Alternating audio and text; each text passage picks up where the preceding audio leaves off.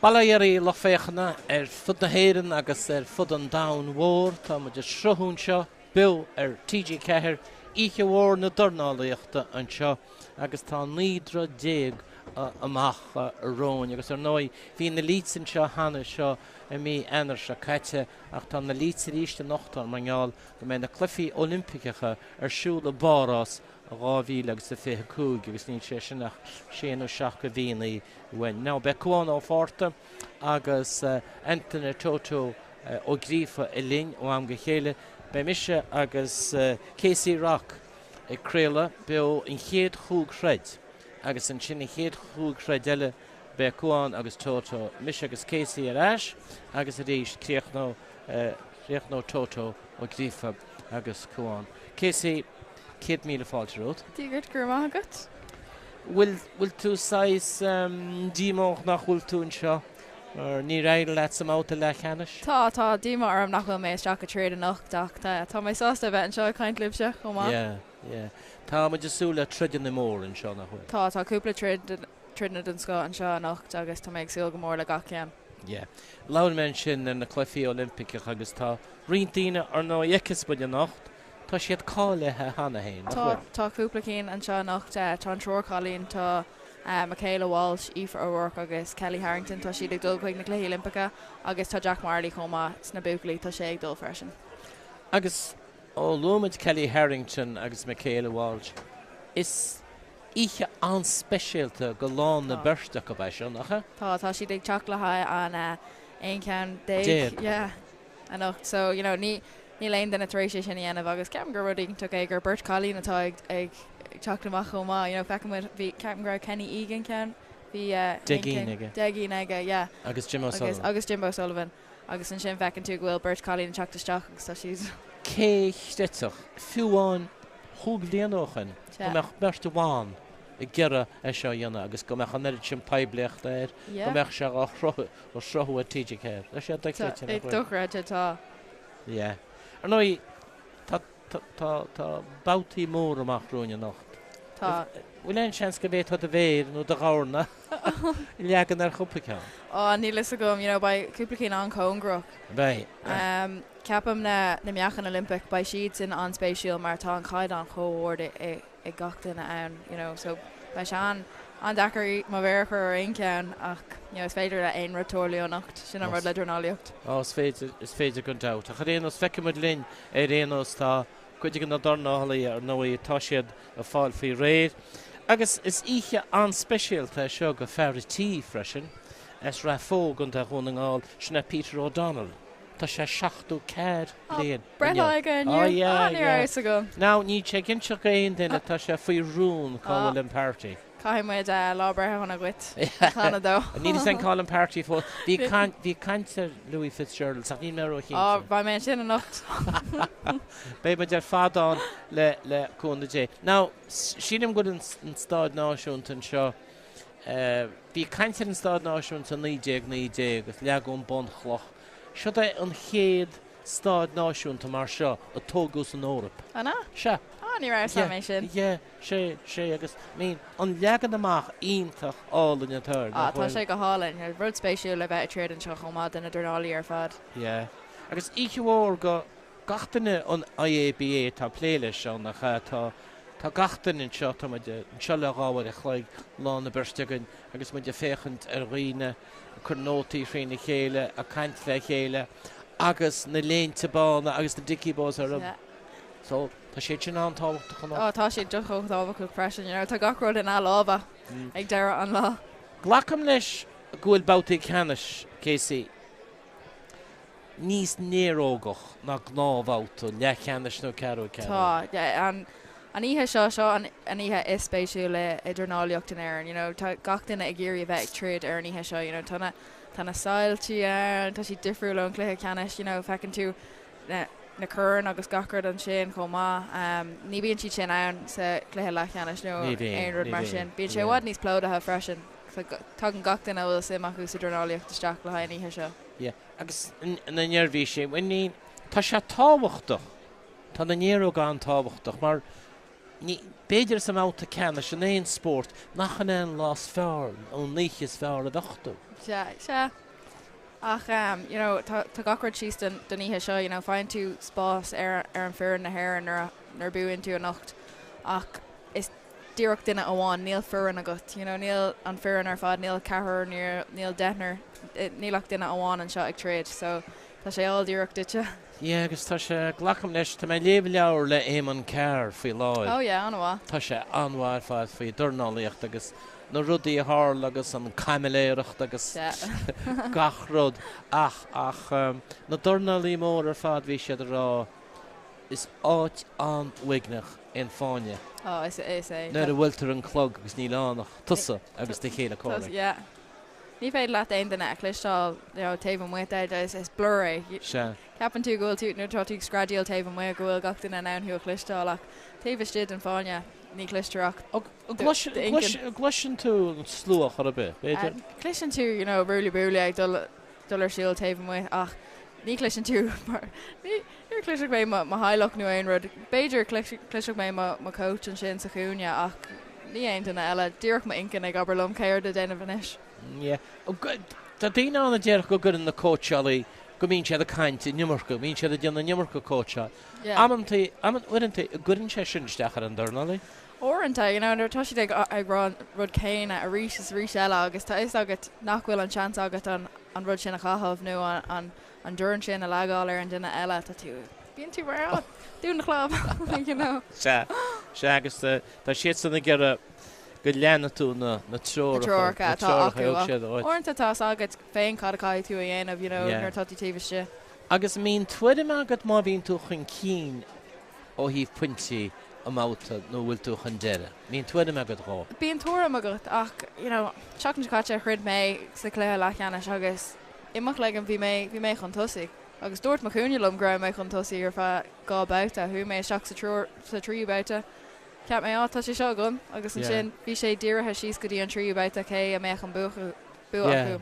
Ach níorthú mé siús trí na gears nó aon rud, so. Thula tú riamhann sean scéal a bursta bhí treid agus hagach má gunna reisce í na chúne agus bhíon fearreile bhí sé bhádro bháthó ach bhí a chúne rála sé tréála a cóteala me tatú chun cín cuneart an dar abáta an tíomh abáta. Faoin nám seo bhí full leis bhí sé gara agus chola hórt agus bhí cóteala í rális tatú dionna thbár cuneart agus chaspa gunna reisce dúte. Well, níl sam ce decinn sithaidir se ach tá duine cínta má bhla mún sin. Yeah. Agus tá me cepa go bé mar chéile códacha tá bhla. Cínta. An éanas chéad chúgreid be mis agus césaí líbed an géad chútreid. Í chéad treid 6 kilo be Ryan McCarthy as Father Horgan sa gorca treid na Cian Kramer as Cabra lá clia. An sin 6 kilo an chéad treid na man Linda Desmond as Corca Isabella Hughes as St Mary's lá clia. An sin an 62 kilo Christopher O'Reilly ó Holy Family ní mé ferristeach a gunta lua na Joshua O'Lean as Jobstown am lá clia.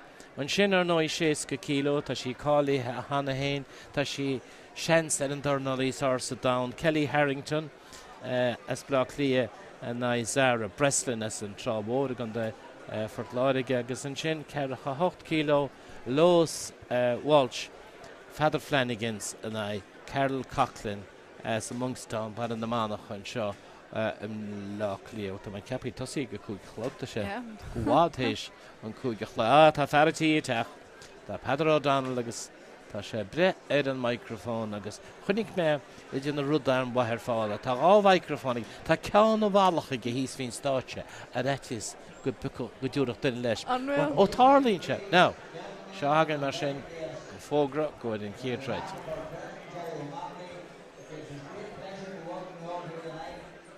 Ancestral home of Irish boxing as we proudly present the National League Championship Finals for 2024. Tonight we have 19 star-studded finals down for decision and weights ranging from 48 kilos right up to 92 kilos plus. So can I ask you all to sit back, relax, enjoy the action, but most of all, give all the boxers the support that they thoroughly deserve.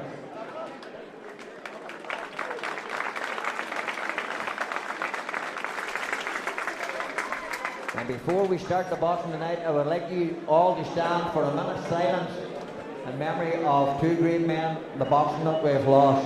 We lost Jimmy Payne last night, and we lost Eddie Starr Cummins a few weeks back. Minute's silence for those two great boxing gentlemen.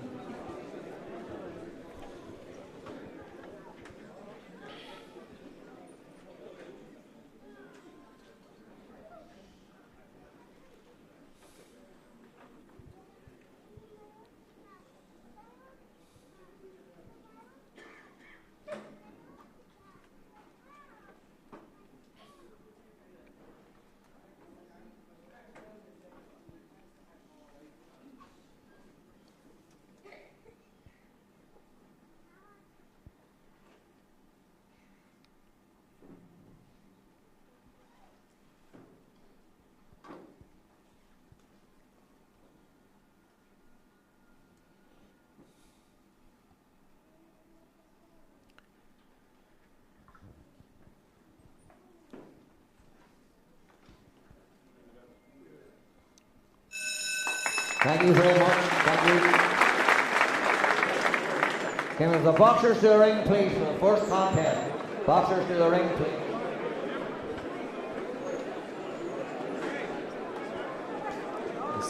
Peter O'Donnell and Chin, agus Lumet Cúnis, agus Halagana Fanach Cún, Maravech, agus Gunyana Diagrasta, and Vert Leich and Lewis, agus Gunyana Diagrasta, and the Mara Verfad. Judge 1 Alexander, 2 J.P. Turley, 3 Murray, 4 William Conley, and 5 Paul Mays. That's your officials for the first contest.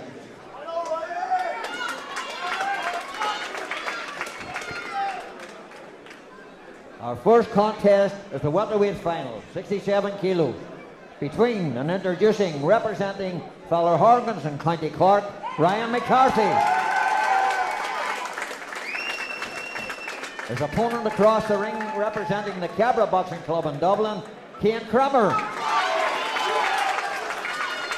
McCarthy in the red, Cromer in the blue, your referee, Jim Murray. Centre of the ring boxers, please.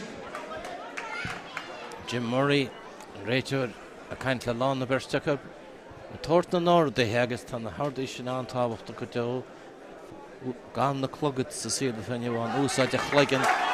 Tasha no, because Chala Horton, a Martian, Ryan McCarthy as Feather Horgans, a Gorkan, I Cian Kramer as Cabra, Imlachlia, as the Gate no mad, a Stoiger.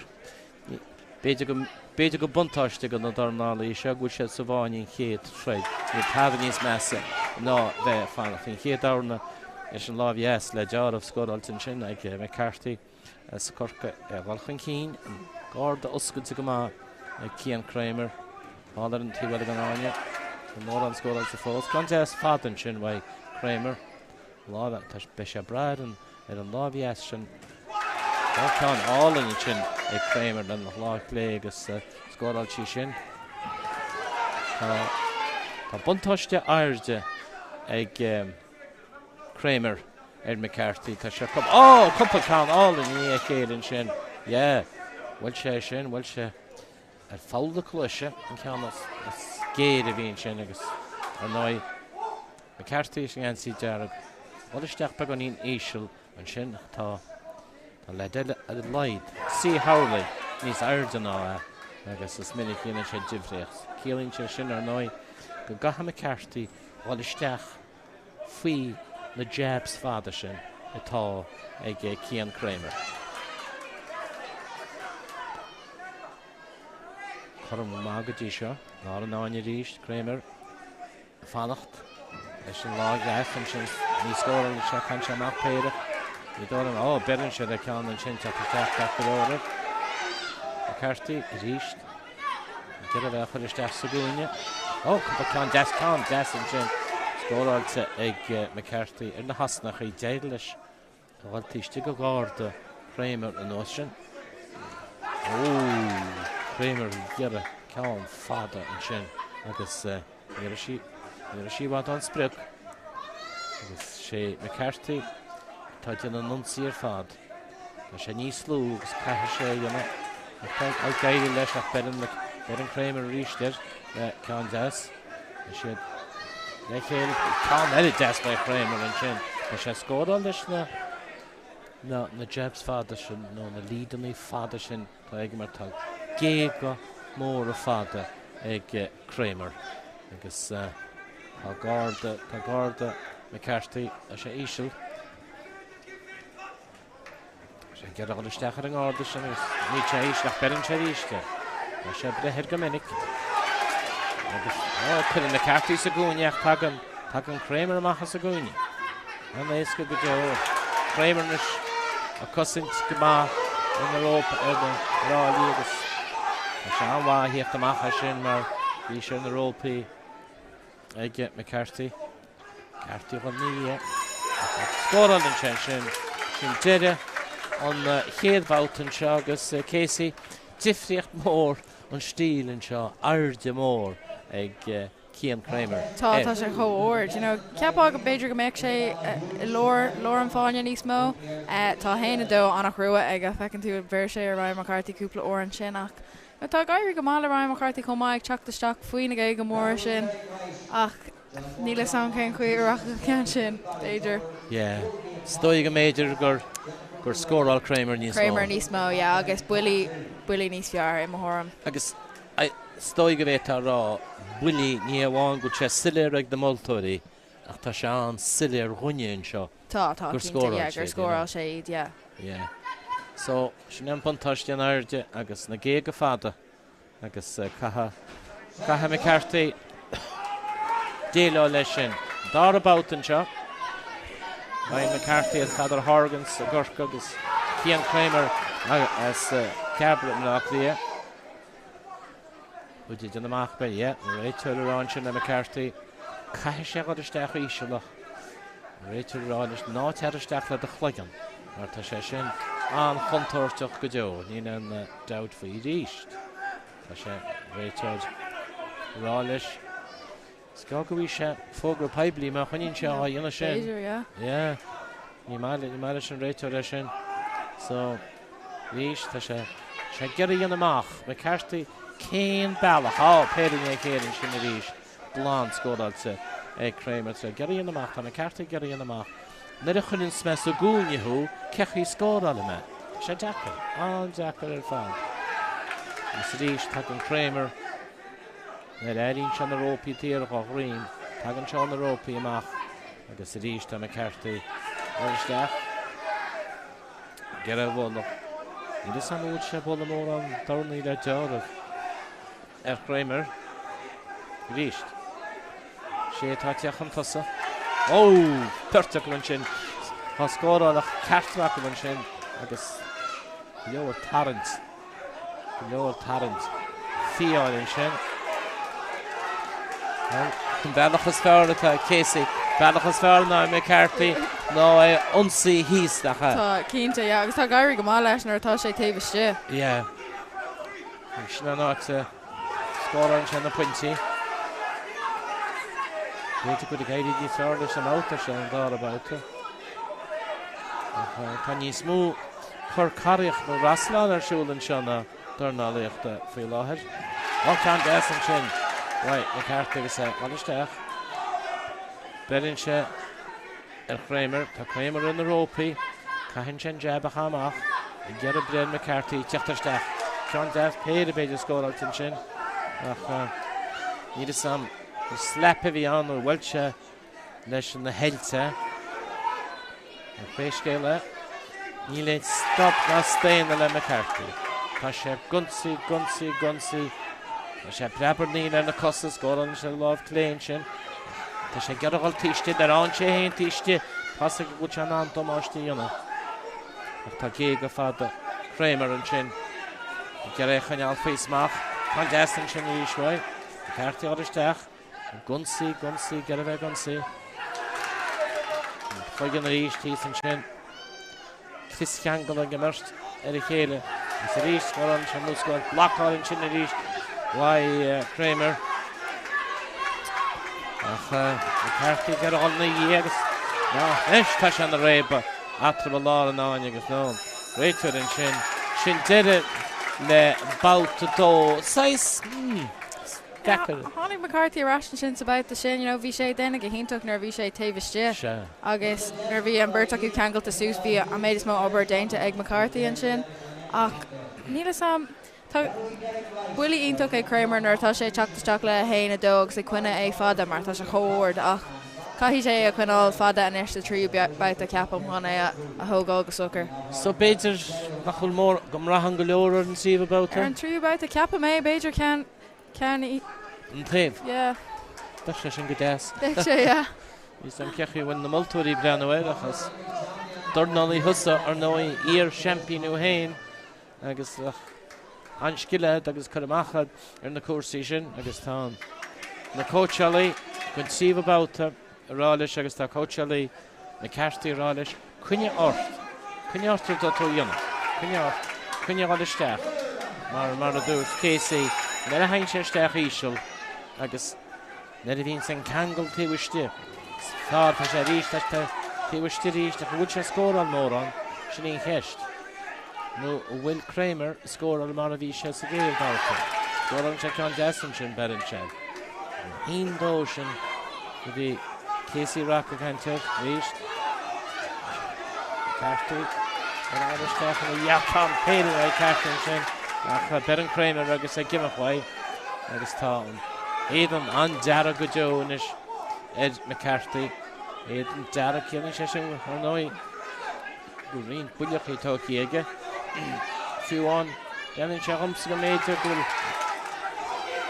Ant Tarrant, the Morana scorer, the Hadish, Pa Kramer, the McCarthy, Tiwishti, is reached in rate to the Splana. Let it tell him that dish. Well, and Fismacht Gamag and rate to it, Darid at Peter, I guess.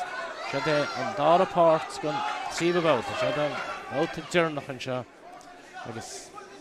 Na héananis Casey beidir agéin tú gom rahan choilethóir ar an máta seo. Go dtí seo, na ceartaí teachta na dhé. Chun sé steach sa gúine, bhúil se cáil an scór an teach an ó péire, steach ar a níogán, cáil na líochta chamánig na ceartaí ganán obairistún sin. Cacha Kramer amach go na Rópaí, cha seo dhéana bhí seo dhéana sa géad fáta, ach ní teanán amach go na Rópaí mar a bhí se ar nóí mar tá se tógeal bullí agus beidir go cha McCarthy go leor budí beidir go cha sé digín má scóráil péireach beran na Kramer an sin leis an láflé má cha sé digíniste má scóráil sícín nó péire déta sé sin a antáhachtach go deo. Teacht leis nó me dearnach an trid seis son 6 kilo an seo. Ryan McCarthy as Corcus an NC Dara gan Cian Kramer as Cabra an Nachlia agus ó tús na trodam níor stop McCarthy ó gáilisteach ríist lá an áin leanú me derma té chuí ag gríoch ná sé seo ní mór an átar chalabó McCarthy an sin gáilisteach beidir go rud Kramer ach tá McCarthy duna go leor obairistún sin ríist níd sagan céiméid dana céiméid ceann a scór obairistún sin ach tá sé duna íireacht eisteach McCarthy scór obairistún sin agus sin an phléin atá aige réitear arála an sin agáil siar an sin tá an réitear tá Kramer imé siar na charneal hain an sin tá gumsíl cáilte ag McCarthy ní féidir tred gan an cosantáid an sin agus tá ceanú fáilte níd stad ná stéine Ed McCarthy tá sé ó hús go deire ó bhailisteach bhfuil sé scóráil mórán scóráil sé compactáin an sin níl Kramer an anam gan na Rópaí san áta dearnach seo agus sin deire na trada capan Kramer gúil an tred gúite aige capan Ryan McCarthy gúil an tred gúite aige ach tá má intin canál áraí agam an istar ide but McCarthy bhí gunsaí cai sé agus scóráil sé riontra. Yeah, bhí tacticí má ag McCarthy in taréis an chéad bout a tháinig sé amach bhí ag a grá ag an distance Iar nuas, agus tá sé anna dachar nar tatí cho ord le Cian Kramer, dulasteach agus ag obair ar an tíbiste ach hí na buí is fear ag Cian Kramer mar thormse siad pa glúine is solar hí an obair níos fear ag Ryan McCarthy. The winner of that contest and National League champion at 67 kilos for 2024 on a split decision, 4-1, McCarthy in the red corner. Yeah. McCarthy agus show your appreciation for Cian Cromer. Fair bocht sé hís at a ball ní séidirse, just ní séidirse. Ach, ag deireadh naí, Casey, an fear a bhí gonsaí agus mar a bhí mé rá. Is minic a chaise demuine. Oh yeah, cínte Siúráilte. Bhí obair ionach ag an nervhí sé tíbhaiste agus bhí ag cad a bhí ag le déanamh isteach le Dornálaí mar Cian Cromer thóir sin. Ach sóir Dornálaíocht idir an beirt acu. Tá Cian Cromer go óg freisin ní lenach ní blina déag díis. Tís tá chríbiste nach. Bhfuil bhí sé thó cínte gur an treid sin búte. Tá sé chódachar. Tá agus feicimuid le split decision mean Vina Rachel Vina brethún in sin. Níor sé a géintú le chéile split decision. Right. Can we have the boxers to the ring, please? Faratí Peter O'Donnell as ra fóg an de winning all. Agus sin chéad bhauta na man 63 kilo. Contest number 2 in the program. This is the female final at 63 kilos. Between in the red corner, representing the Riley Boxing Club County Cork, Linda Desmond. And across the ring in the blue corner, representing St Mary's Dublin, Isabella Hughes. Desmond in the red, Hughes in the blue, your referee Derek Rice. So, she Derek Rice and Rachel is going about the shot. Like I said, no, you would have won, you'd have gone no man, got them wrong, so no man, got the session or father in it. This is man, brother. Yeah, can't I? True, no, mate, and Bertaku. Mestu de kun lá nach mé chlogad ar dem rá an éontá leis. Tá caint faoi comá tá ceapan siad go gan déana na club na ligad níos mó de máiste. Tá bhistid a léige mar tá tú fá an impact ar ón dúrn agus an clogad comá. Ar chuma leat sa gan clogad a chaha. Ó ní le sam níor riá mé ach ní le gom. Right. Díra ma dir an trid sin is Linda Desmond as Corca son Yancy Darragh agus Isabella Hughes as Bla Clia son Yancy Gorum. Cúne Gorum. Darragh an ein Gorum. Sa géad nó med gan trid seo. Is Dornálaí síiste brenn an ó go deo 63 kilo an seo. Agus le de súil de anspéiridir an bhirste go bhríist. Linda Desmond beganí níos air den buntáiste cecha. Dí buntáiste níos dúisce Kramer agus. Right. Ní réidir leis. Ní héad na mrá mór a bhainean an fóbhar. Ní héad na fir mór a bhainean an fóbhar ach an medid. Linda Desmond sa géad bhauta seo ní mór an caite fós, ní mór an éon dára. Glán scórar go dtí seo a rénos. Can scórar carcolóir ag go Desmond agus berin si Isabella Hughes agus í teachtarsteach a ríis, berin si ríis dara. So can hálan leis an lá cléin sin ag Linda Desmond go hálan can citóg steach a trún bhail sin leis sinné. Agus can this Linda Desmond can fián ní achar sí úsceach tata go Isabella Hughes. Dá an mé mór an deachrat ag a réiteir leis an trid seo. Gursta cub. Déanann sé go Dornálaí all an glániad agus Yancy Darragh an Linda Desmond all an cín. Leor sé peach an mór an agus a ríist Isabella Hughes chodisteach an sin ísio leis a gluigean gur an réiteir le cine amach. Yeah, berin si go hálan berin Hughes an sin agus sí bhanisteach. Then si steach a ísio le ríist Canglaíon tá Linda Desmond go má chuinn kiss can go lá agus tíireach nar tá sí gimach ó caihann sí meach an lá clé agus is minic go ddican tún na tá clinch an ó le clinch go cin á céint. I mean, Cagan and Dornálaí scóráil tíad ag tíad an clinch. Hughes got in the deep, go back on Inberg. Desmond. First. You know on score that's been Disha Cartragon. Then Versta could die she had a lot of Nanya. Hughes. Get it, Desmond of Sheer. Nietzsche Eskma to Desmond. What these lords in I, what these move. And Hrawa. And Askara.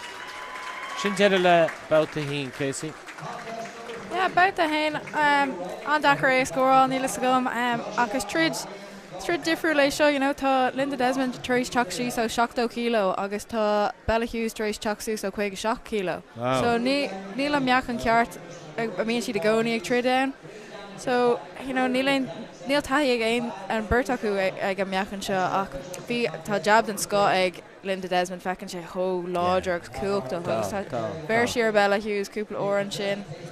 Die met rafle shot genoen, maar al de Christine Desmond as kin de Martra is de tradis manje tashi ticht de noos melchan. Ja.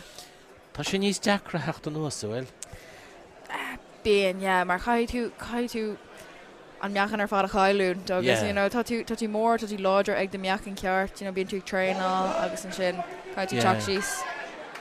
Agus ten 6 kilo sin or meachan Olympic session. Ní meachan Olympic no, ní ha.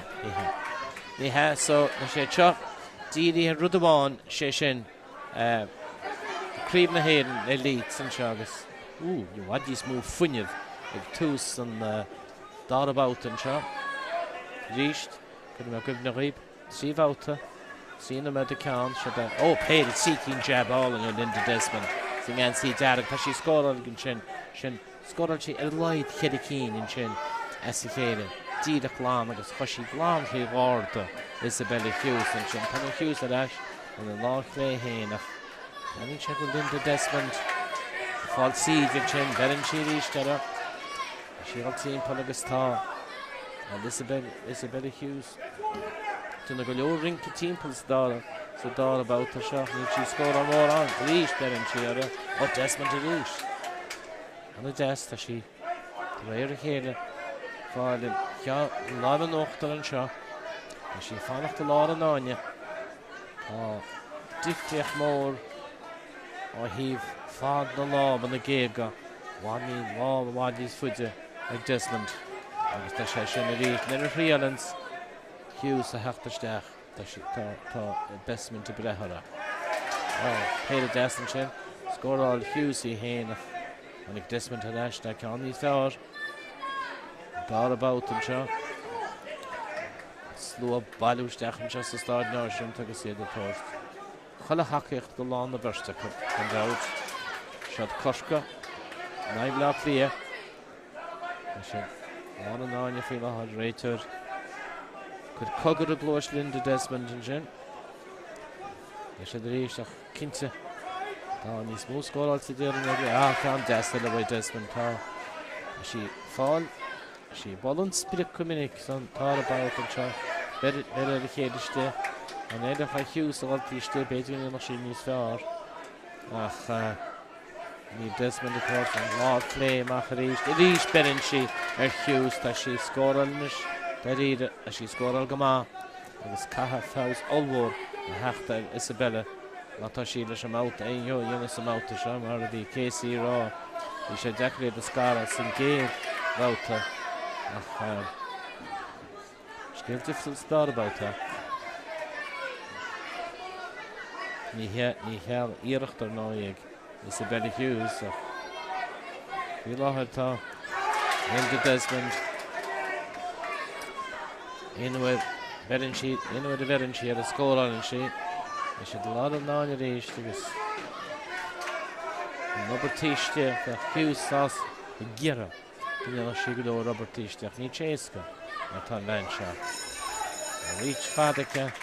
The she Desmond has scored on and some dá fuinte tá Crinnes ag gach eile buile atá Desmond ag tortaí tá sí ag éirí go hanahas about the sin. Yeah, difriocht mór san áta sin. Tá. I mean, ein nuair a chaisí dawn na scoráil sin. Yeah, tá Crinnes iontoch ag gach eile buile atá sí ag tortain sin. So tá go leor le dena ag Isabella Hughes.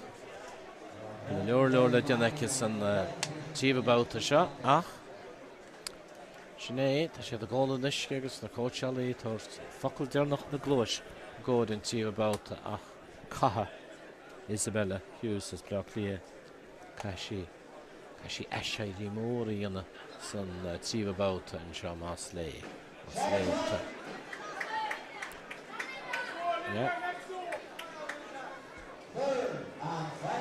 Sé den tíomh bouta nach lob Naro Isabella Hughes Naro Benin Desmond i ríiste leis an lád clé isteach go hála ní chéann sin Naro ceta ríist leis an lád clé isteach an smige bhfuil sí nó sin ríist leis an lád gas an áise tá sí is an nach mór an freagraí ag Isabella fé lád clé agus a fe second chuann sí siarí réitear an sin tá sí tort standing counter 8 an sin tá chalín tá Isabella rá gúil sí ceart go leor ní mar róchénta bhfuil ach tá Linda Desmond a bláán an óachtar an seo agus bheith sí isúlaí hain go méidir go gurach sí deile leis an treid seo sal meach an clogboilte le deide na troda. Le tu go deas go bhánach Isabella Hughes ar a cosa ach be deacra te go mar sé fíorníonn scéal chu Linda a scór an bhád róisce, ródhinnig, rótéan agus an gár ríist an láth clé steach glán ar an trón Willens Desmond leis an láth clé agus tá sí Hughes a fannach lé ní sin ná ríist tíocht amachchas an réic bullinn sí den an láth clé steach glán ar an trón péad a bedn scóráil sí rí scóráil Hughes can amháin ach ríist tá sí just a fannach lé agus a scóráil agus tá ríide ní le rud amháin go féidir le Isabella Hughes í an ní leagad amach gus ní sé sin á tarla. Ní sé sin á tarla. Dar an treir fad sa dar about Se bhí na tacticí ceart ag Linda Desmond an sin ag dolisteach sa darbhait agus tá sí chuináir hí go hinnta jabtan sco. Tá sí haar bar ar fad. Ní tá first of all tuirseach is san nó méidir nach an treid seo agus ríist na Desmond a gur a cupicán ar an cúneará le Desmond cunne suas de gáda seans go an treid grúte agad ná dim tá a seafaideach ná fá de gáda oscailte ach sí Hughes a teachtarsteachan is cos le má Hamadali na dornaí síos le na tíomh agus well ní dólan go an dána choláidir agus í nach chaint ceann ála in ríis bhfuil Desmond tá an jab sin na tíocht amach agus tá sí scóráil beag nach a gcónaí 10 second fácu an seo má an náine siar sa gúine agus Linda Desmond tá clogboilte an seo agus mar a bhfuil muid a breanúir treide cín teile náte cín teile musan spás.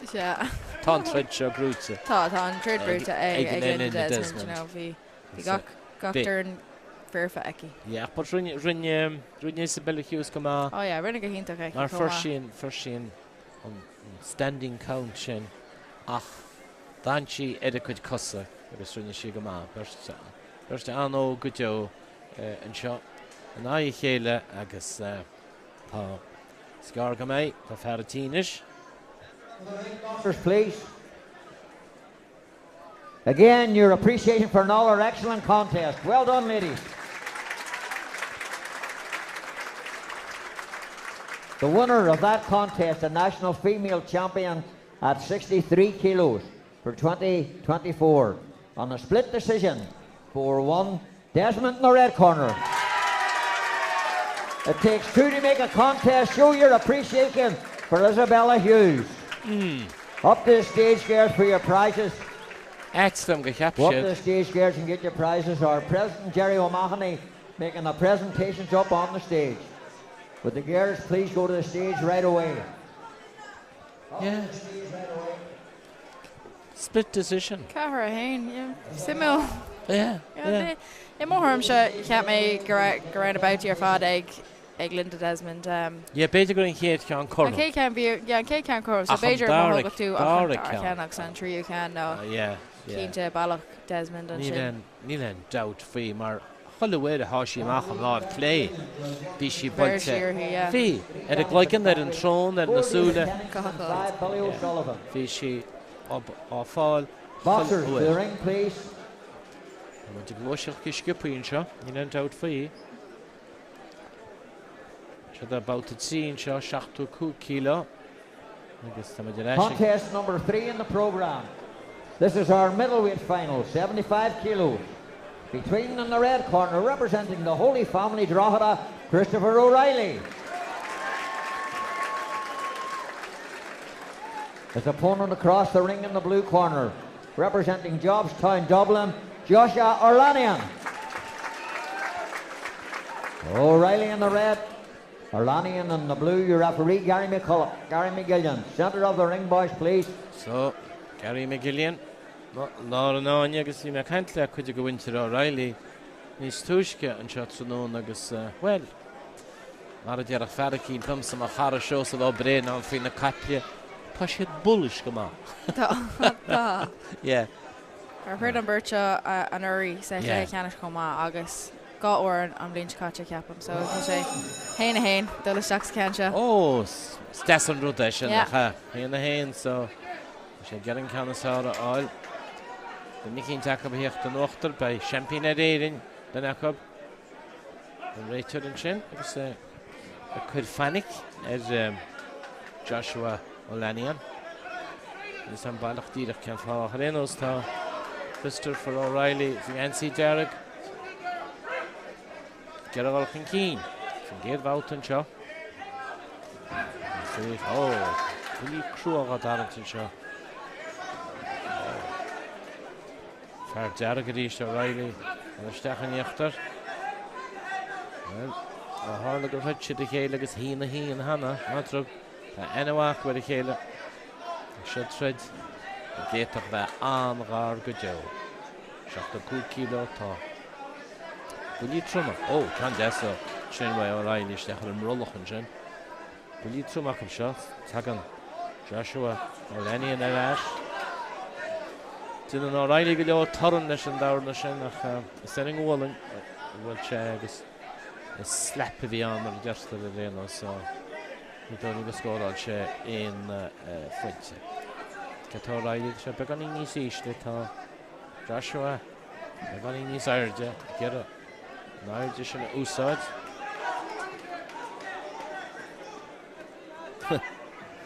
yeah.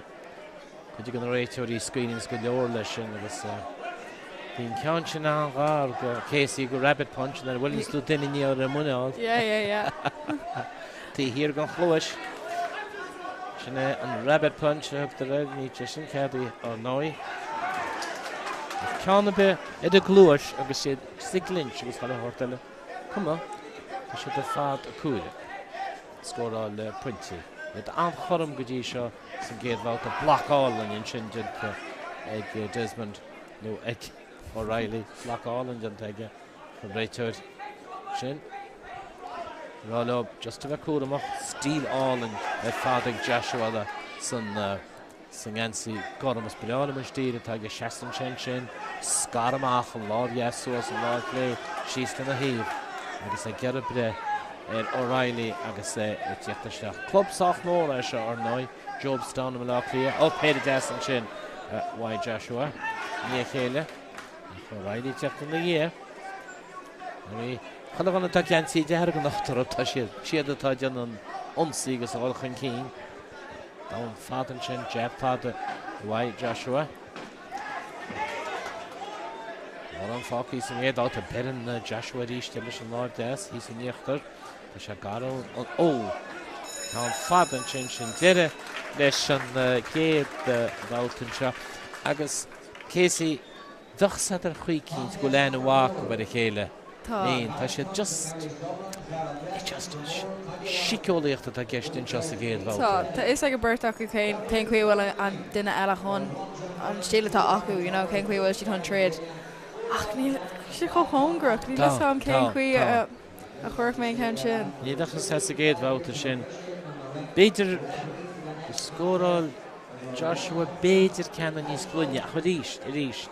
Tá sé thóg le ó lein, nartá Riley teachtasteach tá sé casa é tíh agus tíh. Nartá Chris O'Reilly taobhiste tá sé go bar go má freisin, so níle sam cén cuí chuirchtú an cén sin. Spreána mo chuí seaan O'Reilly. Breíonn sé go All an spare atá go tá airí go má leis freisin. Agus tá ruúig catach dúh sin ar freisin tá sé go hálann tá cuman Dornálaí ceir.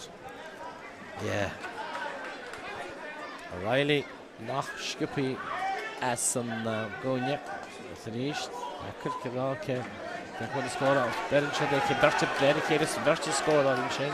So O'Reilly beidir duna beáí níos fearr sa máta sin sa spéráil sin.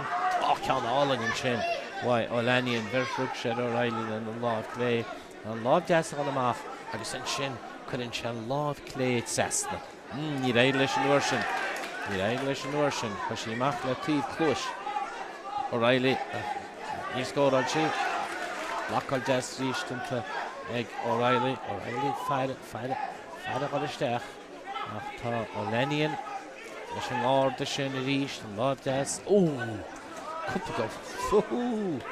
cúpla ceann des is spignar scóráil O'Reilly péide ach bhí sé escór nuair sé díreach an náirc agus beidir go O'Reilly dar a chéile an seo sé stin sin tá Lenin hís ar a rugadin sin, réitir rád is éidí, agus é héna chusin, catúin a chusin tagúnaí ar nóid sinna an rud mór. An ceirta go césaí rach, tá sé anteachtaí trí scara, anteachar ó, tá sé fíorheachar go deo, agus beidir sa tríomh báta gur úsáid buint an tíirma béir le cáisian to the win, ní sam an inda sé sin. Beidir. Tá caiisiad a dhéanana a réon ceann suas faoi uppercut, suas faoin sin. Big nach scóráil sa go lenín. Tá dáin, béidir go be O'Reilly, tá fáin na ceanna is glunne an seo agus stin sin agus ní O'Reilly get a ní le ó lenína get a éon seans a hort go O'Reilly tíbiste, ríiste sé tíbiste, go tá sin verste bóla na hasnachaí ar náú. Tá sestan sin áard le O'Reilly. Ní risin sin spreag fián cúramach leis le cleigne. Tá réitear aráil lads.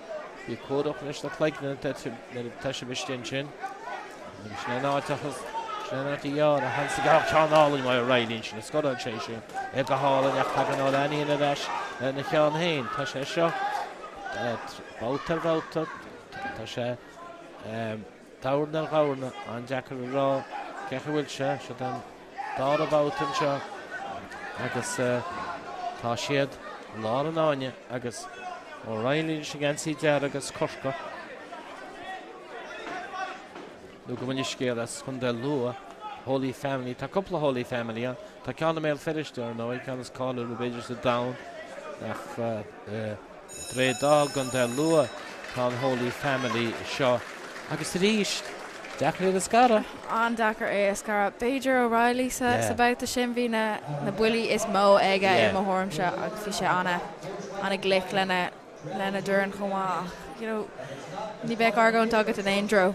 Ní bheachas agad a ríide mar tá siad níos tá na cóisialaí rá siad an báta sin go rahan an bátar fád ar a tíomh báta. Beidir, agus tá níl na cúní sásta tá sé de gead tiile tá sé de gead dálan scéil na chéad treile Kelly Harrington an Isaiah Preston ar nó Kelly ceann na Dornálaí sár sa dán agus be me desú le bún eile ór teachtas páras an saora se hagann. Si chena dunig le hána fao Dornálaí rá tíochad sí blion. Sin an tamas fearr tá Dornálaí. Sin an tamatá fear nó ben am ára réime hartar tíocha trí an féchar Katie Taylor tá sí cúpla blianaí sin ná sin Cínta, yeah. bhfuil sí Cosí déanamh go hinnta tá tá a réanús se an báta dearnach an seo agus sibse Somália cean gascóil te go Riley sin Gora TV station Christopher O'Reilly as Condelo and Joshua Allen as Jobstown Gunde Vla Clia right Christopher Munni noch an sin Scolan se can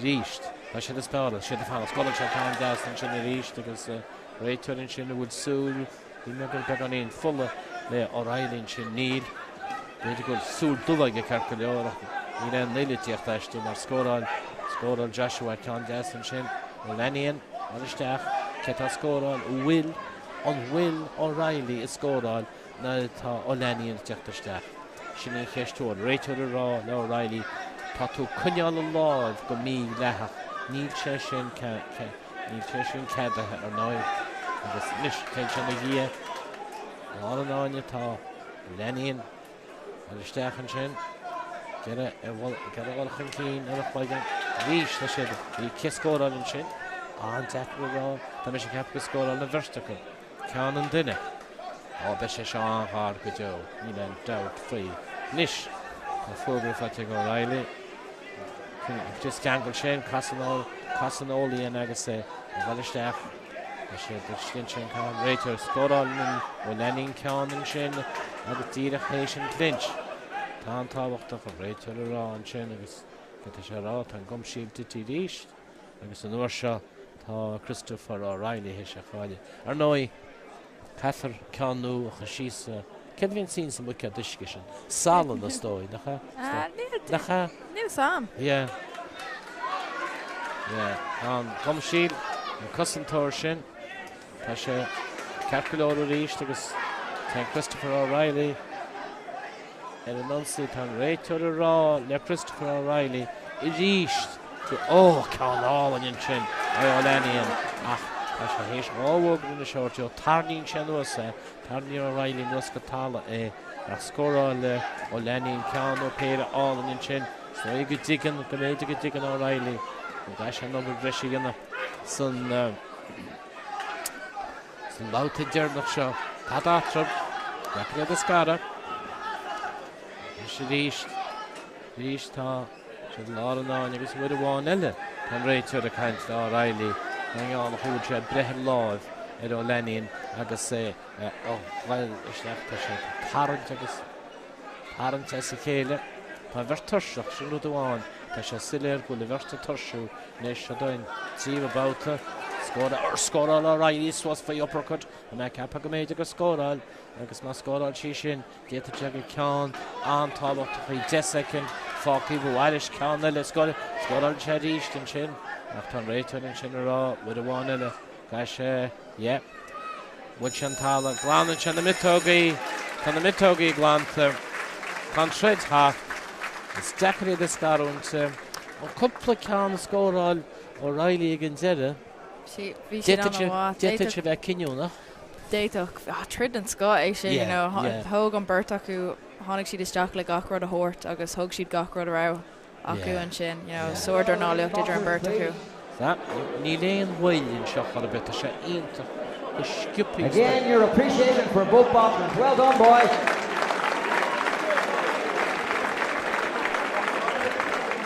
The winner of that contest, the National Elite Middleweight champion for 2024.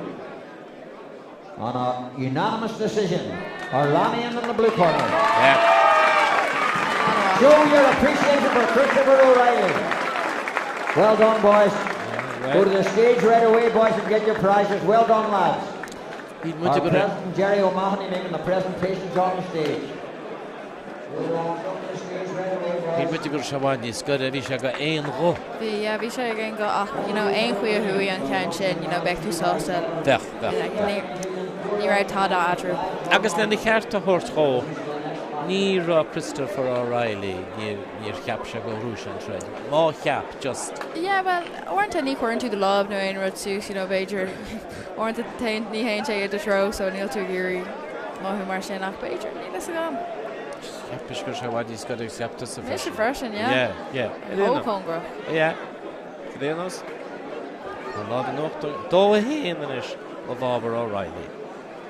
Maar has je dat heel nou in Figo, Hannah. Agus. Oh, shustach on van Rennie. Kelly Harrington, Machalora now in Dimension Rinkebel. Agus didn't the K the Korik. As a throw over Zara Breslin. Contest number 4 on the program. This is the female lightweight final at 60 kilos.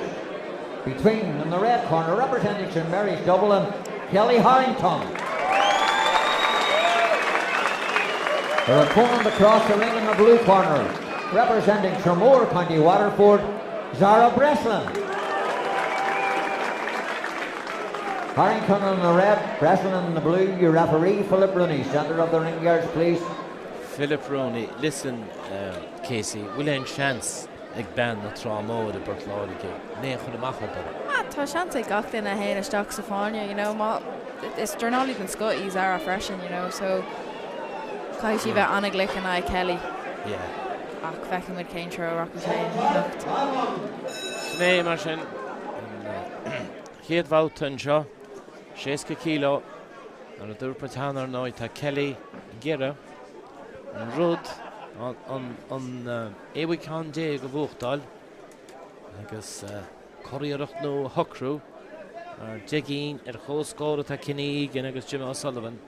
Finish to Kelly Harrington.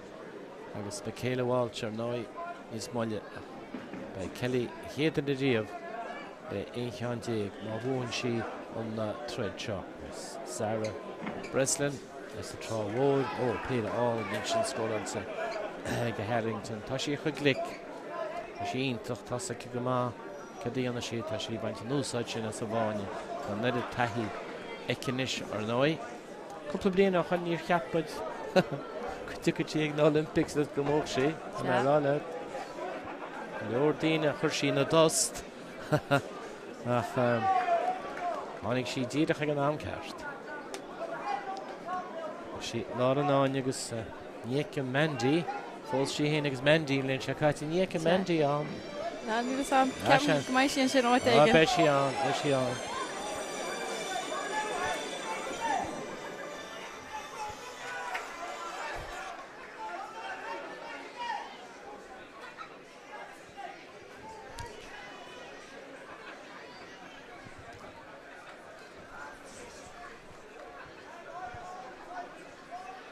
Northern Irish to get Manum Nahul Sarah Breslin again, more on not. Oh, can't just score out in Shin. Kelly. Kelly Harrington, champion Olympics. And Shosson Shiska Kilo, Nai Sarah Breslin as a throw over the gun for Florida. That's her Guldini Keaton on. Shaston Chagas, good shot. Morana noch da rede tá Kelly chliciste tá nede tahi eke na cuasaí seo snur foot down le rin blianta cer galistechan just a géadhváta gan Morana trabach ma tá down sin na bully glana sin the Scoralins Harrington ar noi goni Scoran she go mascot and she can just and sin Bristol cool sheerwo law of Clash in the East, Mike Harrington on all in Chinro.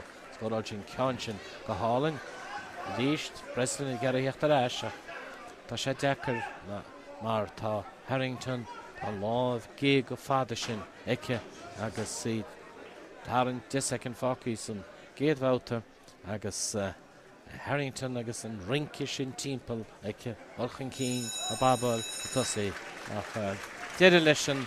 Gate Wouter, Agus, Tom Boutish and Kelly. Tom Boutish and Kelly. Fair play to Zara Breslin, Fury Dullestock and I Kelly, shutting Darby and Nia Kayla, you know, Neil Gocton, a Gary Dullestock, Olympic champion. Yeah. So. Yeah. Gone out, fair play to her just to didn't she see her. And Jacker, no, you just come, Cathy Milano to well. Yeah. Tatu just as thought now, Shunta. Oh, yeah. Tatu Susanai. Dornálaíocht are so down. Yeah. Caiise gan imní sé clasan í dínta. Yeah, no, Quinta, yeah, vi shagam a blin Chakacha nor heard me and IABA, you know, she is he you know, world champion home Would she got to feel tá she got to have feel her. A couple of the Dornálaí more na Calini got. Gachlin a got to have feel her. Yeah. There sheet. Yeah. Ní hille rá nach mar siad sna clufi Olympic No, yeah, Beijing tá fó chance of Yeah, should about to do and mar sin. Kelly Harrington son Nancy Darragh agus Zara Breston as a tráhód gunda fertládig all couple gan all and sin why Harrington a score olga des Tógad a misisiúr castan si timppun Zara Breston lá an áine treid álan treid glán níl tada mícheart leis na Dornálaí seo canálinn stechar a smigin sin why Harrington all in láh lé stechar a smig Spidála mo chuig goinn si an láh lé síos lé agus fanan si leis an láh yes you know sin in stíl atá aice agus péirin é chéann sin níl mar an freagraí daríre ag Breslin nara aríonn si teo na honsathe thuas ar a gluigean síos an sin go dtí na hasna chuí agus timppla an bhásta tá sin ná na honsaí seúrú na éonbhealach is má le daríre ríist Harrington áilchan cín Breslin na cúlú agus do réir mar chúlín tú why Harrington beidir nach rud maithe péidir ríis why Harrington agus ríist sin cúpla ceanna scóráil Bhfuilín si an bhlacháil go dúidean tar ceann láidirinn sin ag Preston Bacalálan an teige stechar a glóist an na láh lé bhfuil Harrington an uair sé bestin teachtar eis ní tí lei siar a me se rá lesa nach bhfuil ben na trámóide náte álann sin hí sa bartláige ní tí bhile seasta ní tí bhile lei siar an seo ná tuairt níl buile bera mar sin tá mar de bailachí an darabátan seo se an ceúbátan tróna seo agus well Kelly chuistechan sin mar a dúirtar lei sin timing ar se bháin sin bíonn si an bhí blian sách antróteach ar go leor bailí ag Kelly agus ní tí darí a charáis mar a réim a ríiste sin bhíonn sin nach ró yes an na síl a chuirdeocht a sí cear go leoran is agus chud a thuirt a gceartaic agus sí a treidir seo san máta canis. Fisaice go bhfuil si gáing na clufií Olympic a réanos go páras agus fair play aige Sarah Preston get a treidir sin agus tíirn chiad darabátan seo tá Kelly glan an uachtain an seo leon doubt faoi mar an stró scór an sí ríist Sarah gáil na dia get a Kelly chuisteach sa gúine sé decha Kelly chuisteach sa gúine beann sí ríist ar a cúpla ceanna é chéann sin ag Kelly Harrington Neidir bhíonn si get a cúpla ceanna scóra just scóra an sí sin deire le báta dó agus Neidir danig an mirte de chéile Tá anna ag an berta acu ar chéile Richard am blin Chakacha chomá you know tá gábhait a sús Kelly an sin tá déna go hínta Tá sí déna go híntaach a réad agus ní gáide gáil céad faoin géad No, ní gádaí agus níl si fiú ag dul céad faoin géad an sin ní anach sí rud mar sin munar gádaí so tá sí compórta Tá annach compórta sin mar sin an báta dead tíomh bátan seo agus mar a dúirpain ar nóid tá sí cáilethe gcóir na Olympics Hamála Michaela Walsh, for Rourke, Dean Clancy agus Jack Marley. So, Glodine le hecht ar eis fós in the mask, ní mit cainte Lisa O'Rourke, Amy Broadhurst, Aidan Walsh, the Chichin Gorfia, bei Shanson Iach fós. Shanson Iach fós. Agus beidir, go meach siad in an Exeter an sin, go Paris na Frank. Ní Ireland sa rugby, bí cínta go néidir an sa Dornálaíocht. Siomh Boughton seo. Shot an grád nó meachan 60 kg agus Kerry Harrington in Machartas agus carta Casey Rockta si gomachan cín a comport agus sí scóra le am go chéile caihan si 6 flúri Wouldn't na a henny late and lava she's in a schlecke. Need some a bench steel attack and no beganin showboating as in a bit. The lava he's. Ní sam beidir stíl dúna cinnti aige nach Beiidir cinálín. Níce a dhéanana singa minicí? No. No. Ach canti mach lá desan sin díis ach tá Preston geíochttasteach agus í bhlacáil díis Harrington a sábhín so scóráil tíú ceir a ní chéile ríist a ní chéile níos tá sí dá réide níos chun síisteach go peán. Scóil an Preston canú péirí héine sinach ní rinn sí éon dochar chorbe go chéalaí Harrington. Should a lot of non-yeast because Rachel le Kelly. Could you source no down in Kelly or some Rachel? Mangari Kelly. Do shin. Oh, Tarnin can more and chin by President. The Kelly Harrington Emmy as a Malach. So she exactly did it. The trotter show. I guess Nina Hirsch free Keros and Trencher. You would soon Nish. Kelly Rinky team Polarish. Agus in the structure for Breslin, we get a bit cunyale. Agus get on click on a cunyal, and so all the hand planner. Beidig a score in Can Moore. Tasha, exactly Walla, Dadida. Rish Tashi Sagunya, Tenchi Mach Sagunya. Agus anish. Brunchi Breslin Rimpe. Agus, and if you want Wakanchi, let's score all on the Norsham. Breslin Jerkin Keen, you get a Kelly Horn, you Sagunya. Tá Kelly on Carculeo ke scóralas scóralas zara can bhána tá Kelly leis le can í héint me teachtaí tíre an na troda seo agus ní dóna go bhéach san níos éasca bheith i ggéandan agus tá ó ceáin sin bhaid Kelly Breslin geara seach mé scóran Breslin steachar a glúis bhfuil Sarah Breslin in nuair sinné chud a gubna go Kelly tá men seo fós ní decha sad go scóralinn ceán mór ní dóile mé an treid físmach Kelly Harrington Pesci the down to team Pullanshaw agus tá slúan seo gear a tiile action wa Kelly tá a si rá le 10 second fáci níis fan siad began in action ó ceall álanne stíirecha stechar a mail tícín stechar a trúm agus ina mail bhuiir bháin ile agus sinné has siad de chéad an áta ceanna sin nora Bhí sé aon tíbhach go má a me ceappa go aon tíbhach an isise díist agus chud seán iontas arm ní dólim go gluisimuid an focum dá ocail split decision. Ná ní ceappa mé bhí Kelly fearfa nacht bhí si go híntaach. Ní henil sin tréáil a riad a taidananta chu sem líon a bhíice. Nílas a gan bhí cúpla trédaí am líana tá sé go má tréad. So, Kelly can't rate her and chin. Again, your appreciation for both girls. Well done, ladies. The winner of that contest, the National League Female 60 Kilo Champion for 2024, by unanimous decision, Harrington in the red corner. It takes two to make a contest. Show your appreciation for Sarah Breslin. Well done, girls. Go to the stage, girls, and get your prizes. Shanagya. Freddy Warnell and Chance agus Casey Rock Chin Bay. Toto Anthony Toto Glifa. Agus Quano Farka Beshalib and Fied Hoog Fred Ella. So, right and Farati, Peter O'Donnell. 2 JP Turley, 3 Seamus Kelly, 4 David Tennyson, and 5 Billy O'Sullivan. That's your officials for the next contest, contest number 5.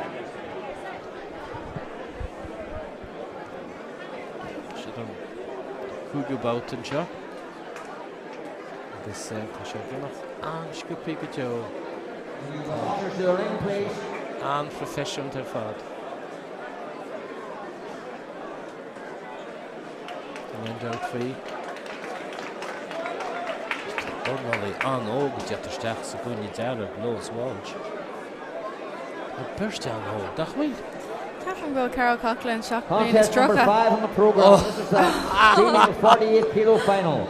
No, ní sinna. Oh my God, Ach, Branny she fóg. Lewis Welch. Pennan she. Oh. Ross the ring in the blue corner representing Monkstown Boxing Club Dublin, Carol Coughlin. The dream lum ni akama hai. Coughlin in the blue, your referee Tommy Lyon. His rud ma Asian or Branny into og. Yeah, oh dacha. Ja. Oh yeah. It's my years to left come running to old. Ja. It's a job east. Yeah, keep it go to hintok. What is on og? Tá, níl amach fé heim blin Fé dis. heim díag. Bit what Asham blin se hugan. Ba mé Asham blin se hugan, yeah. Yeah. Ní bha mé an se le se bha mé trid an sin. Yeah. Okay. Shota on Kugu Bauta. Bauta Jernach les mis agus Casey Chréile an sin. Chocho. Agus Cuan ó Flárta be sé líb. Sa géad húg shred eile agus bit. Tá tredini anwa tíocht sa géad húg shred eile. Hina rá na húg tredini sin ma. Ach, siod cercha 8 kilo. Tá siod seo an éidr an budeo. Níana sé John dochar gá chéalach rubbe. Níl. Siod an cercha 8 kilo. Siod héit agad a wisha. Oh, Adrian. Yeah. So it is. I should spell all the munchin agus Carol Coughlin as well in the Malacham Lockley as in NC Gora. Lowe's Wall shall come in the Flanagan. Father Flanagan's Nancy Darren and shot. Yeah. I should spell all the kid agus well. The contest got out in Chinan Lock. Con all of got out reached of Lowe's Wall shall. Flanagan. And Mark Lowe's Walsh is in live play in Chin. He's got on. And Vircha. And Girada Kele. Tasha Hedrum, Karaha 8 kilo. And some kid at Clochashin, and you're missing a mag, little milk and a rear. Shafer. Yeah. I said, oh, no, you're my fault. Because she did back along the burst of Bala Europe. Ah, she had trained on, so now you're right. I see it not far of it, not the rain and chop. Machine. So get about those walls all keen.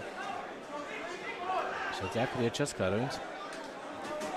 Get a score all. Oh, the Lowe's wall should have told a bit now. Carol Coughlin, I guess, later raw. No, Tiny and Tala Kale, heavy dealership. And then out for you, nothing the first to John and Neil. Each other told the lane, Frisch, a Holiday. First, get a score out. Action, and Balak and Fab. She nothing in a Dina Becker Dominic. Action. Catapult and Treacher. And Jackie Conjas and Chin by Carol Coughlin. And she knows Wall Shear and Chin. She had the reach. Had it on. Later the Brisha or Nanya. Because and Jack and score all in and show look at the score all. I thought that Bader will Carol Coughlin can Glam Bader score all second. He inside the rear. And Brehon Heason Shin. Now what you wasn't shed an hour down. August from the Brehon Heason Shin agus Stoi go mú ekins de Brehon Heason Shin a mú. Yeah, Captain. Imóharm sé Captain Gorilla. Carol Coughlin ag score on the Keenest Glynia. Ach tá Lowe's Walsh tá sí fósig trío chuile óir tá sí teachtas ríise chéile. So Beidir about a dó fecamid. Fecamid. Ní an doubt for you not a verst. A caha gunsi. Céméid níte dá spáir all hain. Céméid go tíadach. Cé scór all na Dornálaíocht glán. Súla na mrehún an seo. Sin é ar nói lu a stábhacht tíar fá. Tá hábháut a fácaí. San ceann sin ceann is éadrom a bheits agan in nacht sin ceircha 8 kilo idir Lowe's Walsh san NC Darragh agus Carol Coughlin san NC Gora. Shut é. Seconds out, Roger Shed out to do. Lowe's Walsh sin agus sí Coach Ali Raleigh Kitkatíir Chayamas. Well, Taru the one came to Vircha bhil gunsaí agus chud a tarb. Tá sé a ríis de tarb, í sé a spáda. Tá sé sin ar gohfuil Carol Coughlin nach bhfuil na dia, ní Lois Walsh níos tréine beidir má bhí síos na sa géad chapabád Can All an Rai Coughlin sin. Áil steach tíad a chud a trú, steach an sin ar an glóis, le sí sa gúneacha. Coughlin a geirí gúneag. Cahan Lois íocht amach sa gúne, cadan sí amach sa gúne. Sa bhid sí bhile ríist. An stop gan stéin an dharsteach. Caha. Cynnig swys na dawni is yn reitwyr le Lois Walsh. Nata si yna, fi gisht. A sied ysbedig hyn.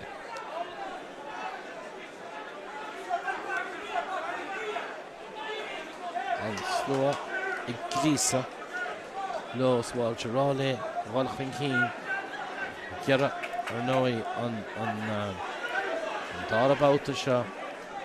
Beidir náil tág atal sa géad bhálta, beidir mar idir Casey Coughlin beidir an cín san géad bhálta sin scoileann sin is ríiste.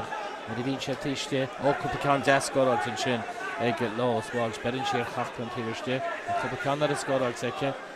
Tugan na ceanna sin ar eiscú láidir sa gomórtas in is sin íle an doubt féinil tág atal sa dar bhálta seo. As tá é beidir gúil Lois is going to be going to use her about her. She hecht amach, dúirt a cáineáil de ag imrisise go gach sí hecht amach ar bhraisi beidir bhraisi chaintéar a brún sí Coughlin isteach sa gúine áil éann tú bhile agus sin ríist. Hecht amach chun stágan stéine go tá scóráil deach líon amach an dúirt tarrant Is a strachel on the chéile.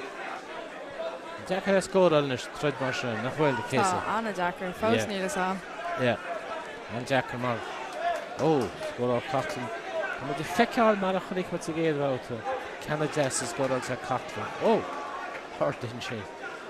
Coughlin of it on the Hushers of Rogan, Shannon was saying. Right to it. No, so just on the Gia. Lois. Just a going Coughlin. Tiach an cíine leis. Scoral Lois Walsh can Jess and sin. Agus a ríist tá verst agus tá Lois Walsh ar a tála. Pen go bhádaí a réiteir. Na hainstú ar a tála éiríonn tú an tú cún nó a tein éirí ar de chos a ríis is na mitógaí. Agus an rud mór go gafar na mitógaí a lána. Yeah, it's ready. Dé tá éon rud a ficus was in na mitógaí na bheith. Oh, cínta tá fuil agus gachar ar an canvas sin, ní lis agad cad tá an tá ein rud, piece of dirt, ein rud, agus má hain sé sin at a húil, má fain tú dúrn, tá tú am a hán sin. Yeah, sin an rud go tú. An réiteir bheith an chúdamach go deo agus bíonn siad cún, má síntacha néire a thugans cóteálaí agus réiteoirí agus de fe. Oh yeah, ionach agus níl an gur maithagat dómh thomá is bhfuil ag na Dornálaí. Gadamúil, yeah, an never cantar sin, but an the lads, siad na daoine cóteálaí the clubbaní a hosín sa plé le daoine anógar fad, faoi 7, faoi 8. Yeah. Cinúir a hosta sa? Has mé ar bhí mé sé. Sé? Sé, yeah. Sparráil a dhéide na ha? Yeah, sin é. An nó bhí dhéide na hempín a réidir nach ra cúpla Cúpla óir, yeah, champion an dam chomá. Orú sé? Profisiúnta, yeah. Oh, ionta chu fád. Daíonn na scúil tú créil a scéil go taíonn? Tá taíonn, yeah. Tá cúpla focail aige. Bhfuil? Níl mór an aige ach tá cúpla focail. Fear a bhí geistar nói, an tá geist Jim Rock. Agus bhí sé America go tamilmáin, nó? Bhí sé áid sas na America. A cá rugú thusa? Rugú mé firsta. Oh! Ach tá tú níos na chónaí na clocha líon, nach bhfuil? Tá mé mar níos na clocha líon. Cum da Kilmantá. Stoig minn sé brenn bhfuil in Chris sin críomhan down. A sé sa simra site go chum. Láháin. Láháin. Well, ionta chanéachta sin. Mór an duine anna sin rá. Leis go dtíon treidir tagann seo, ceadacha 8 kilo, Lois Walsh, na Carol Coughlin, Jackery an amach, get a book on him. There's take up Funyul and Europe.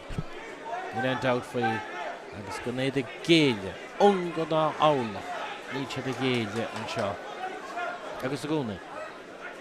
Can the mid-togi give up that? The Green and Gale. Can the Peter Scholar take Lowe's Walsh, Peter and Shin? I guess they had a Coughlin, can it? They had a Coughlin early death and Shin. So it's free, can it? Coughlin. Keen to go back on the Brehun and Shin. So it's free or notion and uppercut. Shin can't get it out anymore. Some Dornálaíocht. It's reached. They're also walking keen. Would she score on? She may. She's Cad, $1,000,000. Nihesh. She had Turshak in and out for you. She had Foes. Verst took a Turshak in and out for you. Cockling a Cahi Khan more and Shin. She had a hand Turshak. Tits in Verst to Mulloch again. Could re-guide it. Get in the trotter shot. Slower, mind to the coach. Get it the Spraga, Olchin Keen. They did Cockling a group to the number skull Shin. Lauren on you. Nachricht taken Lowe's Walsh staff. I guess 3 and she. He put in on Segas the Punties. The Puntishin. With a Rachel like Carol Coughlin. And Clegg on the Hunyal Suas. She jacket. Or ta Lowe's Walsh to take the staff and Shin. So ta Shan jacket could do. Fanach das Malach ma Higgin to. Let me come into Angaren is good. No, Trudder Showers and did it and spatial and fad. Ta she had a card down is come. Come Ken Ille. Ta she had a caha. Ta she had a guys reached and Torsion Shin. And on the burst if you want the down it, ta she had a ha. Need more on busy, no sprackle. After Coughlin Bay the Kirk when you saw no will. Well, what happened to her Shin? Ta Shination did it on the Trudder Shin in and out free. Jack and Jackery the Scarund. Oh, Hale in and out for you. Top watch of the wagon, you guess. Falcon Wajanish and Kinya Fina Brehon. Jackery Raw, Peter Coughlin the Bella. Yeah. Coughlin a Mohorum, she Captain Gur like she na Willie is Fiar, August I made a smoke homa, ach, you know, Vilhan, Barrow, get dollar shoe and shin. So, yeah, fee. Dakar, Scar. Ah, ta.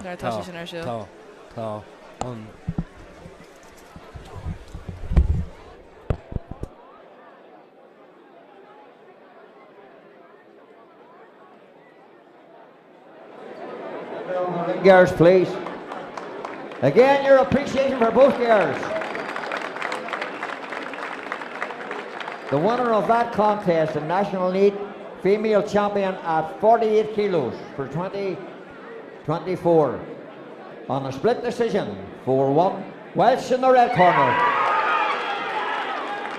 Show your appreciation for Cara Cochran. Well done, gears, well done. Go to the stage, gears, and get your prizes. Up to the stage, gears, and get your prizes.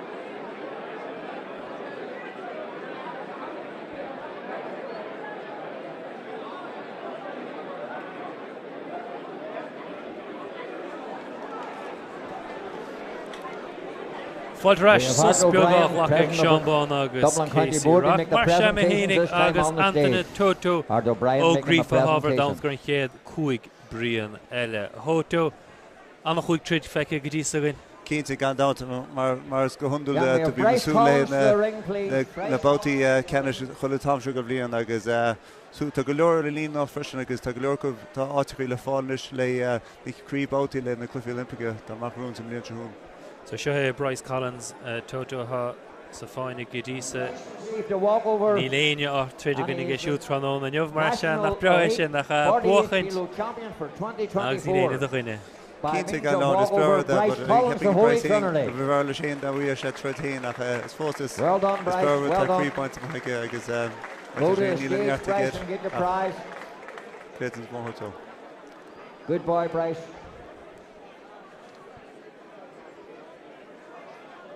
As Cooper Green Grafach Lachele Bryce Nish Smith Prapal Gor in Head Trid Nathan May August Jason Nevin Vega Green nach focal topic is on Toto Stocher Kelly Harrington 18 Dag as a chéile buitic sin choíireach Bantamweight mór éachta. Mór éachta cínta gan dát bhí tá cenígan bultamach inis agus tá digin bhí Bantamweight súscadí seo agus i Kelly agus is écht gan dát agus cléan thuirte thug sí bra taspáanta sinní sin nacht agus cléan thuirte tá sí go níos na thuige ach tá blion mór Kerry Kelly Rinnetrún agus leúna dé. Beidir nach mar an choíireach leháda Michaela Walsh níos déanana éagsúil go mairóid leis sin daoine an éadú ceann go Bantamweight. Cínta be Michaela tá sí héon freisin tá sí súil go bhfuil sí mar ceann chom freisin le Michaela Kelly agus is breabhar de chin tá breabhar de lehéite sin ámar tá sé brúch le chéile chun cín agus tá sé ar a haidhfáint le chéile vín mar blianta le chéile, so is breabhar de sin agus go háirann na Dornálaíocht tá sé tríd le bean sús go lehéite sin. Pagama Hanna Dornálaíocht stig sa fáin in ish agus a chuine dearg hí with Nathan May agus son sa chorm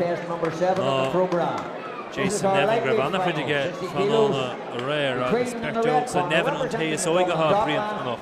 Cínta sé Nevin an feartóga tá sé sa rán cotigh nach agus tá sé na seanse sin nacht agus bhí sábú sin bhí Jake Ripple agus Sladóga Jake Ripple sin tá teatríd freisin as múltá móla rá agus fótar gunne ferma Nathan May is Sladóga teatríd bhí búmáid go héana réid gunne Jordan Smith, so bheith sé sumúil be go leor daoine rágan ceapa go bheith Jason Nevin round na cutanta ach bheith sé spéisiúil.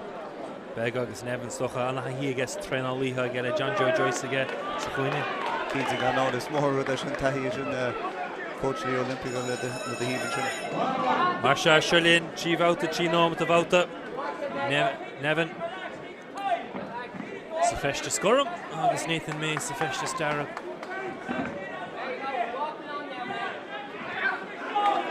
August Dean on the Hokala, Nevin, Iharer, some Boa Gravaget. 90 and Nordic Vesta, August. Cachter than Vesta, Shattashir Gadisa. Big Biogo Nevin is a Cahavadorum. Roy Stella and Hannah Dogs and Big Hannah. May and Fluency of her sheer. Cousin Vaho Nevin.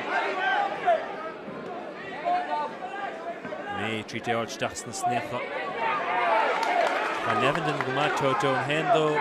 The Lago Zelu Mackens on the topic. Keen to get down to Spórt love playing chin agus Spórt is three shots to show Tiafle County Huygens County in the corp agus to the guy who managed for the agus to show touching trick to now. Disha. Shalom the inif from Canada.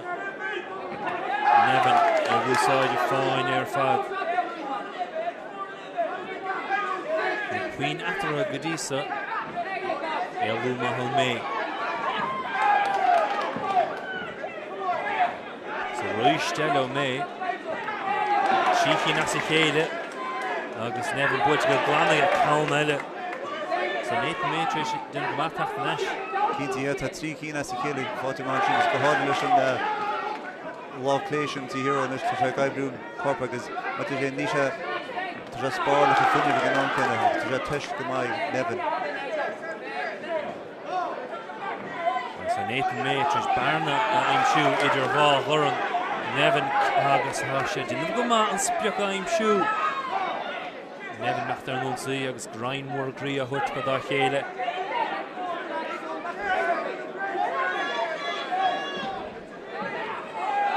Nathan May Roy Stella. Squeele is a Doran play. Agus a game shoe Barna. Nevin lawn the show Liam Suas Shias a Shabba. Team on the heart. Hier mee het wordt veel. Sosa Wakaka. Reached and right over Royal Nevin. Gan in heenige gangen te gele. Love an order ik Nevin. Hier nach aan de zee. Is mee. Als ik een sheen of other. Like Nevin hier een Barnes on. Mad after Gairila me Barnia im shoe. Agus an pug builte agus Toto ha brian anna haine bach gwyn sa. Cinti gan dawt agus tospont ma sin way me agus hesha tred man in mar vi Nevin vi tiechen keen agus vi nere gedigas ut Nevin I can the bullialer net me ach kids her me hasha fort agus hasha pick mach the down the door hele agus an hungrig na queen after of it. Cinti gan dawt le meta fiking disha go hossa Jason mach aanladen ach treatment ta net me ta go treatment ach hier de beter Jason we gaan die slide der about the nach is a special new one of the motor Van na maar so een 3 door de corridor na se gees en ganargle net me uit kunnen neven is je radro frisch graag als je de wijn te maken hoekjes in een monin daar Cinti gan nodig is picture hinge maar er wie net a beach neven tred agus Peot there for van the tactic kaart is a shaft in a good down the door here like a fail go Shilin Marshad and Tarn about it as she heen and right turn each sauce Dortach Brainy Nishke agus ha Jorsima keen to which that's town the stick and son this show in a race to Tarn about it Nevin Cosno McLeod reached Vestica turf in the Gale Jackson Nevin Mariinja Tusaki about the Couple Dornálaíocht shoes Lu Machel Topic is Grafadelish May Doran Clay Stacha Pinky Nevin Stasavola Ags Main ish Captain Check will dash again so Ags a shade ha Bugger Nevin more himple the height Count Lloyd or Nevin nach near wood chain Nach sheer the Gelu on Nevin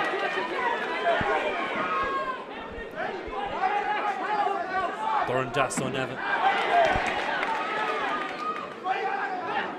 I guess and there's finish a second to Gale May gear and Will and do side Slasse Van Das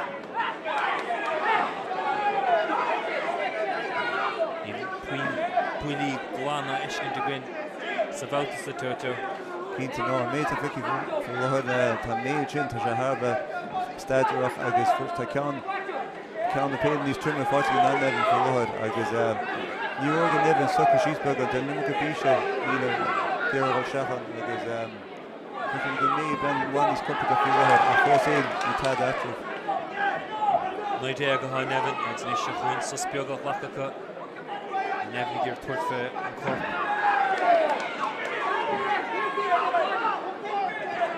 Vertical campaign doors on Elu Nevin Gilik o Nevin the son by Evan Count Madisha Keen to go now Shannon was asking the chimney to get a gale away down the way Nathan Vertical sauce to Vine the Bertin Spjokama August Doonan Nevin Adoras Vertical and some of Green Bomber Skyler Shulka in the Gale Radio reached the window May Smig Yin Van Jama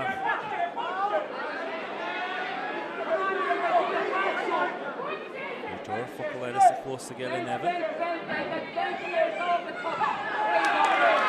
It's me over in the slap for it and come there go back put him hard and Doran Das oh me Nish Bachtisha have a Hennig draw Nevin it's Nevin can't grind there August and come here still to make me if I be slide drugs he's putting the August with Nevin Valar Sabra Keen to go now the mate of Ficky Disha goes running down the boat and Isha goes shut away Nevin Ishna Soccer she's or chéad bóta go dtí darna bóta ní réiles socha síos agus tá lína go bí séad agus Raham nach gíime sin dó sa tríú bháltas má cheapan nefn muid a cadú tótó dearm nach me sé sucr an nefrach tuair sé fé. Tuair sé fé agus maidir agus ní bhéon roiig a bhfuil tuairt fao néta mé mar tá néta mé a fice go háir an stíl teige tá sé Harvard glic agus ní sé ceanna péide ach a méta tá sé lenda gláán a ríide. Ceach mar chana bhót an sógan. Cínta so bheith síosí tríú bóta ach céad an dúirs go mé tá fice tá sé rásáideach agus tá sé Bantamweight. sé tóiste leis na buí a gaiimsún barnaíh an dá leine se chuin rí mar se bouta trí nevin sa feste scorm agus Nathan mé ó bheití sa feste níos fearó nevin aige sin héna dó.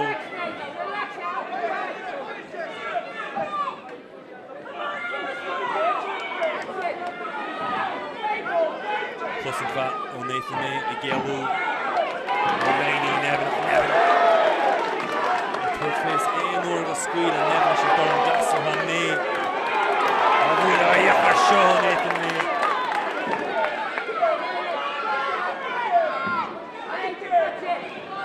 Bhfuil an áirdas an dear. Nathan Nathan mé. Mé gosáid na cosa agus a roiis níplach fúil bheirt. Mar sa scíofiacail tris. Tamachas BEO never. And we walk from about so. Cínta gan dá mar tasí nevin caiise go lena í seo agus tá mé cinenne cean an sin agus béocht dead tá sé nevin fáil seo fusta ach íon roiig a fáil lena í.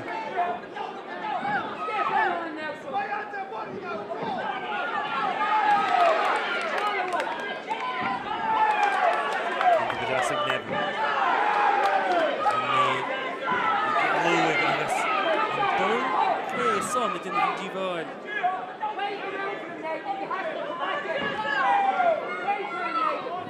They're total. He felt frustrated with the nevin in ish. I should have squeezed it. Ish na bulia. Joe May. I was flush for in bulia son.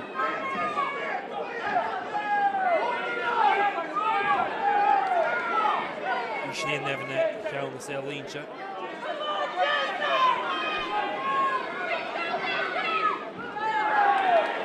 Of Nordic made percussant Alphus. So big as a tree.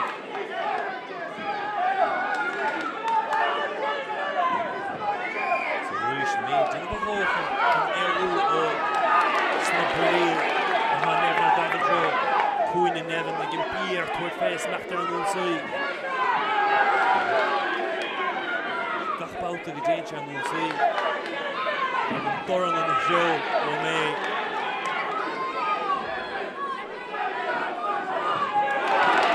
May reached. Jabunta Hayina again, I'm shooting the bar now. Cínta gan dá going sáirtas spáinte do bhain tuairtí le nature. Cuitre staidach agus an bháidir rá cléise na ríide. Dús tugann nevin ar nunsaí tá sé fáil bulan na bhil dhí sin agus tá sé fáil freisteach mar possibly a put in there. So reaching colours not from Ericsson's fine of outside Nevin a praba sus shees may toaste fnacht. Agus Toto ha Nevin Munina. Tasha in the lefsa. Tasha Munina ach mohorm heen ní bhéon leach an miniach sin na ríide mar mé néta mé sáirtas spántas na ríide agus céad an tuairte tá Philip Keogh sin sa gáineal í néta mé agus tá trúr go sin sa bátaí ceanna sin nacht agus tásam with club mór le ráid sin agus bhí lehéide Emma Brennan sa club so tásam tá fuair mór tí hero freisin so ach be sé sumúilnis na ríide tá nevin ceapún sé nóhaint ach be sé spéisiú cad íras na motorí.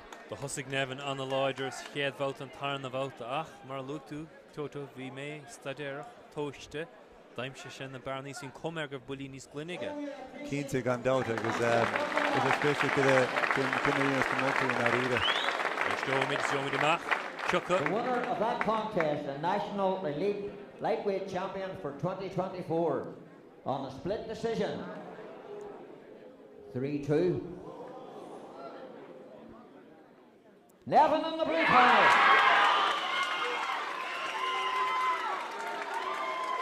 Show your appreciation for Nathan May. Agus Toto bús le closa stigan sa tróna leis sin cinenne san split decision na multóirí.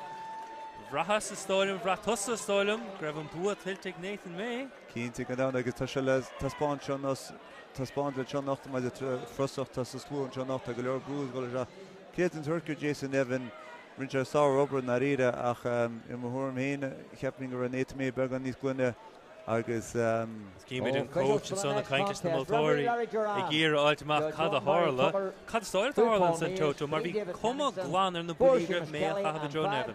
Cínta agus sinna méid a feice chunig mar an tíir se na riide agus na slú bhín seán nacht agus bhí se le chluise dungar an na bús an sin nacht ach bach trúig an Nathan May na riide rinse chuirt ina íhil agus rinse chuir geart ach Cóhairs go Jason Nevin ach le cúntaí ní head an deireibh le feiceil an ó Nathan May. Agus tíá le bra na mé ach an áhas a há ar Nevin agus be sé breasás an téasóig go ha bríon tróna neomh agus a sé buirte geisiúd. Mar se bug mí draigidí ar chéad tríd eile agus cadé mar bríon a há goin an bautas a Toto. Mar se Toto. Jennifer Lahan agus níomh fé os ar ggóir amach. Cínta gan downta taspáintas an na bátaí cála an nura agus tá be sé spéisiú na níide tá bhirtar seo tá áit seo le na bátaí cála na Olympica seo nacht agus hebh éfas a ceann sáir nacht béis le cúnta dulchan cín ach bé sé spéisiú mar níor mór le Spórt a go nura ach an Ní raibh bhí an bert go trid le chéile an bhíid caite sí níomh fé ó bhuaig le hán cad stáile. Cínta gan dát bé sé spéisiú níos nacht mé an tora céile nura le fé nó mé le hán fála ceann sáir nacht nús se feiceann nacht an le héit Chris O'Reilly agus Joshua Lanyon fu O'Reilly ceann an nura a chanig Lanyon agus fu se ceann luchtar an mianna so be sé spéisiúnas tá go leor man seo an ádah. Jennifer Lahan mar se a há sa bheiste starog agus níomh fé a há sa feiste scorum agus mé dólah le meachtan sa ag an meachan 54 kilos mar a dúirt Toto sé seo ceann sna meachan go méige trid sna Olympicí an bhblionn chuin I Paris. Níomh fé sa gurm Lahan sa deargas ó dheachar sin ó níomh fé an hosnú an bert go cabh na leinaí a dro chéile.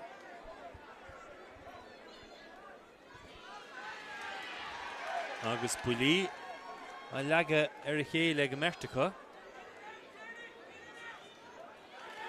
Cosan bha ó Lahan. Doran Clay caitice I dro fé. Agus an bert gan is a flachlan ó mach ó na chéile. Das ó fé.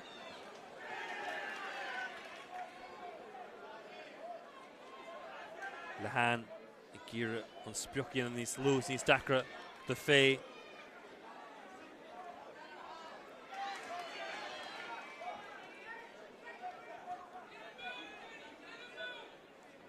Glúiseach bha ó níomh fé.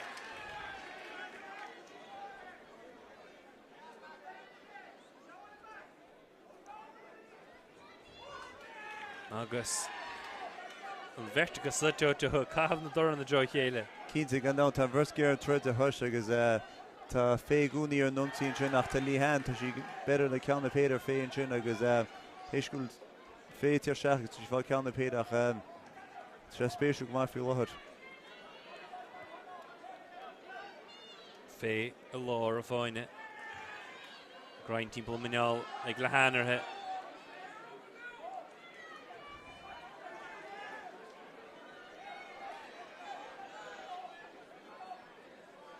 Agus méidir de bharna idir an bhertacha agus an son tugann siad fuaithe chéile.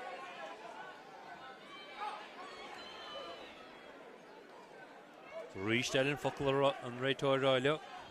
Céim siar san nach lacha.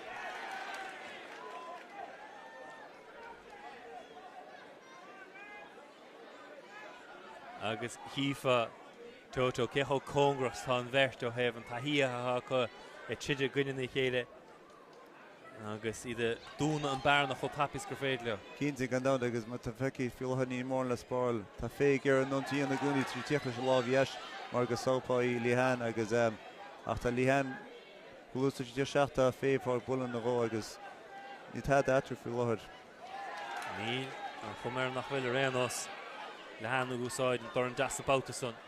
So roiistelle gach bouta há siad tachta góngar ar a chéile a grainach a thuirrtacha dá chéile agus í chéad bouta hart agus dachar domsa imbriúach Toto cad é an difríocht idir an bheirt.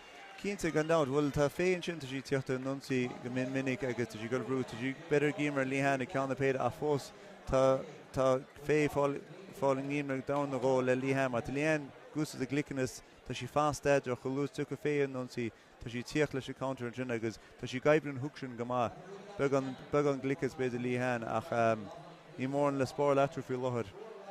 Ní agus na tacticí úsáid go meirtecha Toto spéisiúil an bertcha ggéar an buí hendó trí bhúile chu tapis gur féad le achas san ha just grind a chéile mar na can hem go si dá dhéanana san nach níla gaiirú le eú ríist. Cínta gan agus tá aber tu bouti can agus tá tána bhhaid seir chéile nóir freisin agus tá líhan is beidir mar gar began níos glicas le heis an nóra. Tá seachúin mar se chu an tarna bhálta as trí ní fé Gorm a chafh sin agus le hána cahabh na feiste starag. Tá roiis mar inar túsa chéad balt íochar seo. Chréchadar sa chéad bhálta chus mar a gairóig le sa tarna bhálta bhfuil han bheirt go trílt. I léirú ghuiil siad ghuiil fán trodartha. Agus i cíntiú go méid na moltóirí ar a déobh sunda.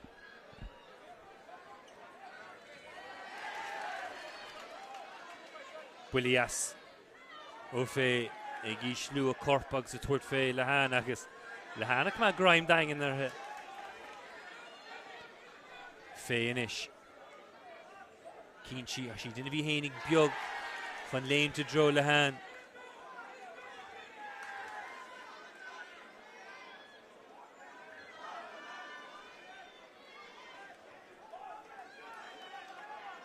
Annach chud fuineh an úsáid ag an mert.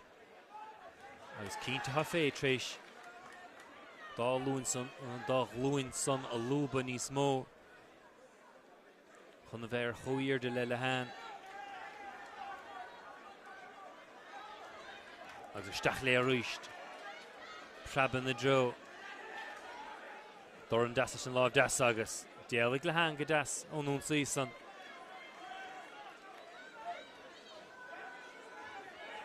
An cuma Toto go bhí fé há duine an chud is smód an bríon sa bouta. Cínta gan dá tá sí tíoch an cín le ceanna péad a fós éin tá líhan tíochtta sin agus tá sí tíoch le counter sin leis sin bháh clé agus an thuc agus ra gaibhí go maidin a riide agus ní taidir a sport idir a bhirtca fiú láthir. Fé a ríist.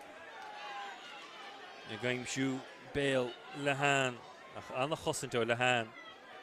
An ilan son a úsáid go maitheice.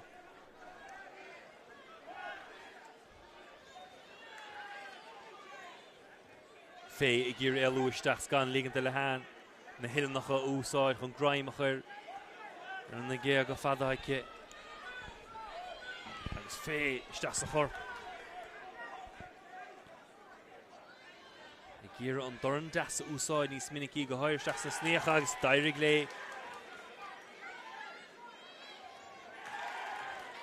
Ach le hán a fannacht agus si únsaí deas a dhéanamhace.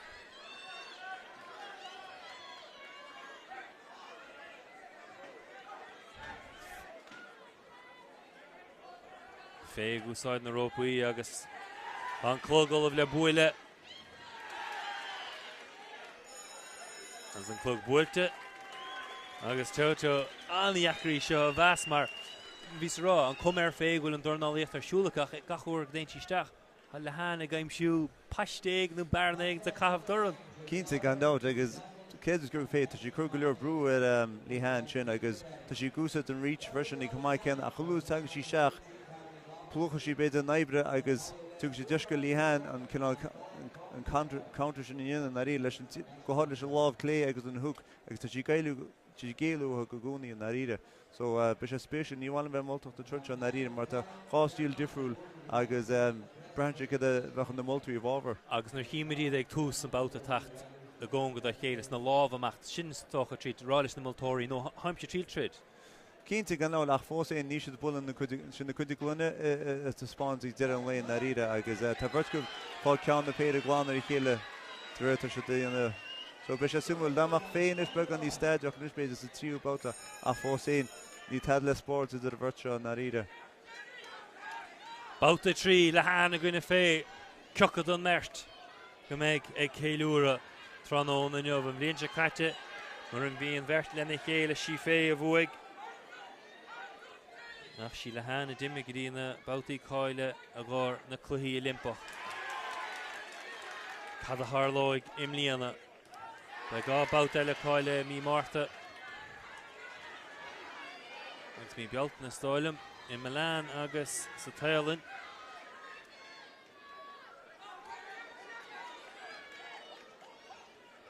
Le hána din bhí hénig níos lú fé meach beag chomá. Tuigeann siad nach bhfuil ann nach an bouta sa.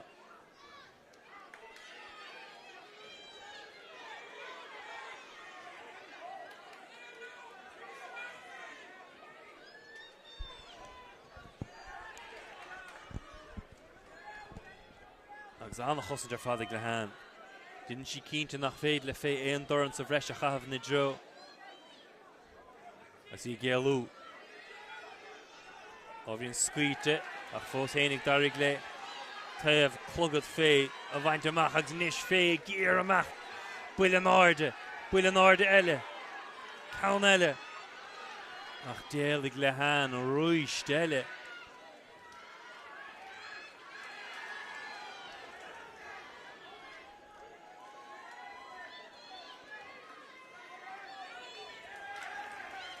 Agus a fé an cuméir Toto go bhí fé ha meachtar an únsaí a gcónaí.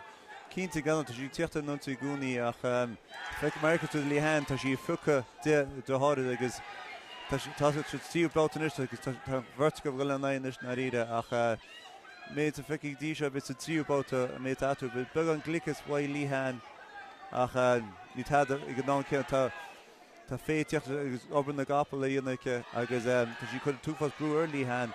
So be sé spéisiúil. Beg, ní bhfuil me bhultáir ar an bouta áir hisa. Agus fé tacht an únsaí builí isteach san sníocha i Joe le hánach le hána prabilé amachchas san. An seachúin mar se. Ní as ar fad ó fé, díreach isteach fé bhna smig ar le háns do bhrá le hán an dor an áir his san.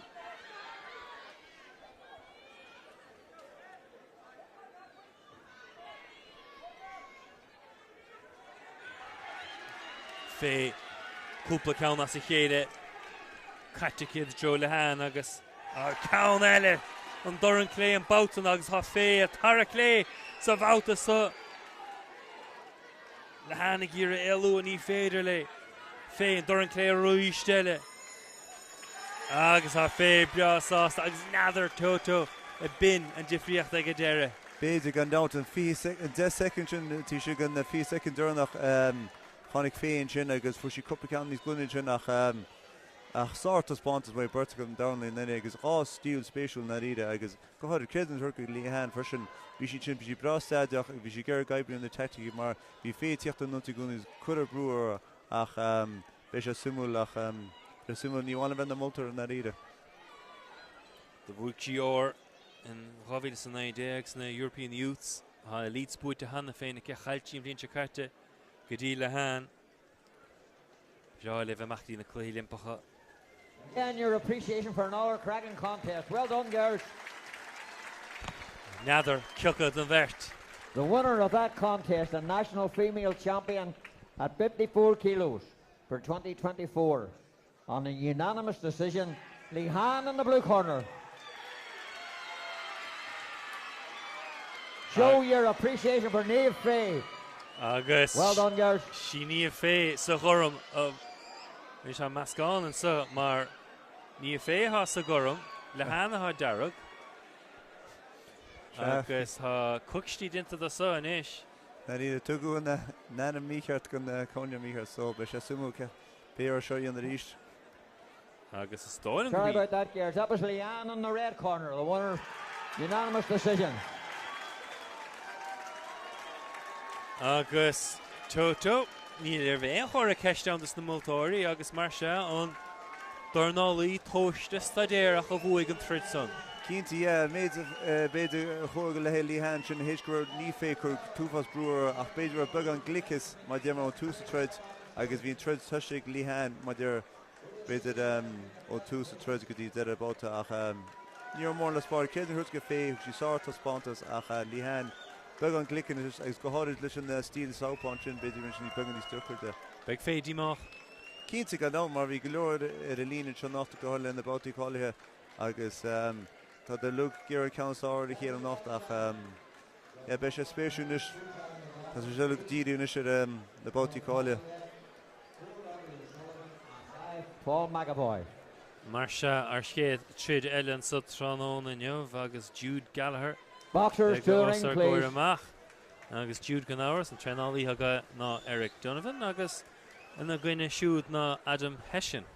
Cínta gá siúd a ceann na trudí smúd ní nacht na ríide agus tá chulann súla trudí na ríide. Tá Jude Gallagher tá sé héis bunóir maithe na bátaí cáile na Commonwealth sin nóra agus Eric Donovan sin sa gúní sin is mór punta sin agus tanhaid se chéile agus háirtínta Adam Hession sin Bon Eric baint mar sin sa bátaí fi agus súla sortas bontas na ríide ach bé sé spéisiú na ríide. Anna Reynold didn't think Jude Gallagher agus tá sa gón greibh Eric Donovan a go briú hí san na gorca graint teachna hinnas nar chuig Jude Gallagher híos leis an scoibheta dís leanúntra agus sin Reynold. Mar se nach brad a Gallagher le héad a Donovan a bheits a chuoine leis Donovan ná go buchgach a mé first an bhíonn se caiite Toto bhí mar bet down an ihe bhí a gint in Europa ní san. Cínta gan dáta agus leúndé hí mór marún frisin nach súga mór leis trute nus na ríide tá Adam a héon frisin tá sé hart les gohamá agus tá nearttaí I go bhirtcub na ríide. Adam Hession a cabh an festas gorum agus Gallagher a cabh a festas darug an na húsó Gallagher Doran Lloyder das an úsáid aige. Hession is das a chorp Clay an úrúd nó Gallagher I géalú. Hession Gír Barneg James Hugh and some verticus ó Lloyder.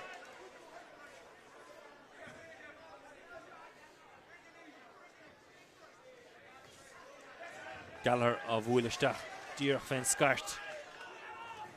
Some vertical gaimsú na Barnaí Toto. Cínta gan dát tá sort spántas ach Jude thoise go bháidún sin agus se cuppa bullan sin go Adam agus Adam tí 60 trudne sé héon frisin nach spéisiú go má te ducha bheits thuéana socha sí sa trud bhua seo. Cos an bhá Gallagher an bouts an dúsáid an leine Clay go má chun doran das. Hession a chosint Count of Ulug agus is ní ché about a grind a thuirt go a chéile. Gallagher leis an doran das agus éalú bháig cosíocht an a hapaig aige. So sé géalú go má Hession buil eile lecha ag Gallagher agus gach cúpla bríon mar sin. Cán eile ó Gallagher agus a Gallagher ag leaga níos mó builí cínte ná mar ag Hession go dtí sa bhauta an corpa núsáid a bauta san aige. Géalú siar agus a Hession I gír a héananig a harach an eisteach sa tritsa ach a Gallagher lán de cheoil.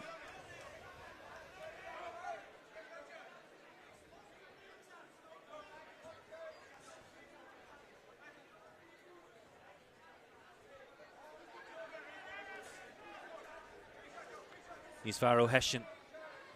Fé ró ó Hessin. Fé rí ó Hessin. Gallagher inis. Bhuiile náirde. Fé ró an Gallagher. Gwyn yn y rô bwy. Ach Gallagher tris elw gymaid. Osna rô bwy.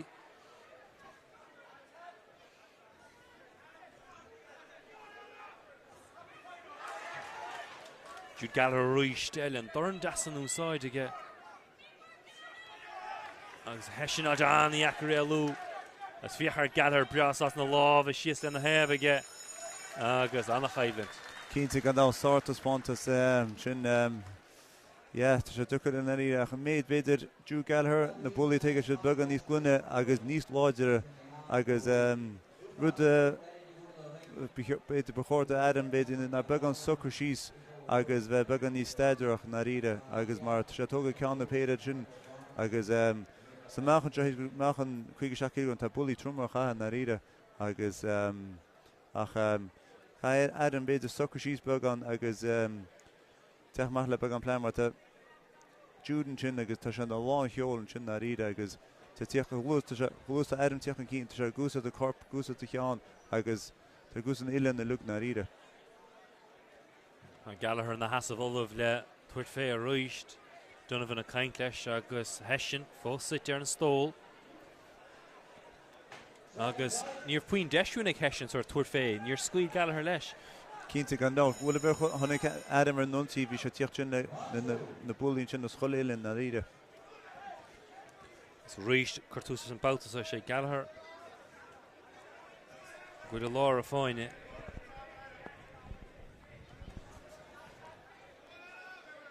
Na cosa boga gama ag Jude Gallagher. Bhuiile náirde ó Hessin. Be sé sás leis sin caunile leis an lámh clé. Agus an na gealúach. Fiachar Gallagher há ceann leis an lappa clé. Gama. Ó Gallagher. Ach níos fear ag Hessin há sé.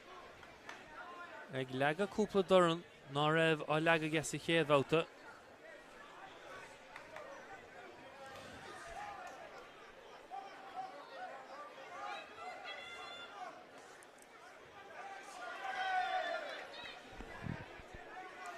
Elúdas ó Hessin.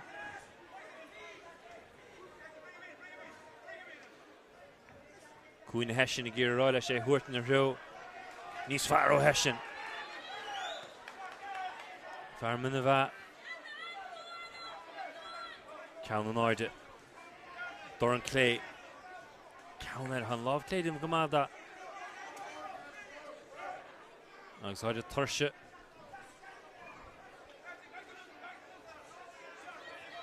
Hessin a bug on Guine a Gaelu a Gishlu Keen agus ar Derek Gallagher a bhuiile Lloyd Orelli ó Gallagher ní lehamé céanna bulí á lega sa bhauta somar bhí sa chéad bhauta agus an tuirse le bra ó mecht Dornálaíocht.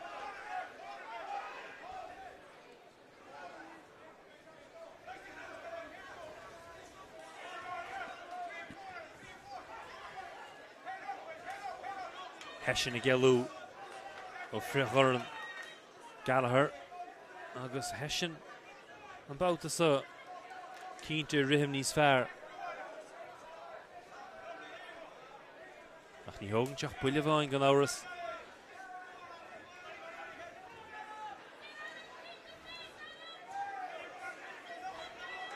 Tuigin Gallagher go gaithfidh Hessin níos mó dionmh.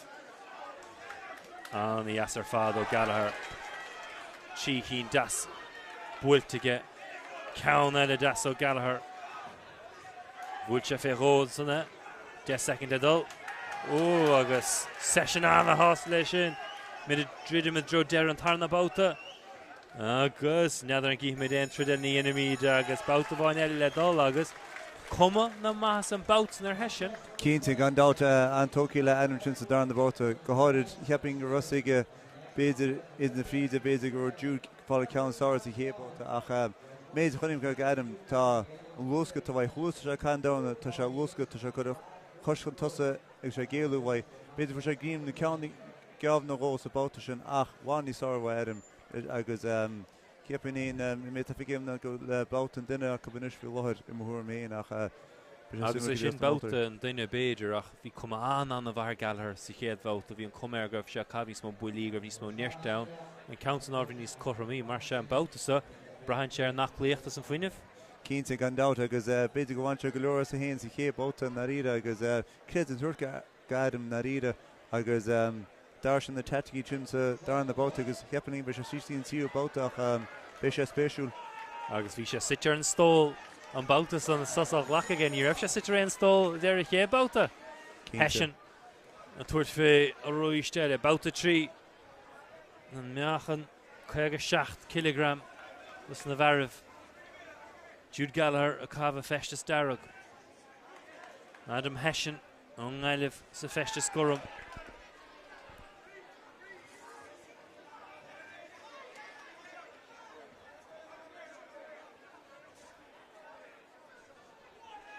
Báta trí Dyn yn tótó amach gwylid báta bháin buiteag an mert mar sí seo an báta cinúnach Wappa das clé caite dro Hession son an count das ó Gallagher Right Dornálaíocht seas of sheer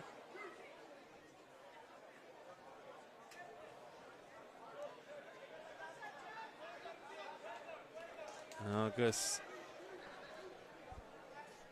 Níl sam na níl tá sé trota dochtar sin beúil gear an na húil Count le count a bit sinna tá ráte na ríide agus be sé spéisiú cadé ar sa dochtar Dochtúir feire agus níl raircuin ar seo neadúil ábhrín folla siile ó taobh na súile agus neadidir gíon an réiteoir an chuir sé an gádorn le chéile so ghlacham leis go bin count le count Cíntaí ghlacham is má deime ní sé le feiceile ní sé feicinne sin nach be an geard an súil an sinnig gadam Dinnig Jude Gallagher iarach tuair féin paiste céanna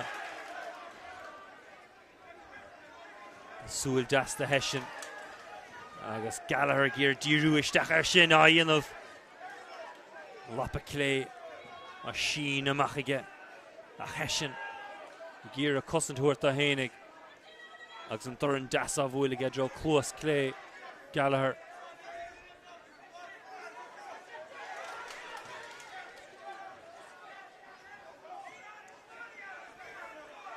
se chuoin ar ístiad Cíimiid níos mó dornacha bheith go mert neadidir siad céthach an tosaigh agus bhíochar Hession a se casa I cheann an cí tú nach féile le Gallagher an súil deasan na bhuaile ní ar fád ó Jude Gallagher Hession má in íag son agus a Gallagher peochar an paiste céanna san inis cínte bheith díreach taobh súil deas Hession a sé dearg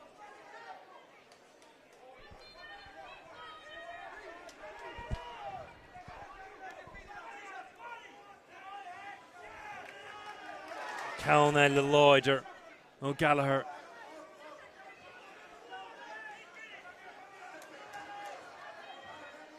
agus Gallagher níos a tapú in deis an taobh eile den ceanna a bhuaile is Hession a gír an taobh deas a chmad sláán Dornálaíocht le Gallagher ceann a chmad náide í slíonn sé ceann ríist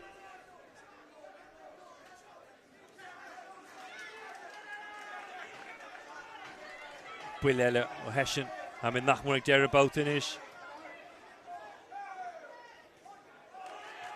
agus an I roig léine agus dorna bhuaile credan an bercraibh an bua go Anthony Toto Grifa ha na motóir treéis se bheith níor idir a géint tú leat mar se cad ceapan tú an bháltasa Bhí sé spéisiú go mar dimmer bhí sé I mo thuirméin ceap mar báta bhí ché bátaí dúí chéh an darna bátaí adam agus as sa tíú báta an sin tús má ag adam a chuús fu sé gear asúil híla go tháinig dúd 63 mómars chu sé gceannas ar a gear sin nach sáirtas pantas bhs burtá darmlíí na ide agus de glór machú bhirte sa táchaí. Chluise mid níos ceann second ciocad an bhirt goilm Show bua your fáite appreciation for a cracking contest. Well done, boys. agus go dtíach é anna chrid feice again. The winner of that contest and National Elite 57 kilo champion for 2024 by unanimous decision, Gallagher in the red corner.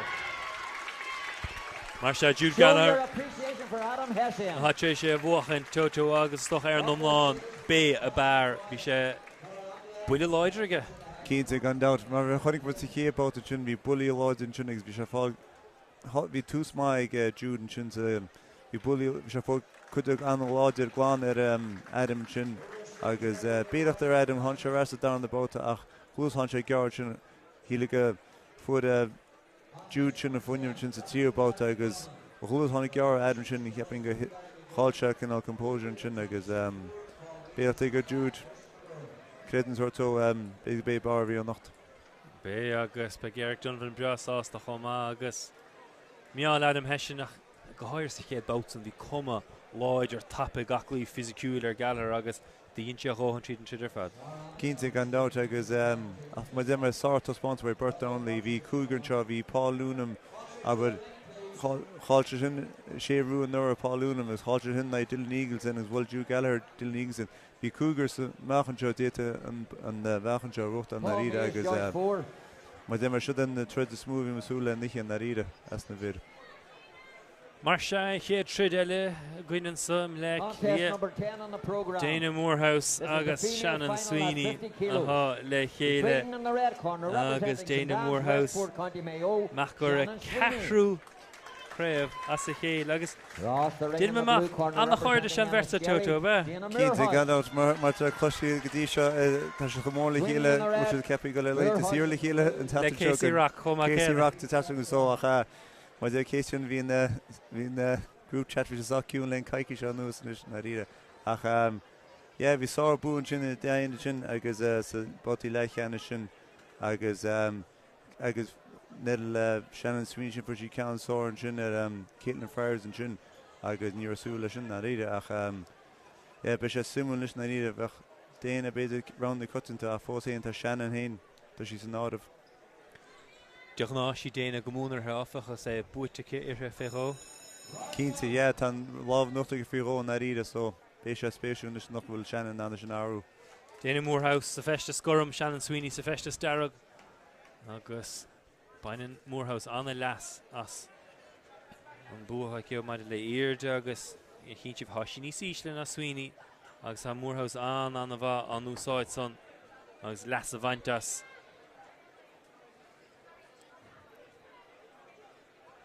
Agus an bhirsa a gír amachtaí an Olympicí an bhíonn se chuin agus é sinna cúil cín na Dornála ar fad ghuiils na meachan go féidir cáilú gus na cluí limpach 8 eile go méid a chuir rán chumar leis an cúigur goil rán na hana féin agus Moorhouse dinta go maici an san.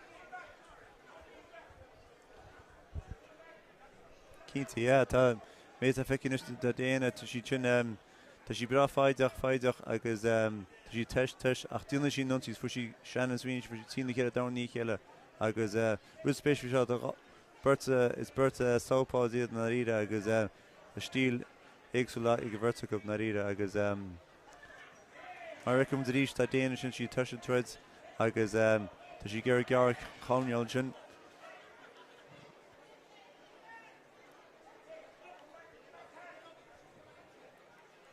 An síne ag Sweeney a cha sé dechar Moorhouse a aimimsú mar fecha cho beaggus a dhéanaan sí hénig lúban sí na glúine agus din sí héin das beag agus sí cap buile a gealú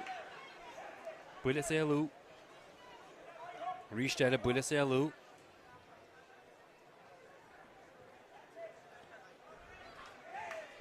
bh cean a roisteile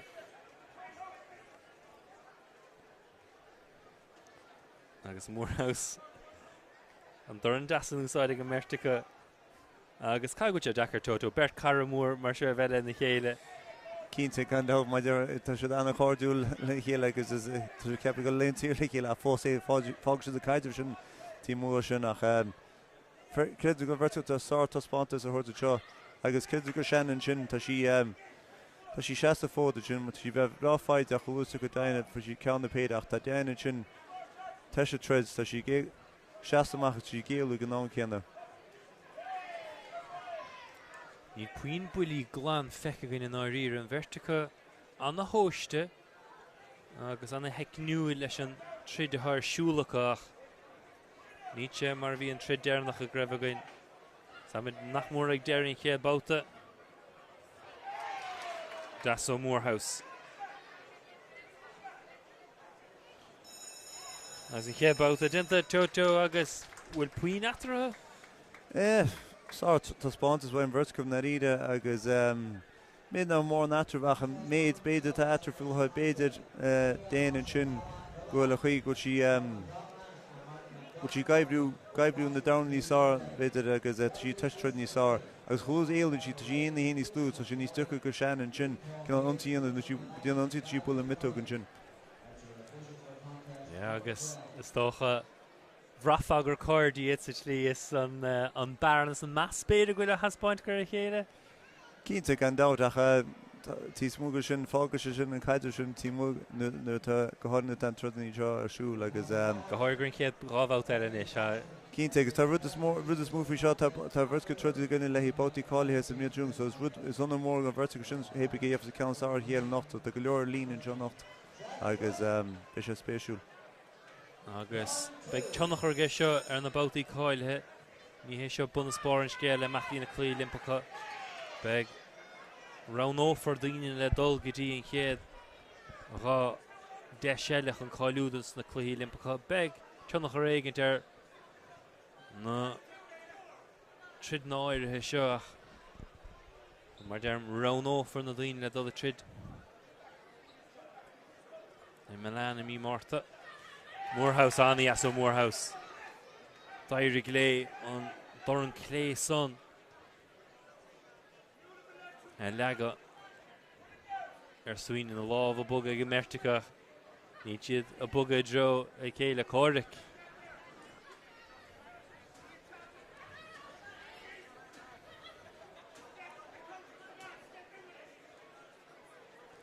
An sa cuine swiney roile machta nun sini smó agus Shasa Vistachon Shinid an Rodíha ará lé.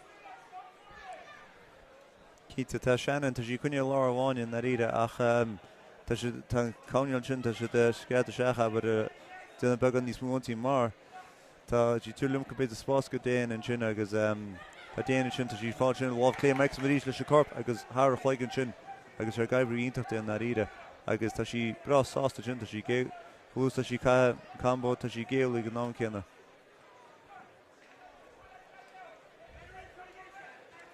Agus rís an dádar an das a bhfuil le chéalacha. Sin rístiad.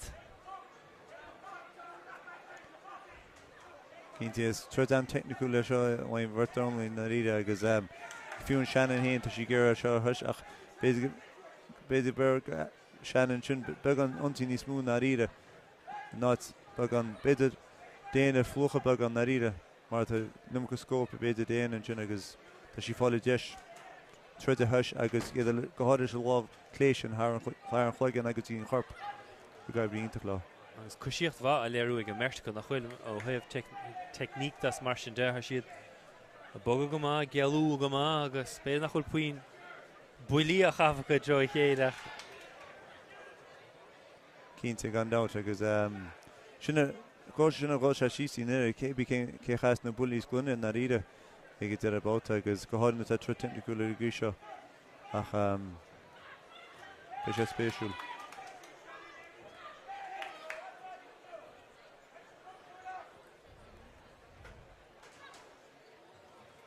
Sweeney i ggéire an irde breisithe cé úsáid san sína breisithe cé Moorhouse meachta an saí agus leis spéidir cíimiid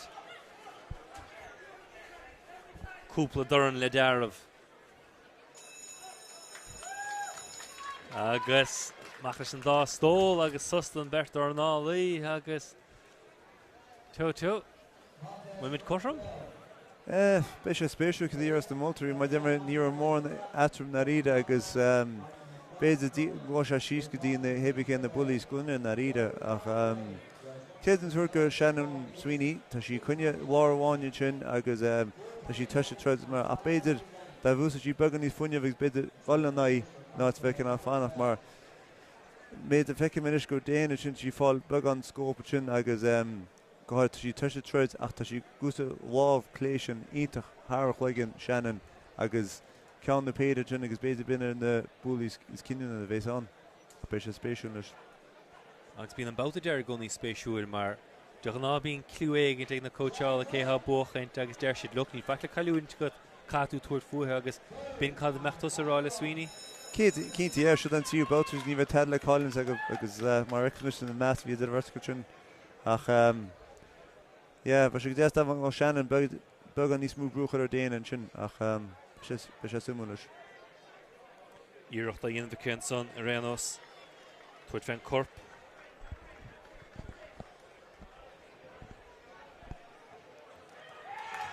Ní as ar fad an verticach Moorhouse a gúsáid a neirtar deire agus ag tumáin Sweeney siar goin na ró puí ach dar ag a Sweeney chomá Moorhouse a bhfuile ach a neirt breise san. Cínti gan ná chuas chu déanaan sin ar an nuntaí fud Peter Strannan sin fu sí sin ar an nuntaí ríisi ach déanaan sin an glicas watha tá sí tuise treid agus nuachas Shannon nuntaí tá sí géalú watha gúsa a chluigean go mar recas bud inis agus ní tad le Spórt acu. Siar le Sweeney ha Moorhouse a gír mecht ar an nunsaí is hífa inte agus íoch na lábha chahabh Moorhouse in idro. Sí fnacht gur an le Hansen.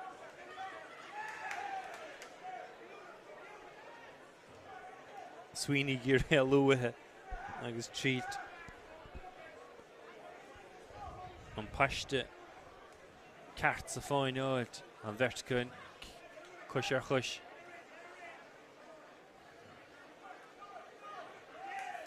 Elíonn Sweeney. Agus neadar an gap na Sweeney go tí chun tosaigh sí go tí géalú ó Moorhouse. Cínta tá siú gaile choúsa go déanaan an nuntaí tá Shannon fá ceann na péad ach feiceann beidir bhfuil ceann péad tá déanaan sin beidir beanú níos coitinta ná beidir Shannon ach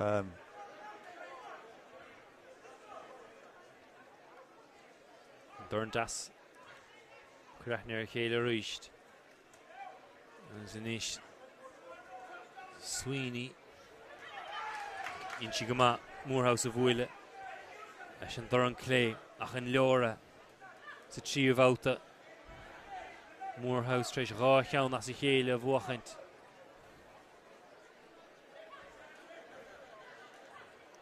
Agus an bhertsa ag léirú anna bheas ar a chéile.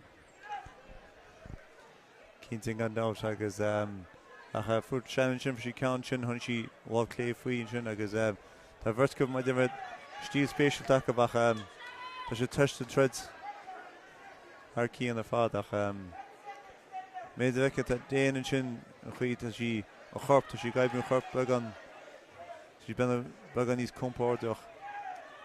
Agus inis ar deire cíimií a trid agus groin mór a thuirt go a chéile. Agus trúannach bhacha mar níos mód an blúirí beag bíideach san mar annach chumas ag an mertica ach dechar stochan ar is cara mór le an tú trid na gine. Cíting an dam tána go seán na blianta chéad tá siú a haipáirta chéile agus tá siú tréna le chéad agus mar déime tá siú anna cháirú lena chéile ach céad an thus go bretáinlí shrud Shannon sin sí sáirta spántas mar go háid cháil sí furó gunne déanaan sin agus céad an tuirta agus ach mar se céhúigh tótó. Tá sé ducha le rá go háir branch gan na moltaí ach beidir bhar bug an glicas waid déine ach fós éon bí mar mícheart dí seo ach be sé sumú mai dimmer go dtíos na moltaí. Again, your appreciation for both boxers. Well done, girls. The winner of that contest, the national female champion at 50 kilos for 2024, by unanimous decision, Moorhouse in the blue corner. Show your appreciation for Shannon Sweeney. Agus Richard sé dinteag Dana Moorhouse agus doch an tahi cauríonn sé tuigeann sí chun is buachant agus díonn sí róhan. Cínta sin an barnaí bugur gríise mai dear agus mar chonig bhí sá trodan sin agus níor mór nátar ach méidir chonig mar beidir heasca beg an taí bhí ag déine ach an chuomhí sí compórteach i géalún sin agus beg an glicas.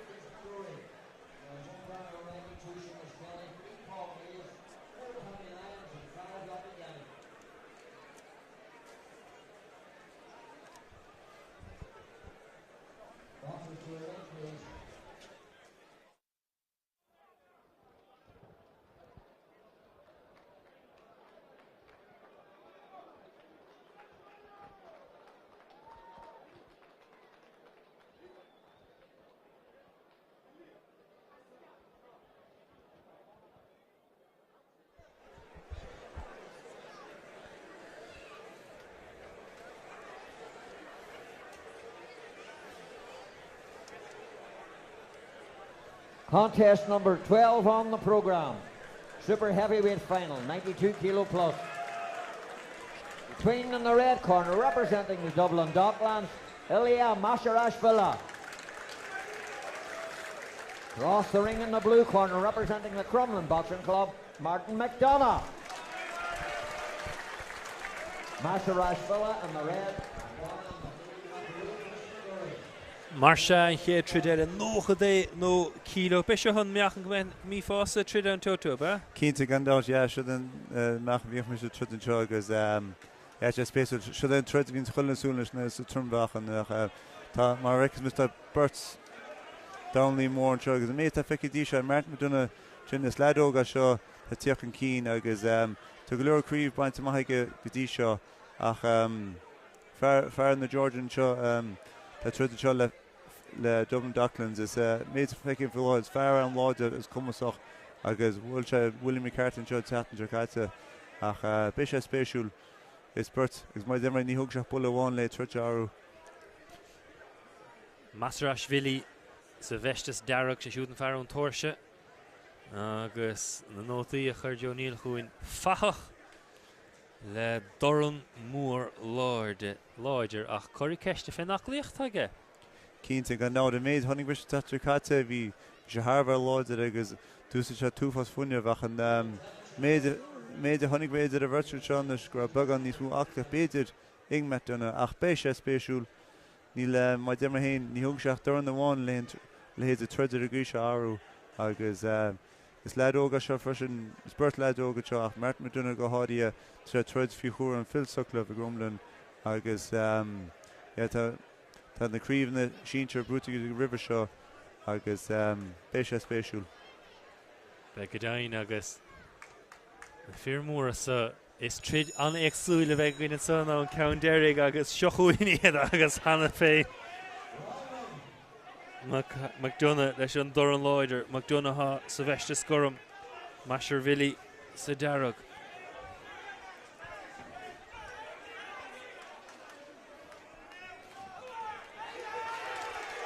agus is bra leis an slú an trid sa Hannah Fay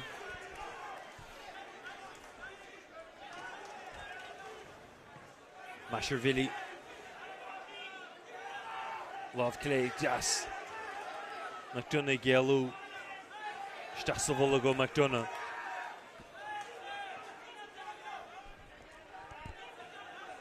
Kinchip Barna Idran Daw Line agus a McDonough gira bug an mégur féid leis ach Masharashvili echa sin is a slua Takistach an fechant siúla trid ní end áfa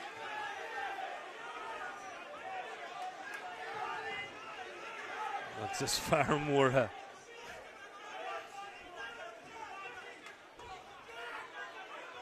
Cínti is mai tá súla mór sreach méid chuig go dtí seo tá vertigo galanai agus túsmáin sin dá nach ag Martin McDonough ach tá Matt Billy hog sé ceann na pean sin agus sé fós tíoch an cín Cosint bha léir uge sun choma céna agus an na neartige nor a chaint an doran na Joe McDonough McDonough í bogan méid gur féid leis. I ggéir Marshvilly a chroach a mas féidir leis. Cínti méid a bheith sin leis an Martin McDonough se trúil cá féint tá sé ggéir go Martavilli thurscin cín ach má deimh ní thug se dá na bháin léilhéit a trúte áú na ríide. Beidir gap McDonough go féidir sé bóga tímplach nó mar ceachol tapping sa Marshvilly an son ar a scáda. Nú má cheapinte go seansca deas ó McDonough a hiachar Marshvilly a tmáint in na seo.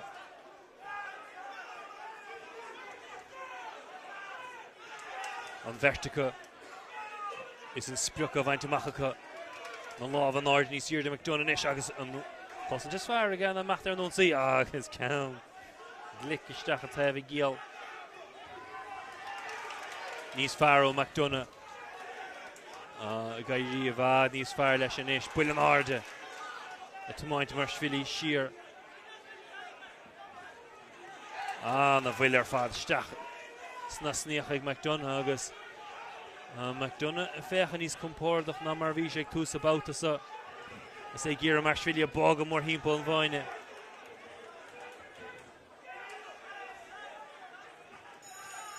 Agus anna chéad báta feici an toto. Cínta gan dá sáirtas spántas agus Martin le feici an sin ach nó méid céad thuca McDonough sin Martin tá sé héis began te gaibrú jab sin agus bit se fá ceann na péan sin an Martarelli ach hílan na sé ceann sána an Martarelli sin agus tre fós gaibrú corporate sin ar tíú combination ach tá Martarelli sin tag sin le ceann na péan sin agus de chréit an níos na ríide ach trud spéisiú gomáis ach méid beidir go dtí se began glicas bhaid McDonough. Díon seanna bhan ar dhéon mar cheapfag ar an láh nóting Marshvilly go háirann ar a dhún sé an bhar na son agus an luas is an neartmhí ige ach McDonough muoín again na tacticís bóga timppó. Cínta gan tá sé ben a chuí tá sé géalú bhaid cholús caiin sin na cambóid sin tá sé géalú ó chléige yes ó bháh cléige bháh yes agus sinna chaíanana a gurine Martarelli na rí mar Martarelli nína go one dimension na ríide agus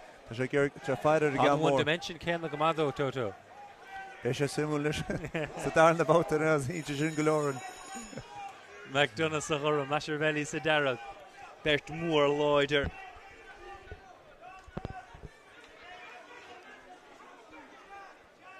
Mar bhí rá choir ceiste fé aclaíoch Marshvilly íon endát fech goil in neartige ach bhfuil an aclaíochtaige mar íon McDonough jabúntaach bhóga mór hímpel a bhaine aiach ar Marshvilly meachtar an ónsaí bíon cúpla céim tapig ige chomá céna. Tastógu McDonough ach má do boga mór hímpel a fáine. McDonough gealú déala sé ríist. Cuma began níos glicas nó é Martarelli sin tá sé seaasa sin na bhharháine agus tá sé spáir le chud funne mar sin ach bhuaíos McDonough nótaí tá sé sin agus tá sé a bhíte sin leis a híon dón sin. Agus Marshvilly chur an dáláh sios in na thaobh agus neadúid sé gír go ducach McDonough ar nónsaí nó cada.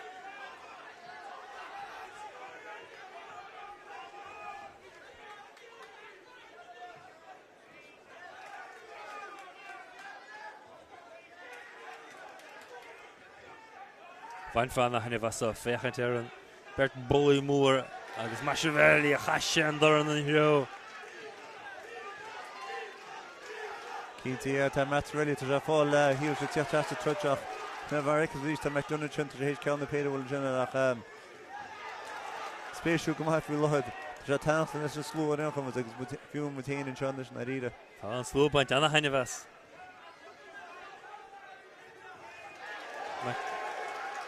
Marshvilly an bouta son. Count Clay i dro McDonough agus an son an láh das.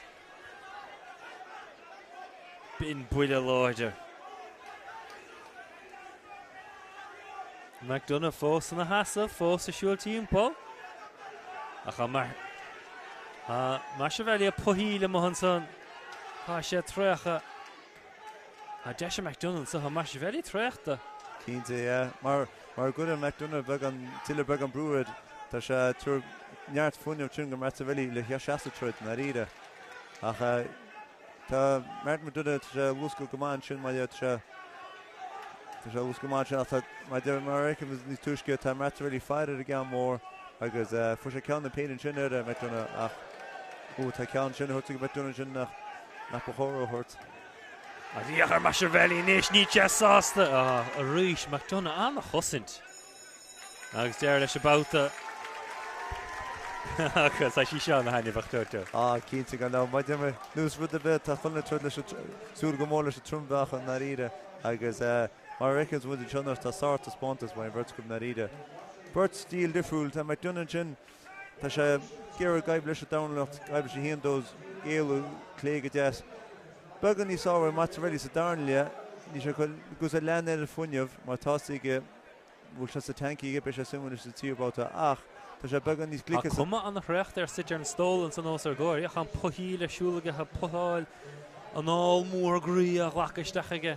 Cínte mar tá bín glór funineh úsaige mar is chúscáin sé dana caiisian na péad mór ní chéile agus ach bhí sé méad a thunig bheith gompa leis chéad báta began níos staidirach agus fu sé cuppa ceann sin na McDonald a beidir began damla níosú. Beidir tá McDonald thuirt aráis a troid began na dé sé scuútar began limach ámó. Céthá buchaint? Is sé spéisiúil. Bouta trí mar se McDonald's Machiavelli agus hasasta go Machiavelli.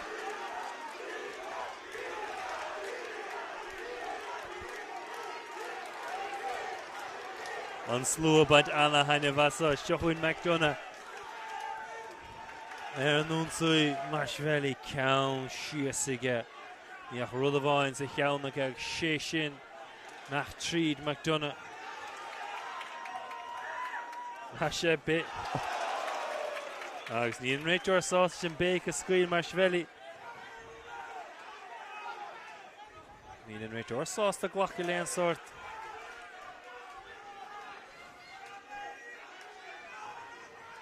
Stone go has to go Machiavelli sort of láh a seacha riimiis an boutas níor ghlach McDonald leis.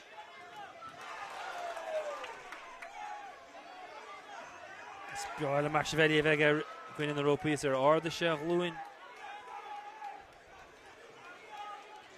Beg an darnlach níos glicin tromhaid McDonald sin sa tír bouta agus tá sé géala mar d sé ggéir chéad le sáir darn sin sé gusa chloig gusa chorp.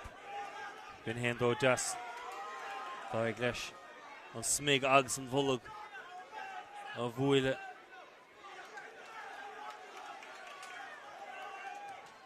McDonald tríd na lainní agus cap McDonald go aige hífa an gceartíocht tá ann. An réiteoir a stop a roisteile. Dír go gomáadach McDonald ceann an áirde. Agus McDonald annig lik a cahabh doran so féile Machiavelli tacht ar nó síos éalú. Cínte gan dá mar recas bus tá Machiavelli díor seaún sé go feidir ceann mór ach tá McDonald hééis brug an funineh bhaint mar recas bus sé ceann na péitrin géalú bhaid úsas began níos glic na ríide. Gúsas a darna sin sé ceann na péidir sin agus i géalú bhaid agus chuir sé tiile brúid sin ar Machiavelli mar tásaige caiise bholchan cín agus ceann mór beidir a legant. Cuoine Machiavelli pír tuairt fé an bharna a rúna smecht ar an sí an ispéidir. Han foiineh a chailúintige greibh gas a chéad bouta as ní nach doran a bháin nach chahabhaige a dro McDonald gúmpráide an hen dó trí cahar greibh siúla gas a chéad bouta. Agus a jabúntaach dinta ag McDonald. Machiavelli a bhogad timp le fáine.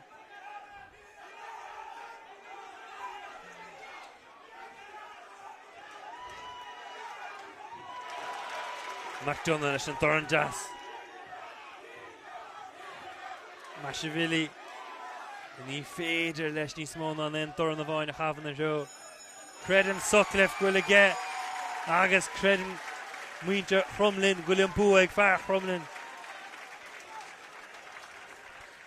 Cínta gan dát, mar sin bhí mu caiintí tuisce, bhí metrelín sin, bhí cheis frí a chudáclaíocht agus bhí se le spáint sin nacht le metrona nuair chonacin cruasar atáine chuis an brúir agus rud rinne go metrona an combinations rucha siimplí híon dó agus bul an chorp agus I géal bhhain sin agus má deimhin níos tuisce bhí metrelín sin bhí sé níos an na one dimension ag deire. Agus muidir cumim dras as the credit dú le róhain dinta ige Johamid amach inis a bhfuil bhartin ha McDonough muoine na chandoran san éir hanna féin ige. Again, your appreciation for another cracking contest. Well done, boxers. The winner of that contest, a National Elite 92 Kilo Plus champion for 2024 by unanimous decision, McDonough in the blue corner. Agus a sé búteag McDonough. Show your appreciation for Master Ash. Níor bail limas a bheith tríd gan Marsvilli agus an cuachta san neartaige ach anna hridu McDonough has sin fód bhug sé timppun fáine. Cínti dúsar chud dánaíocht an sin agus céidir go Marsvilli bhí sé has sé fód sin le McDonough ach sár dánaíocht sin mai McDonough agus a glicas agus sinna hasó tear an sin agus. Anna hrid feice an sonna gin bhfuil sus ach lacha gom hénig is Toto beag Sean Bond as Casey Rock live reached ag an moment of bháin gur in chéad chuig trid eile Dean Welch agus Eugene McKeever in chéad trid eile beag Sean Bond live in is ag an moment.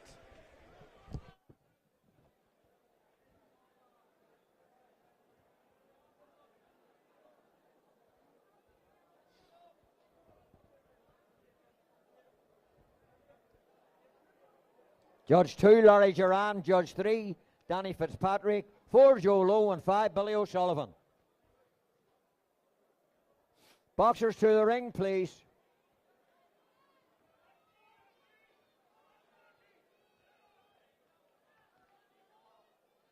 Contest number 13 on the program.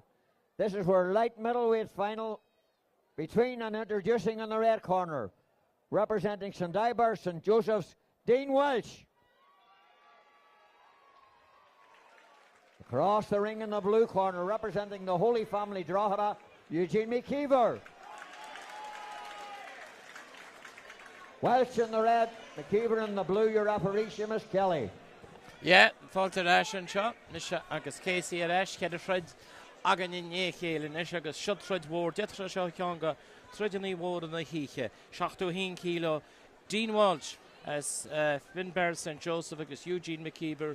Holy Family agus le blian an os ar nói bhí chud sublódí héin le rábhlíon ag Dean Walsh as Tasserod Dean Walsh iciall eis ar nói sé Billy Walsh an fear iontar sin an cótealaí iontar sin an cótealaí nar cheart go éireann a cháile agus a chóg Americán níor a cíal a bilis but sin an síl sin ach míse ach réanós Dean Walsh mar sin so Nancy Darragh agus Eugene McKeever san Nancy Goran. Tá de sú Dean Walsh ar eis héis blion go leanú mar sin agus é láran áin is go ceappa go cheann seo détar tridba a bhain Casey. Ó cean na tridna is tear den ihe ceapam tá spotar oscailta den na Cléí Olympica ag seachtó hain agus tá Bert Farr ag irí dul chuig na Cléí Olympica so. Se ionintach.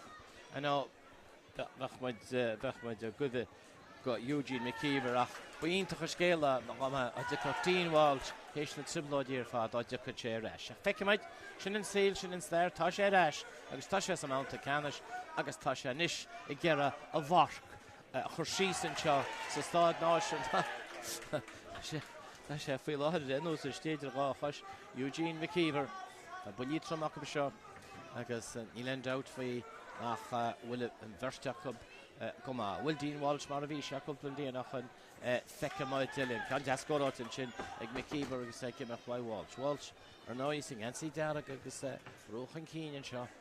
Bhirsteach sprécha go chéile lá an áine agus bhfuil tromach seo 7 kilo cén fá nach Garman ar nói. Nach Garman ar nói a Dean Walsh agus McKeever. He's back nach had a rugged in chin. I get an chances are all. Well, he's got a loan chin. Daddy, chance in chin. Get Dean Walsh a walking keen. Good sheer. should Kangan the Dean at East, being Sagoni, Yamalish has to share the rib. Oh, well, Kahan the Kayla Korika in the rope inch, you know. Then right to the roll of lads, come on. Stop again on number shin. Will avail, will the gum shield card take a shin fashion. The Bech will avail Gara to make up a go. Avail Gara, a Renos Bech and gum shield down on not will. No, Yes, I will. Can't go full like I guess Megan Chin, so Bader will check Yarha. Yeah, gosh, you're Lana, Gaha. Bader. Yeah. I know you thought. Yeah, can do more on Trejanny Ashtakulor. Gone the clogged. You stopped them more on Trejanny. You did more on Sagara Soulon. This movie's on Cligna Bola Hale. They're going in full of Glanter and Nillinchin. Or he made a Harlish and the Cove. It was had a Hortel in a couple of days. Kahmed did a re-hold of Nilan doubt for slow. You just slow more and just as that notion to Hurbe. With the Sula, what is slow. Dassenshin can't ask go also. Stefan Shin paid Dassenshin. White Dean Walsh go also paid it. Seeking and Shin. And ye heal Afrog of Kujo. Talking Kiber a rash. Dean Walsh. Roshka Roslasla. Can't you call more meat? When she had Flicken McKeever. The Stach. Afgudisha. Dean Walsh and Ferris Krogi. Down the base. Muta. Beter Rolevine. In the Brehun. Freshen. Will a nilch in the tackle plus McKeever a reach Peter good Breenberg. Renos the session of Walking Keen in it. Oh, it's betting Chevy Dassenshin. Ed Walsh a session attacking Keen. Bounce a lish. Tá fersing against there agus Loch Garman. She know better Chaga Hall and by Dean Walsh and McKeever agus it's actually shin did the bout to heen and shin agus then well Peter Dean Walsh scored. Yeah, Captain Dean Walsh Huntosi and shin you know thought the Durner fad Crinnis to Crinnis a gakila can agus tá Gary go heen to clash and shin. Yeah. Yeah. Dean Walsh, Marshall, the kid can none of this and you're no Oshin, Wassencroft, no Denny, Duffy, Esrafo, agus British and the gate can the Philor, Tarov out of Focky, some treasure Kong and the treasure anymore, Maravi, Casey Ranch and Shachto, Heen Kilo, on Spottish and Fallon, the Nicky together like the Cliffy Olympic. Tá hui di Moscadí na Cléhi Horpacha Montreal áta álacha chail sé amach go Congroch. So be sé gar after that. Bei sé, yeah. And ní na sin dochrá. Ní chéann sem a hútú na elite metálaigh in Olympics. Ní na sin dochr dit. No. Is frut maithir the CV and you went out for you. A sé fian ceara an treid se rúta. Tá McKeever freshen can out. A charénos. Dar about and shot, because he about it, seen him at the count. Shanae, agus, and that's by the keeper and shin. Rookshire Dean, and craft like an heave got heave. Right to the roll, lads, come on, can you so clicking? Dean Walsh, Richard, can you so clicking? Dean Walsh, and Frog of Kujo on the Downey, Gimmock, Goni, because I brought on Nietzsche, Kulu, Neil, the keeper, Kulu, why Maravisha Bader. Son Gade Wouter ach Dean Walsh she can't see Dara Lauren on you get a McKeever of Rouge that's a going she not the shake why yara agus she not fish a score also Gade Wouter next Reach better McKeever the can score on Dean Walsh a hand count so heen be on son Goss shin can all McKeever on the stack can all long Lehan a Gunsi and the Russian out Bedin Chaggy Das and Bedin Walsh get Das and Chinet. Kurumach Lishna Clegg now. When we get a Gomolach the Clegg in the feet here, like it's my well and contours down and treads. And Horum Baders, some door about and he's cutting an IV, some gate about the Page Gale, Dean Walsh, sing and see Terra all in the Chen Walsh, Declan, Beganin Ordland Dochry and the Mahish. You know, tomorrow I score all the shot points. Achni, you know, to more on Docher got the Kayla Cora the pointiest tower data, Leash, and rated roll Dean Walsh. The fashion Shinaka, Panic me, the Ledin, and good yo, and Charles, fully leashed the tech, Le McKeever, telephone attack on McKeever, the Reckons Walsh, on Lil Yarriction, Spruggen Session, Hun Cora, Hun Keen. Shedanish, at East, Brenna with a kid and guard the Sean Eashel like McKeever. Na Dornálaíocht sísleis, na mitterbí sísleis, ní the star ecal Renos.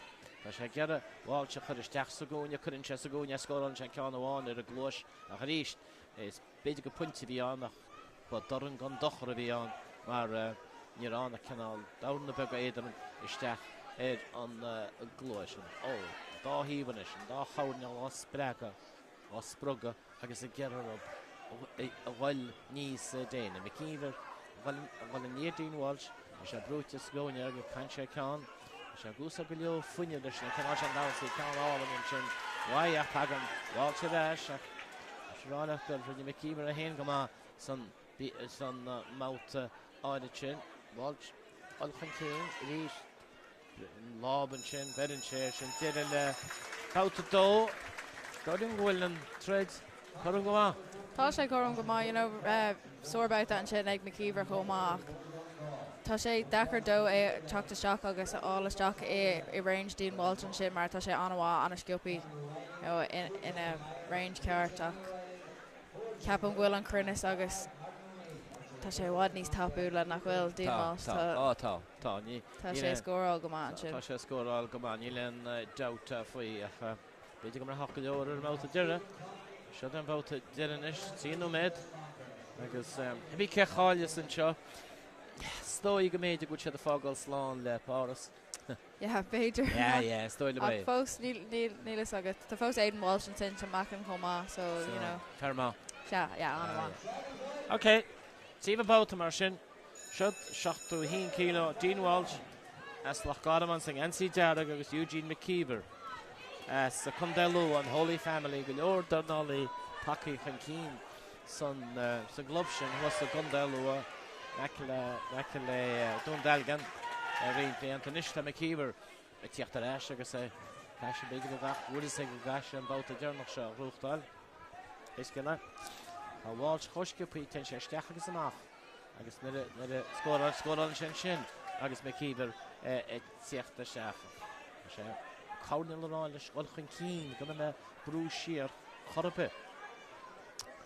Se hééis go mai sin íonna défas a gánealach an Hartá món sin agus mitó go héad sa chéile córic a gear grím á le rí sin canál se tred.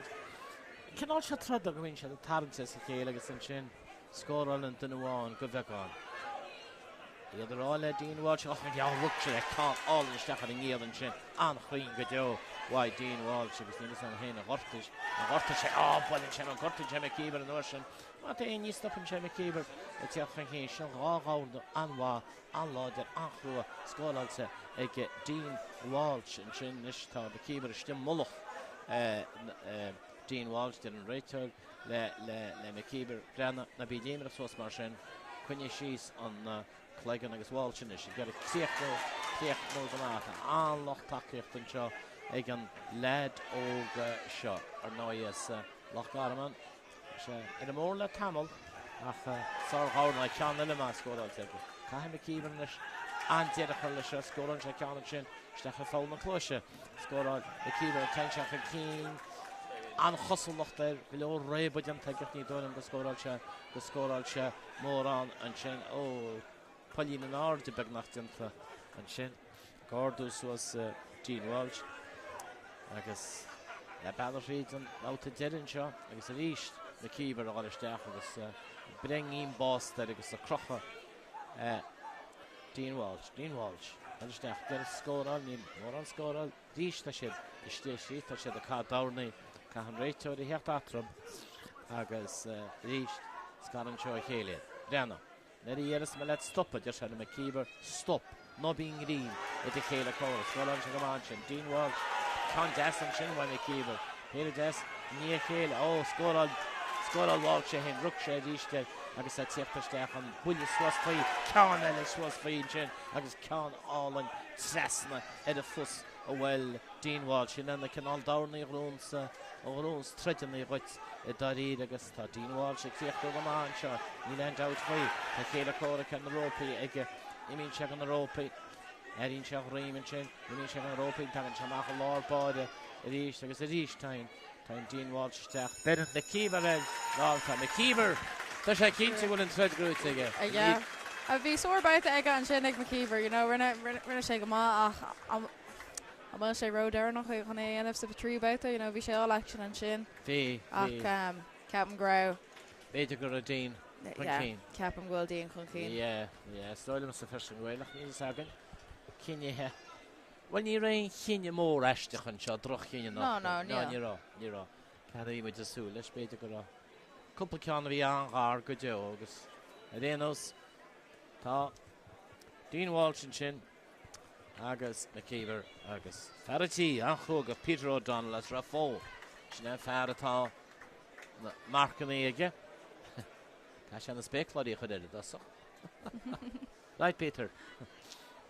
Again, your appreciation for another cracking contest. Well done, lads. The winner of that contest, a national elite 71 kilo champion for 2024 on a split decision. 3-2. Welsh in the red corner. Being tough. Yeah, bhí me cappa golóir. Iver sé búta aige. Fair play though. An nach chéitá sásta. Show your appreciation for Eugene McKeever. Well done, boys. A cracking contest. Well done, lads. Yeah. Stessel of Dean Walsh a Killarach. Yeah. Mór a chláin agus chola horta. Yeah. Na faiban na catana ar fad. Fard an sky. Yeah. Buchas mór le tí. Rénos tá sin sin agus me cinnte go bhfuil Uncle Billy in áta cinnte. Ba sé an seo cinnte. Bí cinnte go méid sin seo agus bí cinnte go chuir se cúr leir. Agus cúrla bháil a cúpla blian. Agus sé Dean Walsh an champion a ríist 61 kilo agus ní len doubt faoi tá spásan sin tá áitin sin 61 kilo le chuil go páras ag na clufií Olympic agus tá enam chu síos ag Dean Walsh. 2, Johnny Myers 3, Jackie O'Reilly 4, Jim Murren and 5, Martin O'Neill. That's your officials for the next contest.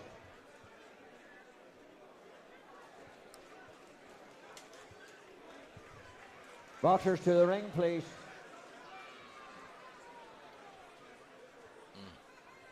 Contest number 14 on the programme. This is our Bantamweight final, 54 kilos. Between and introducing in the red corner, representing St Coleman's Cork, Oisin Worzencroft. Across the ring in the blue corner, representing Rafo Donegal, Danny Duffy.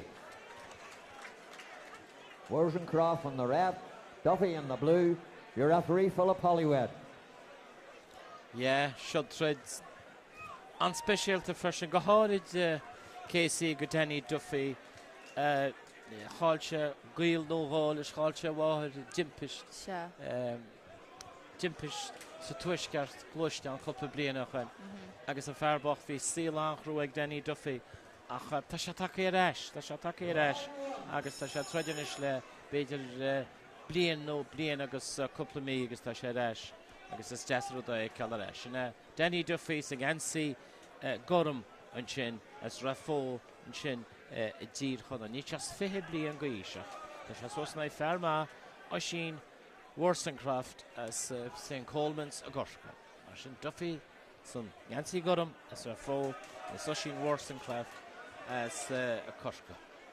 So, ní hin slunne Corcaíoch, tá sé dá stoich ní chola is slunne mar sin a Gorca díobh.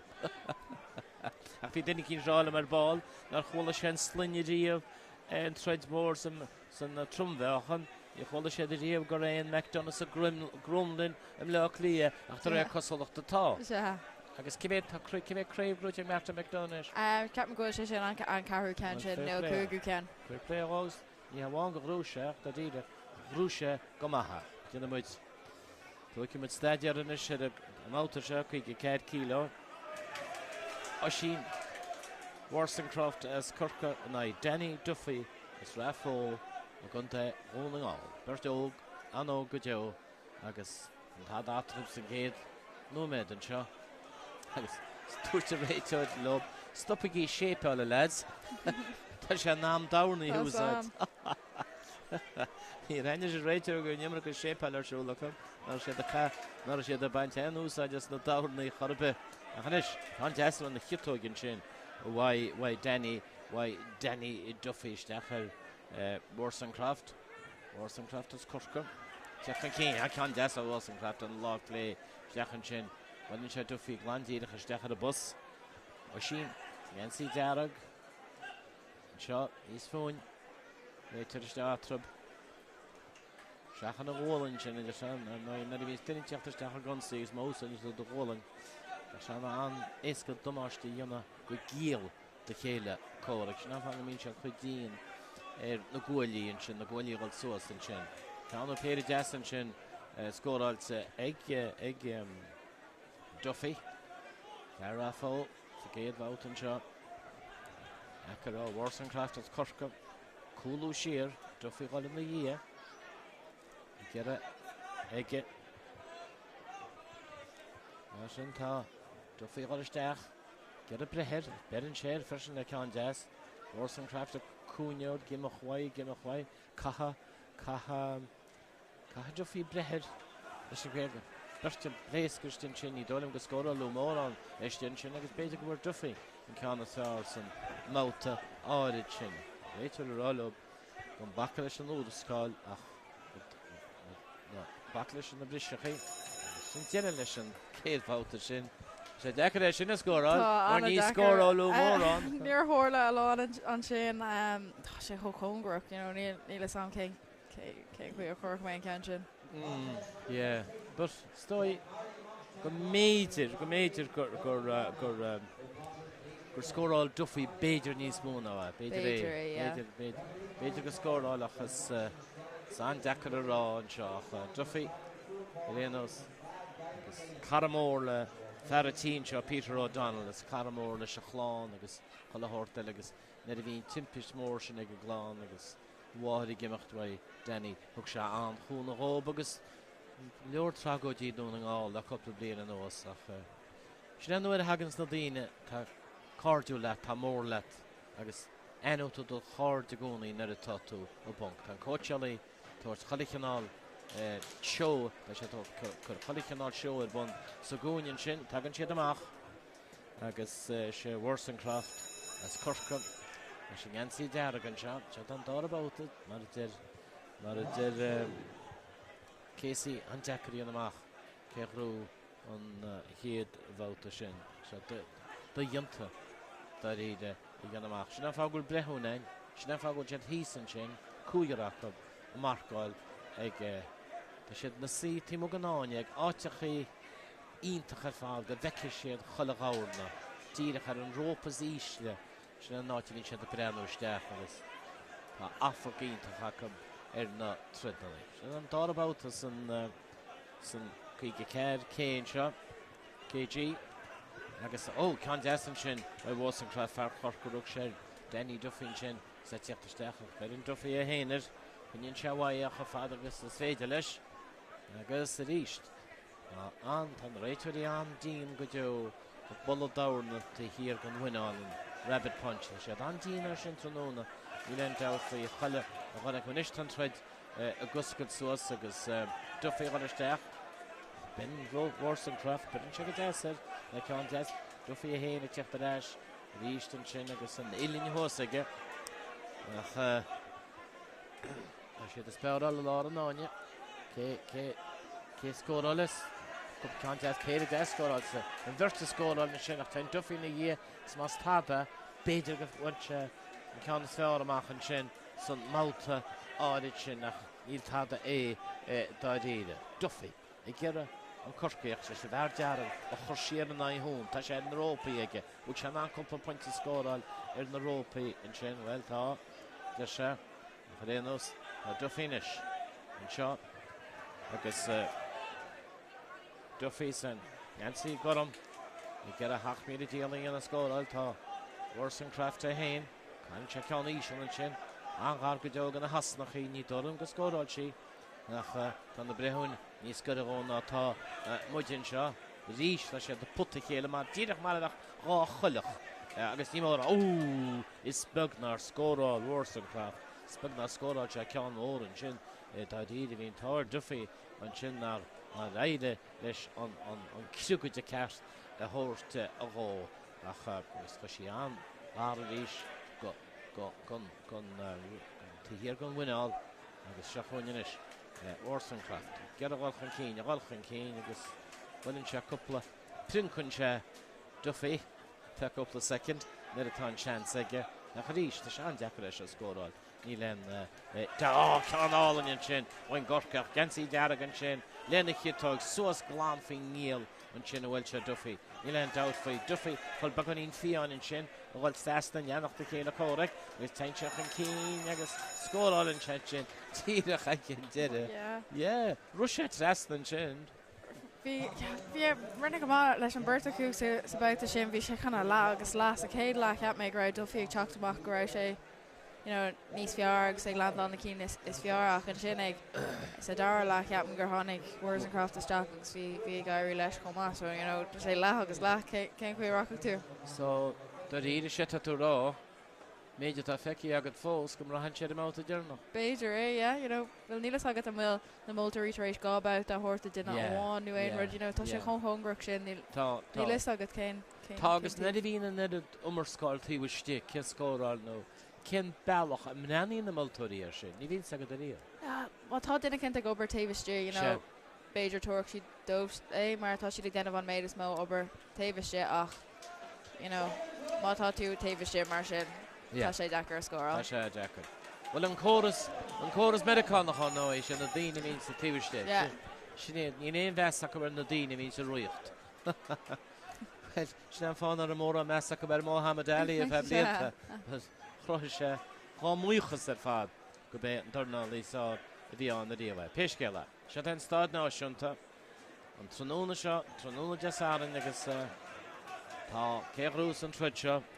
Sin ansaí dearag tá Oisín Orsancraft is corca na Denny Duffy as Raffo Hosan sin i dtír chanar agus ní muidir náí a scarún fé láhada í cénte go bhfuil na brethún de ríist. Duffy. Cáilí an arála se gáil isteach, tá sé geirigh tíochtú go má tá Orsancraft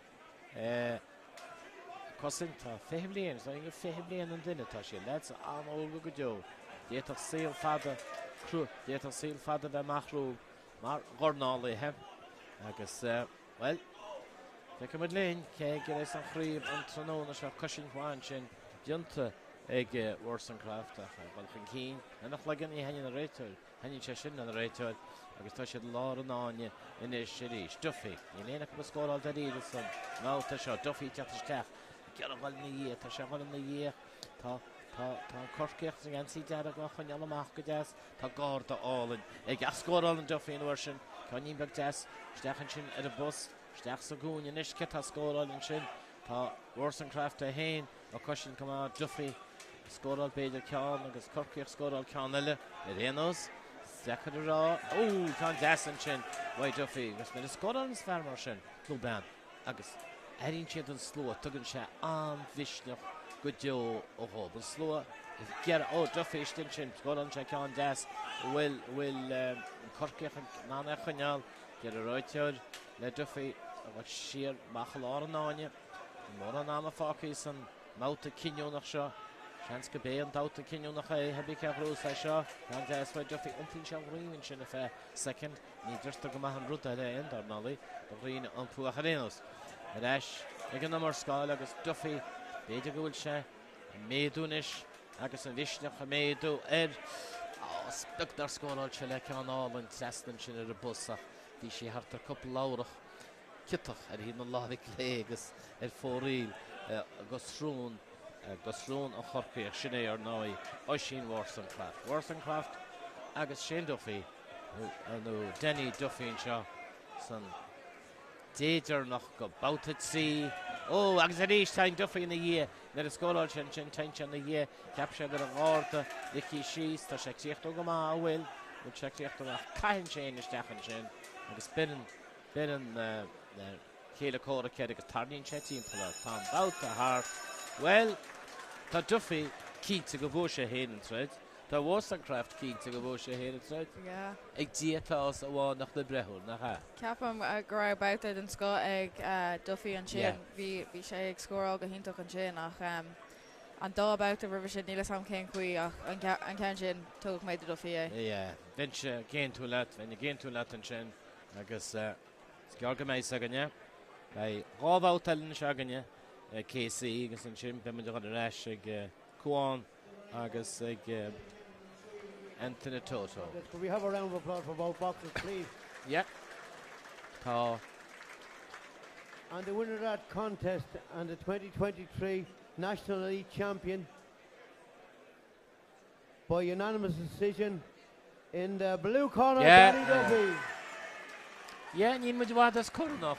Yeah. Níl muid as cor stoige go scoráil se go má an sin go háid am áta dearnach agus féidir in chéad ceann. So, Danny Duffy ríis de fearbacht éis na tribláid ar fád leis a gláán agus duine marú agus nóid col cairlis go donna fós an ospidéal le blian go le sínta chun rud agus bei ceúda. Díann go méid deora áthais leis a bhharsin mar a bhúil siad leis hana spe deora áthais le fearratín seo chara Peter O'Donnell is ra fó freisin ar nóid fear an tí an seo. So, tá muid inis tá ábhá telefáci aganne. Now, we were Gerani's Tushkara. Is the president of the Donegal County Board, Mr. Peter O'Donnell. Well done, Peter. And we might mention that it's Peter's birthday today. Happy birthday, Peter! Hey! You went with Jens Gael at a party, falls can main party, but you lend out for Nish. Tradition is shiny because Dieter Sheshaw. The sore well done, boxers. Oh, Quinta, you know, Bert, feckin' with Jack Marley and sin, tá sé tríd in a cluiche Olympicáis ach Wayne Rafferty and sin, tá sé tríd sa hógáil agus tá sé raisinis bhí sore eyebrow dainta ag a rare. 92 kilo class. Representing Monkstown Boxing Club in the red corner, Jack Marley.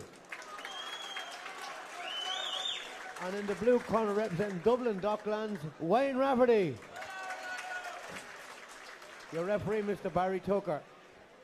Yeah, Bert Flock, Leah Torst, I had a Kaelin Shaw, Leah Kilo, Yakamadan, Ain Yakamach Falls and Shaw, Yakamadan would be a bit on count. Major, back a bit. But a bully Trumakam Shaw, Leah Kilo. Or good in Shane to Serena Goil, Jack Marley call, eh? No, ní chuireann, you know, tá sé anmha agus tá a lántaí ag an meachan chomá, so rinne go má aige. Yeah, Jack Marley mar sin, son Gaurnell Jarrag agus Wayne Rafferty, son Gaurnell Gorum. 92 kilo, bully truma, gun drought tá bully truma ag na lad seo. Well, 92 plus if he Miss Sari Ashvili ball agus Martin McDonough 92 díach atá siad seo. That's more, that's Trump. Will you on agus déach darin kint a bhil a cholla ar fe 10 second. A fecimid arénos a méise cumud léin. Fred Desclan can Descod altin sin ag Jack Marley len a lá lé rug sin go jazz at Wayne Rafferty agus sé itiachtas de charíis ben an séir a Rafferty chuneala héin agus sé héna scór agus jazz an sin a can jazz a ríis te op can complicán a beise tá sé seo go má tá sé de scóra an bhirrte go bach sílam gon an canna troma I hís agus thuas an ghlaigam agus hís an gargan imlacán Jack Marley scored hís agus thuas agus scored Jack Complicán má Ní hilda rán ar tháinig Wayne Rafferty a reis é héin tá Marley stoilún na bulí troma scored sa gotí é seo go ríist Rafferty scored go deas Lochalan Marley cánachab na chaidín leis cána le all it siege Jack Marley Monkstown bhailan na mánach an seo Lochliach Wayne Rafferty Club Docklands Ardmore Dornálaíocht ar nói ar na dugannaí tháinig Dornálaí siars na blianta as na clubannaí sin bhí hís na dugannaí fad Tá Marley Tá Wayne Rafferty na go máin seo mar rána Tá sé denna go héntar go seo Dina an bhhain fad agus is scóráil sa berin sé ríiste Jack Marley agus tíochttasteach fech Jack Marley Mae agwyd Chacali agus chalahorc yn y clyffi Olympic fach sena rawn y cwtiantach da anlod i'r sio agus tá rud a cín le crothú ag Wayne referee. Tá rud a cín le crothú ige anseo agus thosa Marley go má ach tá Wayne referee tar éir chéile beidir tíochtta daithí ar an stíl atá ag an réitear an sin leds go man briste gí suas troid an lán go dtí seo agus Marley sin gáin sin cáin péad a deas an sinna tá an referee ar sé héin ní le nám scórála tú agus an sin briste so Marley teach amach cáin deas ó Marley cáin deas ó referee tá dátar an seo sin géad bháta as tá é thosa Marley go má ach ní len doubt faoach go referee tíoch nó go má farsin agus bhí se go má lárbáide ní le cheist faoi well má cheappa in duine go tred éascaach an seo mar ngá go bhfuil se tháinig na Olympics Jack Marley is mór an dul múnta tá sé chócóngrach an sin tá gaiir go hinntaach le Wayne referee an sin buile anhá atágáil ag Jack go má ach ní le sam cén chuoh scóir mé an cean sin is bhí dair go mála Jack go má ach bhí ceap bhfuil na buí is fear ag teachtó Wayne thosa Jack go má hosí sé go má cínte lárbáide agus a gin deire se hí Wayne ar eis agus antáhacht go deo so an bhirt an na chodó kg an sin agus tá sé réile an dá abáta is dá abáta an seo Bertas blach lia naich go chéile antaíoch go deo an seo winter blach lia hí antaíocht ar fádig Martin McDonough hís an sin ar ball na a rúise an na chodó agus tiile kg ach se an na chodó díadach kg agus an bhirt blach lia an seo ná se ráte ag beidir ach cáil in bhaid cáil in sin ar fad Why Jack Marley rinne sé seo sa géad 5 second gon chéad bháta agus tá sé héisbeag go deas an sin ní chéad cean leile ach tá an referee ar eiste cean deas a héin cean fada ach tá Marley a ríide tá lán dá ríide ag tús an dá bháta seo a se lán dá ríide an na pointí ach tá referee head bar agus a ríis be an referee agus tíochtta seach níl Jack an am socrú agus go leor na dánaí seo a chur le chéad is gáil an se ceann máin sin mar sin é bean sé ríistead ach tá referee a fannacht go darne sin dana agus an sin scríann seach láh chlé a héin mar sin tá Marley adisteach gáil an sin láh clé tá an sé leis sin tardín referee ceann an sin lena chitóid bhí chluigean níra chluigean Marley an mar bhí chluigean gotisteach faoi imleán Wayne referee aige so sinnéad stiríos tíiste ce tá grúchtáil tíiste béidir go bhfuil Jack Marley grúchtáil tíiste sa chu rá cean dean sin díos tá an láithríos na golamach tá sé anáta go deo gé go cean deascóil sin ag Jack Marley chunig mu ar fad an cean sin díadach lán faoi fáil na clúise a bhfuil se agus ní an doubt faoi cean deas eile an sin Wayne péide an sin Bailey tredníá a stoilm san máta seo agus le 5 second 5 second an nuas tá coppla cean má scóráil te ige i ní chéile agus an réid tuirnn se rá le Wayne referee chluigean a chuneáil suas cean eile scóráil te ige well ceanáil an ar fad lena chitóg wacha deo agus tá sé na heasach tá count a hocht bhfuil an heasta sé sin. Níor ceam gur heastigh sé sin thug sé cearcolóir bhúil sé le Marley típa cín níos móna sin so ní sam cad is spríle sin. Duna sé an difriocht ó híomh na trodaide Duna sé difriocht Duna níon doubt ach tá Marley sa máta seo tá sé scóráil níos fearr agus tá sé scóráil buí am chrua go deo ach Tá déana go mála Marley an seo. Tá Beidir gúil se casa bhfuil an tíide castanis go bhábar Marley go háid san máta seo mar tá ceanna má scóráil sa go ríis ach níl Wayne referee níl deirean go fós ach déir an gúil an báta seo cáilte an dára báta agus déir an gúil se chum má ceanna le an péidir scóráil sin ag Jack Marley agus tá ag deire an dára boutan seo an dtíine cheist faoi cearún bouta sin. Yeah, sorbet an sin ag Jack Marley ach tá fós maithas ag teach le Wayne Rafferty an sin ach tá sé síos go dtí an tríú beagta ceapan sin. Dear an go bhfuil agus scóráil se go máin sin ceanna glán a chunig cholagáin in níháin de brethún a chunig chuidir fá na puintí glán scóráil se. Ceap gach duine go méid an bú ag Jack Marley an seo mar tá sé ag dulchuig na cluí Olympacha ach tá Wayne Rafferty tá sé I déine go hintach agus is sór Dornálaí chomá tá drathar le ag chomá agus tá sé ag na European Championships faoi láthair so an burtaún sin Dornálaí den sco so níl siad tá is a gach duine chéhfuil na Burt Rafferty sin.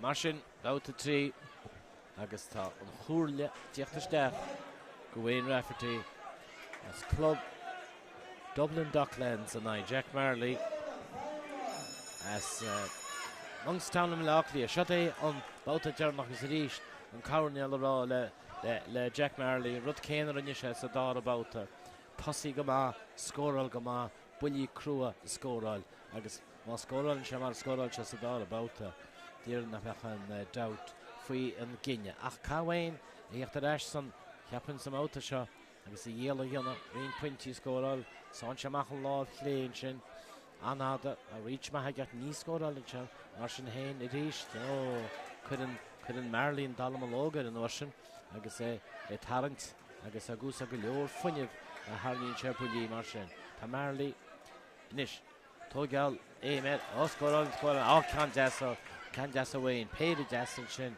why Marley chuireann Wayne isteach sa gúine ní maiile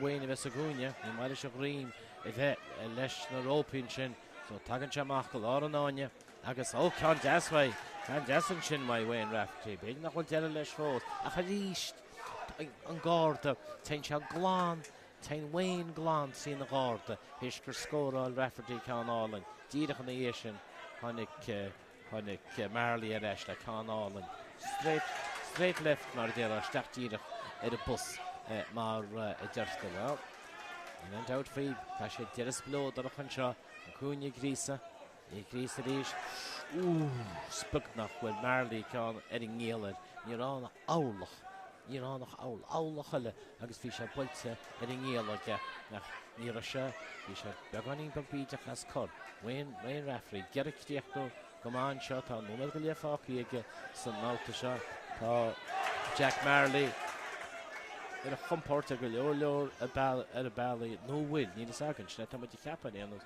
go méidir go bhfuil tá siad I ríist gá an áine agus tá ó bhfuil Wayne Rafferty ag torsú í chéadú cánálainn a ríist tá álainn an sin Wayne Marley scóráil se an cáin go hálainn ar fáil rud a cinnteráil an bhfuil se torsú tain Marley steach an na chuigean I réitir na deanna sin má fear brise géineis tá sé de brise tá sé lá an áine leigim chu síos beganín sin Wayne Rafferty san ansaí gom an Jack Marley san ansaí dearad first lochlí a scóráil na Wayne cáin deasan sin agus well tá sé stói súlin is go méidir berin se go hálainne berin na Jack go hálainn sin agus ní a Rafferty súla sin ní a hard a huascala beige ach tagan Rafferty ar eis 10 second fácií san máta seo brenin sé dro chúne Rafferty ní cosla péidir sícíálan tá sé tríochnú head cían agus muí an doubt faoi is tóidm go biniad na coppla dáir na dearnach béidir gúil me míceach ní dóile mai. Igus an bhí sé anna chungrach an sin ach ceapan gohfuil go méid an bhú an sin ag Jack Marley bhí si bhí critisáin ag na dúirn sin. Bhín sícín sin faoiad a déta sé difriocht mór míid a chuíon nach réta. Cínta. Cínta agus cenne glán a bhíon tub bhuiid amháin ile mar sin. Ceapan muid go an bua ag Jack Marley ach ní bhíon sa a díomh tá feartí tá deanna sáirdeap nach Peter O'Donnell tá sé I bhí sena níl máile ben seo neach mé léidir tá sé daríide ionchar fád chuí bhfuil cholamhain na comhaibh. Once again, your appreciation for both boxers. Well done, lads. The winner of that contest, the National Elite 92 kilo champion for 2024, by unanimous decision, Marley in the red corner. Yeah. It takes two to make a contest. Show your appreciation for Wayne Rafferty. Well done, lads. An excellent contest. Good boys. Well done. Ní bhí mór an as éidir, well, scubbin an Atlanta trachtarach tar tred Carlo Grady blianta fadach. Ní bhí mór ans na meach Ardal O'Brien, president of the ní bhí Dublin County Board, making the presentation. Ní ra cahar sa meach an sin, you know, a hánig straach. Yeah, I blina se. So ní sé sin a lán, you know. Ní le chasínta chuig gur cháil le Jack an Olympics. Se, yeah. Sin écht. Se. Sin écht a díide. Referee John Mongan. Ar sin. Judge 1 Jim Murren, 2 Lucky Gannon, 3 Danny Fitzpatrick. Machara John Mangan as gaile tar O'Reilly, lá and an five, áine Billy an O'Sullivan. seanis. Agus sin an réitú ar a gé tredela. Go to the stage, boxers, for your prizes.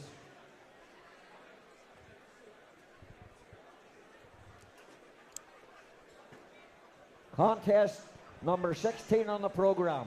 Female final at 57 kilos. Between, in the red corner, representing St. Catherine's Dublin, Kelly McLaughlin. Across the ring in the blue corner, representing the Holy Family Golden Gloves, Belfast, Michaela Welch. Yeah. McLaughlin in the red, Welch in the blue. Your referee, John Mongan. Enna bhágad ar Showell, Kelly. Tá Anna go mar ar an berta cú. Kelly dúirt me sé. Kelly a trid an sin. Tá. Agus frid an berta cú hana hain chomá.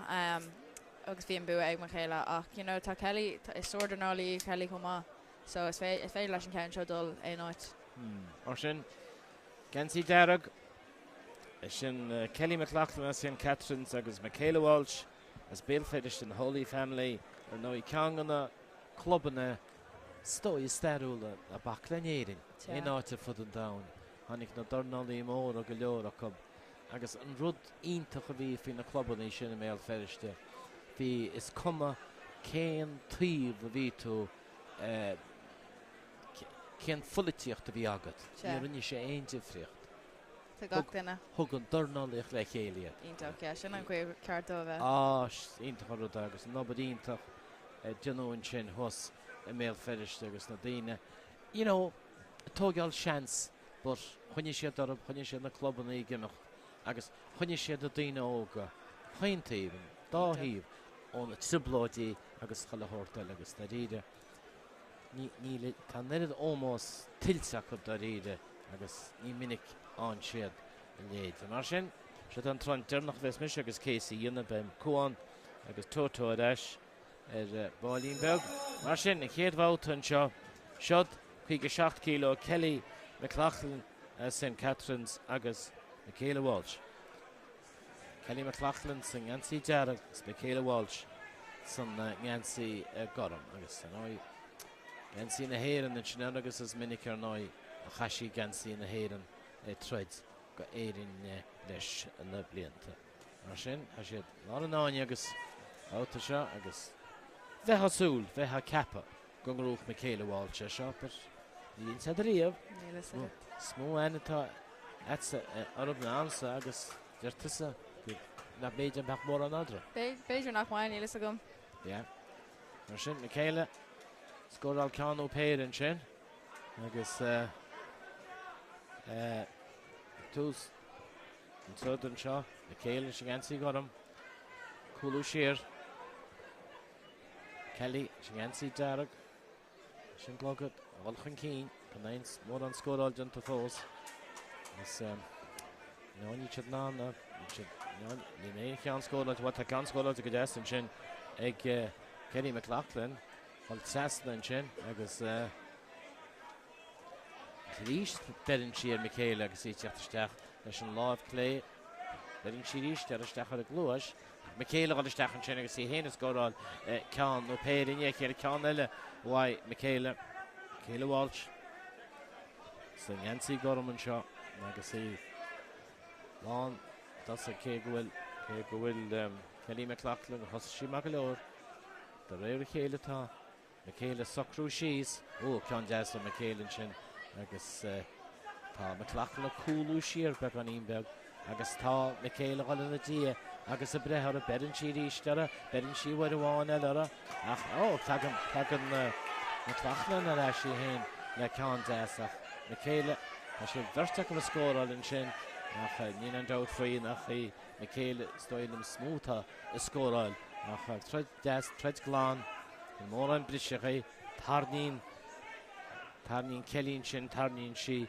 cean mór mílteach ach ní éirín léach tá na céile a feide tógan a misúr scór an na buintí más féidir lé na dána síos le na taobh tá na ghlachtan isteach na sí gearra na hon sé berin si go deasa na céile áisteach an sin scór an na céile ríist se lábhías na céile á leannach timp na náine fannach i seans ní réon seans an sin agus scólan sin is péidir scólan na céile bháil péidir ní chéile agus me chlachlinn siachtarsteach scólan sin ceann na péidir an sin go hálan ar fad písa alínta damsa agus í cúlú siar ag deide an chéad bhát agus ní far lucht ar Kelly me chlachlinn Brennin se go bí Michaela an talíntóir in seo. Yeah, ceapan go Michaela ag teach amach arcín an seo tá siad a denna go híntaach Dornálaíocht wahí. Yeah. Dí a go bhú sin báta sin. Deirhan go mé an bu aige. Ach scóráil Kelly cúpla cín an bhá ar Michaela chomá, so you know. Yeah. Si Michaela chunig me an ceapan sin. Alínta in sin na chas. Yeah, leis an cosa chomá. Oh, Ní si benta. Bidóna mar sin na de Harlín. Rudí mar sin tá si sa gúine is Michaela agus í fáil cóirle ar nóí tá Kelly McLaughlin í hain a fáil cóirle sin se an dá báta John Mangan as cairhór na gaiileh fear atá pléile Dornálaíocht a gaiir na gaiileh a bhainte ribh le 8 bliain. Siad a chuine an Dornálaíocht ar fehád bhí daoine eileach se déad é. Agus fearra le bhí go mór a gceist ar nói na chicken gillen agus bhí fearínta a bhí an agus níos go atála níos tá bhfuil i bríiste titim go Kelly McLaughlin. Caithí tú a bheith caithí banda a bheith agat so chuna gúil siad an ann feiscint cad bhfuil low blow nó faoin so ní léon difriúcht i dathúil an sin so caithí siad é a chuir síl. Rút má. Rút an bhhair fá. Nícinn tú mór an gona tirtúil no blows. Nícinn tú mór an acabach má hagan ceann. Caithí tú a bheith an ann. I'm sure I'm saying Dír me rud bháin, ní bhir sa bheith an grín, mar tá banda chu cuil. Chotáine, tá. Agus an banda... Agus tá sé sús chomá. Agus an banda tar Michaela, just a se mór míteach nach chuil. Thuisceile. Ní ré an bhuille ísisiil an seo. Tásúil agad Michaela go hálann cúpla ceann má deasan sin scóráilte ag Michaela a si i tíochtarsteach sa troid i tíochtar leis go hálann ní dóilm bhfuil éon bhrú chorbe Michaela sin nach meanann sem thúlas ar éanos go gapan sí scóráil sin sin a ríis go híisiil tá Kelly McLaughlin gearra tíochtarsteach agus gearra an nunsaíocht tá Michaela anna go liccidó tá sí bhádróid licte na bhecinn sin bhán tíochtarsteach ten si hís faoi agus scóráil si hain ceann well scóráil McLaughlin ceann má an sin túra sé sin misteachteach tag an Michaela leis a ríist chuann si McLaughlin tríala síochar sos an 9 Europa i hála an tíomh a ríist tá damsa sin arsúil a chuní sé arsúil a seo be daine asúil go me sé ghlachapáirte steps an eireachtas an bhíon se hagan tá Michaela bháil si deanna neidir stepanín seo cool slesan agus chola hortile beidir go damsa beidir go bhfuil rince gailach cean álan bhain sin bhaid céile rug si go hálainn sin en McLaughlin agus í tíochtarsteach agus médín sé sin ar nói mis nach ríis bedan si ar a péidir síí cheiricíd in chéile tá McLaughlin sa gúine aice McLaughlin sa gúine aice bhfuil siad subláid aice mar tá sí scóráil gomáis agus tá na dánaí sin tíochtarsteach go trúh agus go sé ní bháin go bhfuil siad crua ní bháin go siad a scóráil pointí ach tá siad tá na dánaí sin bhfuil céile ag torsú ag Kelly McLaughlin san dára báta seo. Kelly ar 6 míle díach tá céile just tróháid a ríis chuann sí siarí agus a ríis bedan siar le lena láh clé cean sasnan sin mai McLaughlin ní éidín le tá Michaela just róá róiglik róhá mar Dornálaí ní déire sí ar a ríis benin siar agus sí teachtasteach an is tá sí tá tismantas óin seo san stád náisiúnta berin sí ríisteara tá Kelly bochta sin sin agus sí cedíonna sí leis an álaíon tóir seo tá sé deachil sin deire beagnach le bouta dó agus ní an doubt faoi is tá sí ó bhéid a hain san treid chun cín Cad a clog. Tá sé bhaidí smúna 10 second. 10 second dearnach sin mí se anna. Yeah. Bouta eile má an sin ag Michaela cínta tá sí just ró topí nach tá lús lás racheici tá sí stoach samach leis an jab nó a héindó agus tá sí sucker stin sin tá sí tar golóir ach tá denna go mála Kelly McLaughlin comá. Right. Tá sí denna díhal but mar a bhí muid rá faoi Kelly Harrington is Alan Todd is Alan Todd í seo. Feici muid bhaid sí an léchán neirecha na is faoi step. Stepnaí álan sleascéim agus chalahórta go manse tá chalahórta. Tá sí ar mór na rí blianta nach chuil tá taithí móraice. Ó ja, cínta Michaela. Seo é an haon déagú cean a bhfuil Sfíorhaid tá sé grúte Kelly agus an sin. Michaela chomá, yeah. So bertháin chun cíine bertear an á. Go hálan ar fád. Well mar a dárló rud a cín eisteach. Tá rud a cínte rálam. Nach bhfuil sé a bhfuil a tarló. Ní dáin bhfuil se a tarló agus tá an treid seo glán faoi smach. Ag go man leis an ansaí gom sinní Michaela Walsh. As a Holy Family Boxing Club was in sin male fetish. Ríist sé cínte Kelly McLaughlin ein dáin na landán ola a chorbe. So dárabout agus ríist sé tírabout ní dónam go go mór an áhfuil tá an winní na gáardú Michaela. Tá sé cean leis an lád deas. Berin siad híndó steach díireach ar a bus an sin bhaid Michaela leanan si Kelly testa náine ní freigra be Kelly tríaran si chalathóir péirin ní chéile go hálan na ríis bhaid Michaela bhfuil tá siad an na scris an seo tá siad an na scris an seo beidir nach chríochtach an treid seo beidir nach de an treid seo tríomhát bhúil si gar a deireach an leis tá sí scóra is din sin leis agus ní léon reagra tíocht ar eis ní mór an fred breanón réiteid breanó sé go crín Kelly McLaughlin breanaín seara steach na súlis na náte ecistú bhfuil an láglisneach a teach agus bhfuil mór an fácís na cosa tá a cinnta ránam nach bhfuil mór an fácís na cosa Michaela bhilisteach Michaela Walsh sin seo an taobh críomh déag chuige chlog tróna bhí perst níarach perst bhí deagríomh ile éan buirteach Sean O'Sullivan ar nói agus cinna dígan a chanis tá Kelly Harrington agus Michaela Walsh a bhil chun cín le bhiceo an bhirtear sin léide go ihe go Dornálaíocht an seo san stáid náisiúnta an tróna cé fiteach a cuppa blianachan tá síla garó tá an réiteid an sin agus ce sé dhéanais sé cúide standing count go Michaela? No, ní ha. Well, bhfuil cuasa go dtí thó. Ó seach go Kelly mu isce. Bheas go sós na dahanana. No. Ní an bhd sim ag Michaela an treidir chríoch nó nach bhfuil.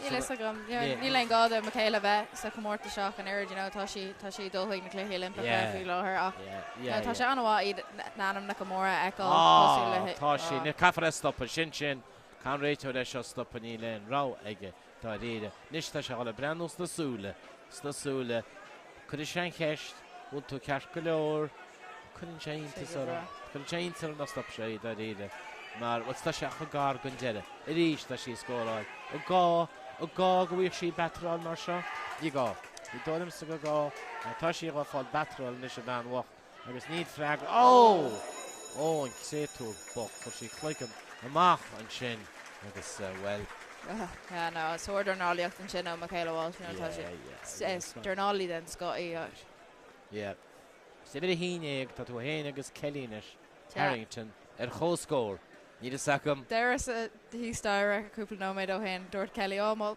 tá céile gurí dul le haid ceanháin eile an blionn thugan Rocky méile haid cean eile. Dúir si so ba siad in chéile. Ionntachar fád, so sinné le cumine le dat faoí tá an cebó a seo, be brisin sin agus an sin an chúgháta dearnach bei Toto a leis ninja le cuáin. So again, your appreciation for both boxers. Well done, Gary.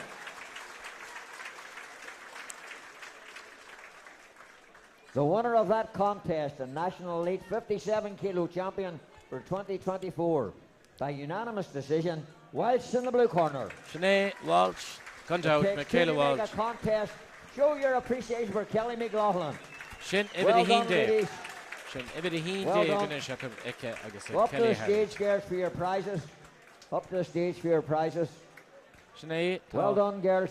Chúgháta fácaí an seo fós san Stad Náisiúnta agus Michaela Walsh an lád an áineach álann sin na pictúí aice sibse na pápéir fád amárach agus well camera gur uscail me na pápéir náisiúnta nniu agus smór an náide ní ra éon feibléoch fáteach na tretaní seo éon fápéir náisiúnta nniu. She's fi wood on the lads. Na bhíocht do troideal near fads ceví troid. Cínta agus rud intaché mar tá tú hon dóigh na cluiche Olympica in Seo in sport ó bhrún. In sport is mó bhún muid a buin ag de cluiche Olympic.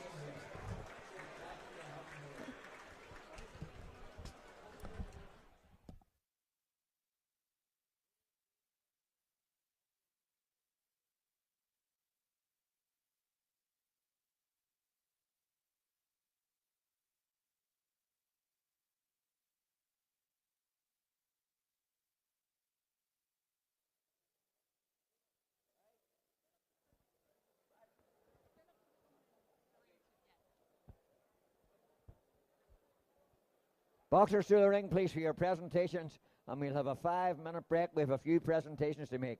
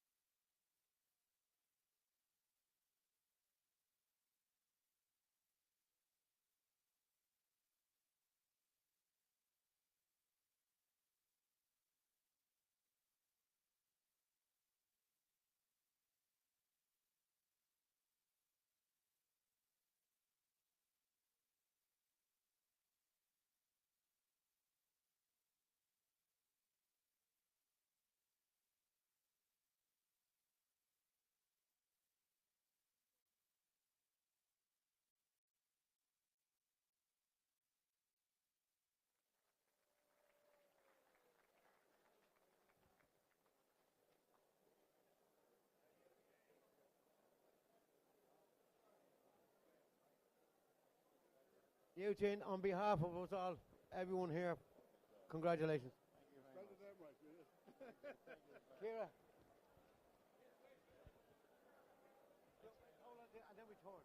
I really didn't expect that, lad. Thanks very much.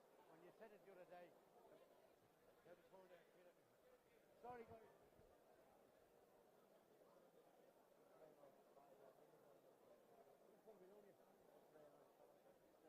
Take a lot of you, kid.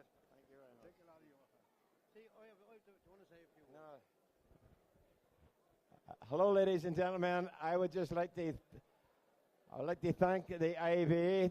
Thank you very much to Mr. Jerry O'Mahony and also to Mr. Philip Rooney.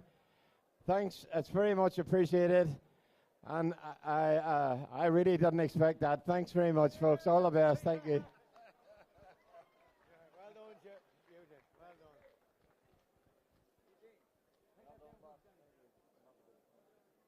Thank you. Jerry has the microphone. Give that back to that young man. All right, Jerry.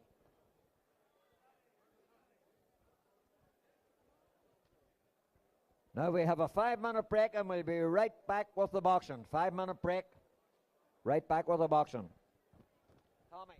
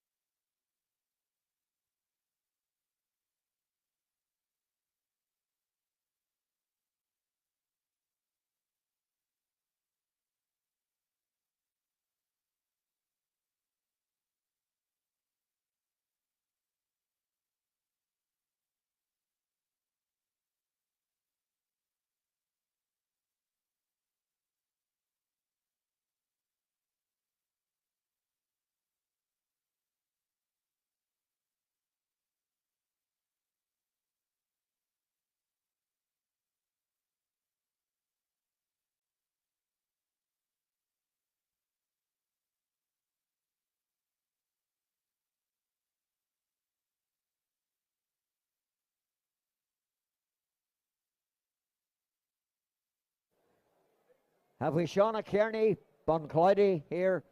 Shauna Kearney, Bunclody. We have her here. Would you come forward, please? Shauna Kearney from Bunclody.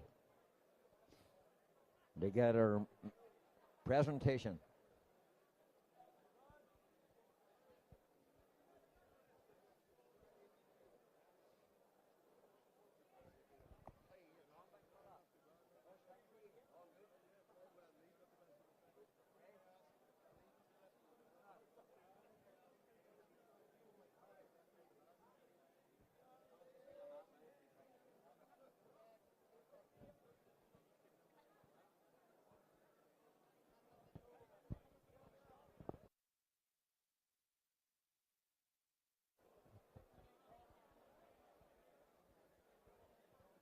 Shauna Kearney's in the ring now.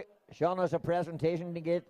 Shauna is the National Elite Female Champion at 70 kilos for 2024. And to make the presentation, we have none other than Anna Moore. We have Anna to the ring with the presentation. Well done, Shauna. Well done.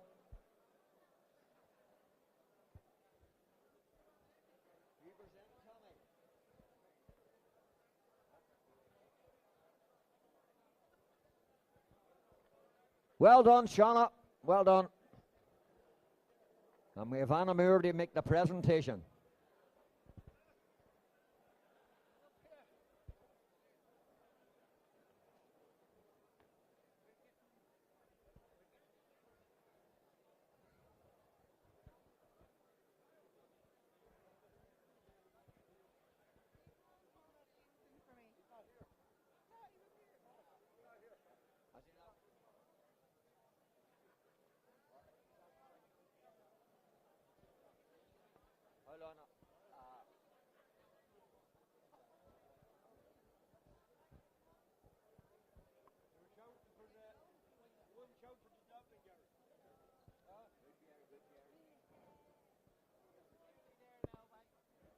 Philip Rooney, please. Come here, Philip Rooney, please.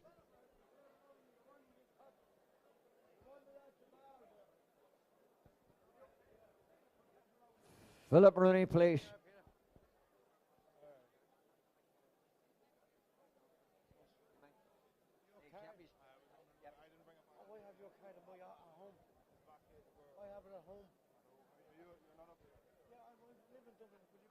You live in Dublin too, don't you? Yeah. Monday or Wednesday, you come down to Legal, bring it with me in my case. Is that okay? Do you have a number? Yeah. Oh, wait, no, sorry. You all right now, Danny? Yeah, just not too bad.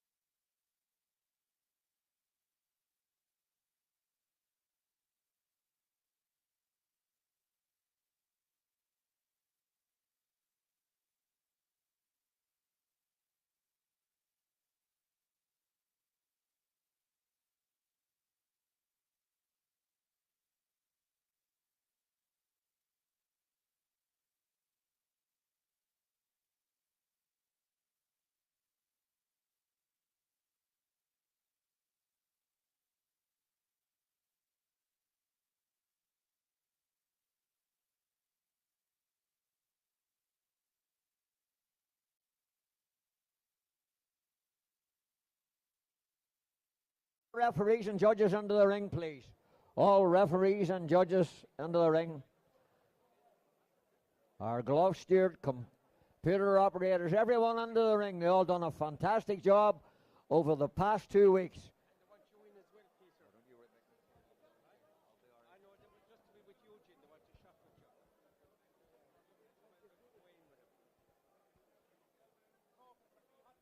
We won't take it without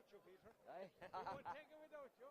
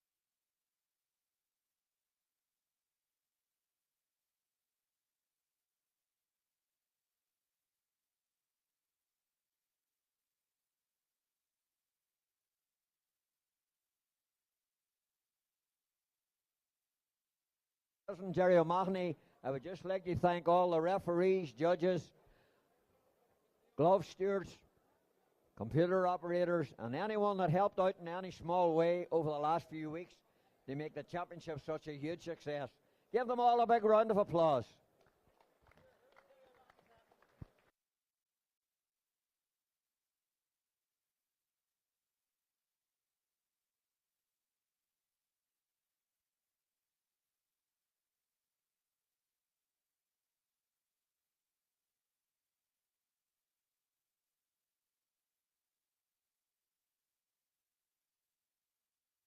Please, give me a Philip Rooney, please.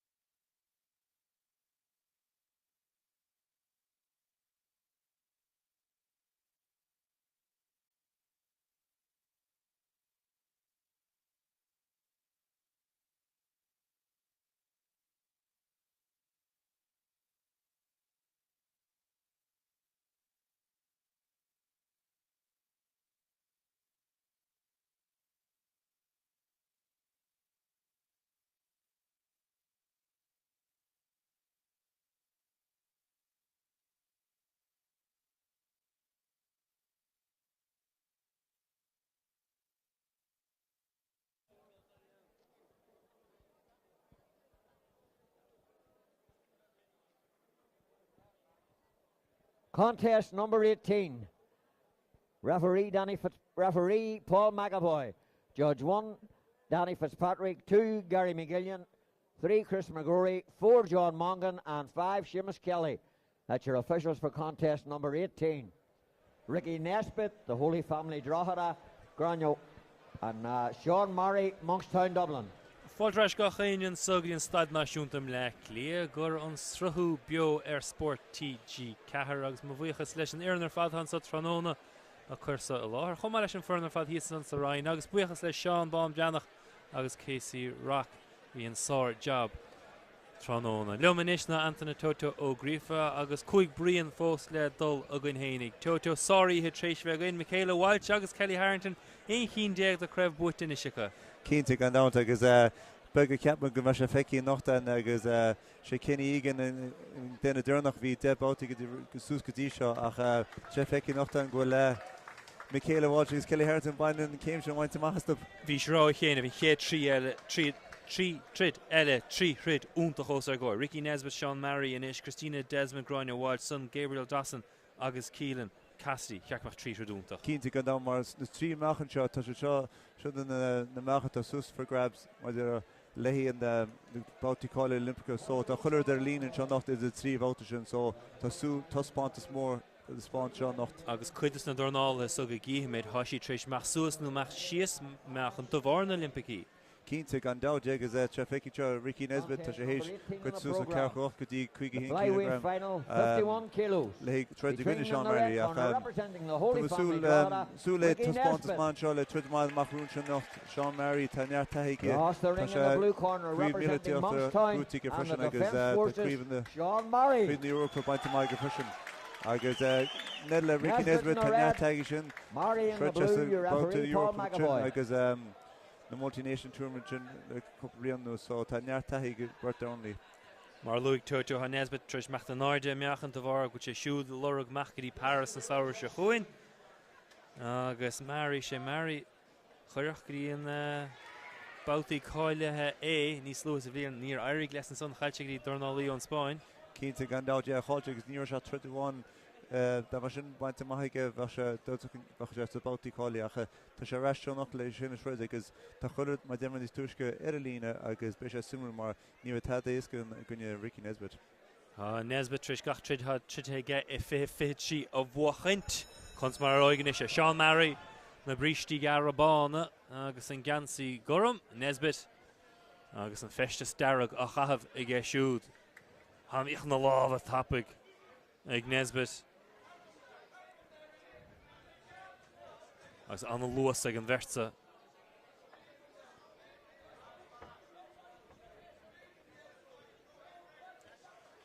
de le héad Nesbitt toto go treéis mecht an náirde meachan Cadin túchláán a smó bhainn lei sin Keity, well, tá machchan le spór le gnis agus tá neartta ámige le bháte sús ach go le Sean Murray tá sír mar sin tá beidir nach leanna funnivis bheit Ricky ach mar recus fiúthe tá túsmá chun seo le Ricky ach tre lu má fós a tá Sean sin éis ceanna péidir bhaint amach agus tá dátar fiúthe. Chuig 1 kilo an meachan áid his cos céim a beaga úsáid ag Murray agus Hóbarnar ordiacha.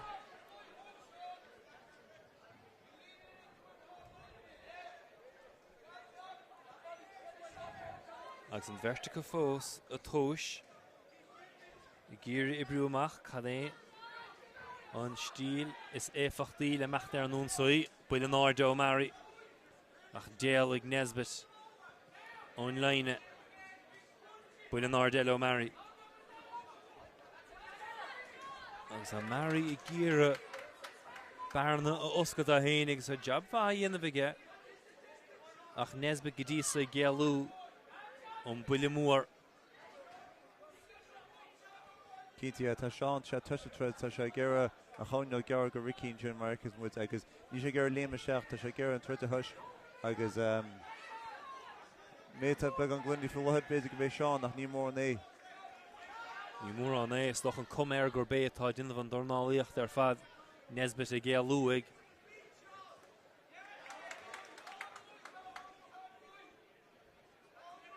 Keity tá Ricky sin tá sé gur tuis an chorpa agus tá ceann má fáilte dúine a thug má fáilte dúine ach te an Sean sin arís agus den ní staidirach ní se tuis a tá Ricky sin arás sin le thuca sin agus chuús bhfuiln se géal a bhaid ís. Tá sé a bugad ó Murray ach a Murray dín go bháilte go má tuairt fé Nesbitt dá láh an áirde ag Murray cosint a hénig buil an áirde eile siú buil an áirde carú buil an áirde agus is léir go greidan Murray go bin é an doran is éfachtaí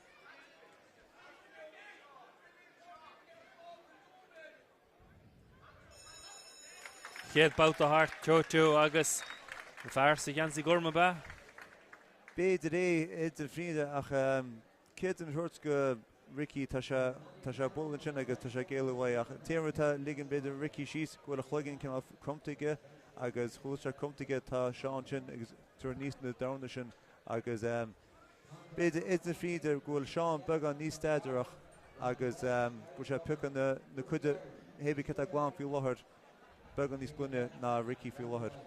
Sean gan áras an club Canada Jack Marley go bhacha mar níos lutha agus bhí anna freidir san idir Marley agus stoch noch mar can go meachtaí na cluí Olympacha.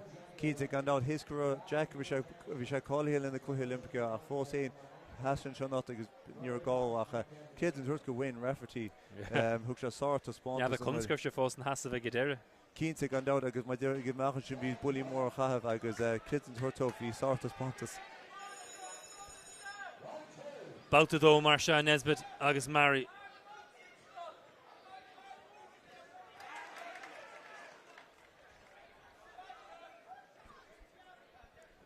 Agus Nesbitt níos mó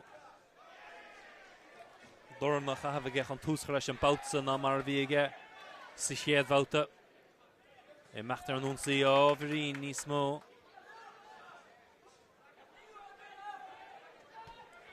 Ní as ar fad ó Nesbitt. Buil an áirde ó Murray agus cínte ha Murray an úsáid san go díal ar fad. Nesbitt.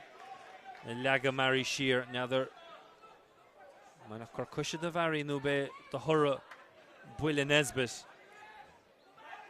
Builla Nord a Roy Stella O'Mary.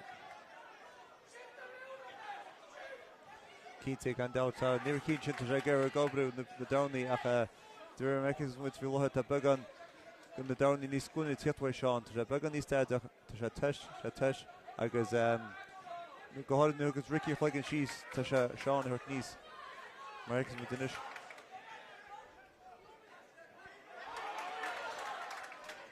That Sean chin to Jack Crochanis Ricky Jin flag one is going to he's got Ricky to the rash after the bull in the Khudil in the key. I guess American with Tashanish Tashanatu bug on Joe bit the Drer Hela Forta Ricky. She trecha Ricky off a hiacha han count crummage on the goal in a casa as some bullet and nord the son on Musaidig Mary. And Dinavana Rocher fad the Nesbit. Keen to Americans with touch bug on these Krinya because I don't lay toss and look at Banish Aguilar fun of go under freshen.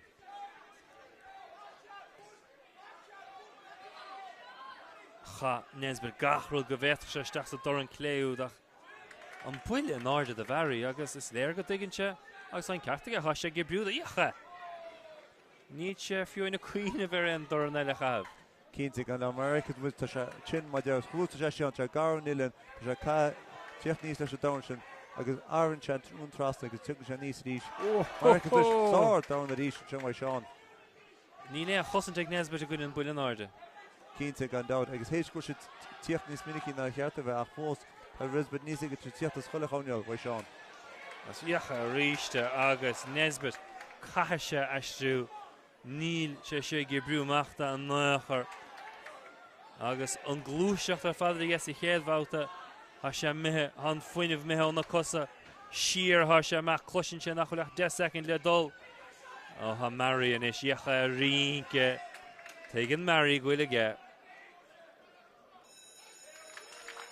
No job at Sean Murray. Keating and out on Tusi down the boat and chin and to the good on Yark and Yart I guess Mar Honig Windish to Revi and Bouchin Galerai we Sean Goosed Ruthveen Ricky we Hogan Sheesige I guess Fekel Main near more on the Fekel cast in the Downey Tipper Sean because who will be Sean Technies Linda uppercut chin we should Gar Nilan I guess we should make we should Technies Sidish I guess Holican we should go Bola Cochrane Tira Mochi Gio.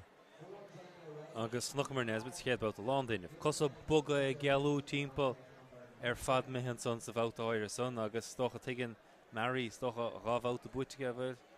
Keating and out will down about to Meta Fekin Munition Philherach testing Ricky Nishmach Agera Tiachtanir Kepping Kasha Hitmasa Tiu about because Gahra Funya Hebik at Fantan Usa Narida.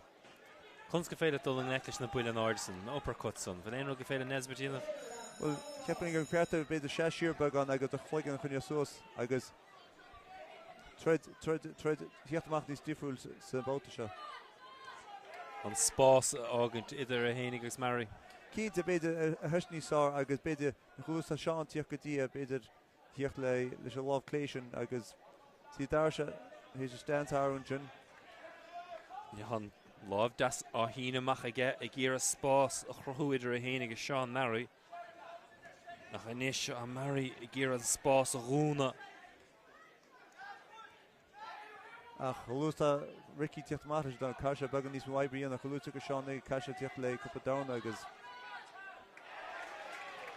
Agus Hafara fair play da Mary taking Shegul Shashinigi Bruda as a Lanun Lesh. Keating and out against the effect to the broad competition structure. Tasha Lan Ricky Agnisha Ria Tashahan Tasha Tesh I guess Tasha Tiaknis Lash Love Yesh in the Goonigas. Holican who can eat Tasha Bergin Kwan at Ricky Nesbit. Sean Murray in the Breach Dibon and Gansi Gorham Nesbit Safara Starrog Agus ha Mary a Diru and the Clee Limpacha Besha Machamalan Derhin a Gorin Head Bouti Kyle Hele Imi Marta Vi Mior Les Nikin Derrig Mar Lua Marchalchig and Melina na Spine Agus Asha Trid go maith nation sós ar goir amach.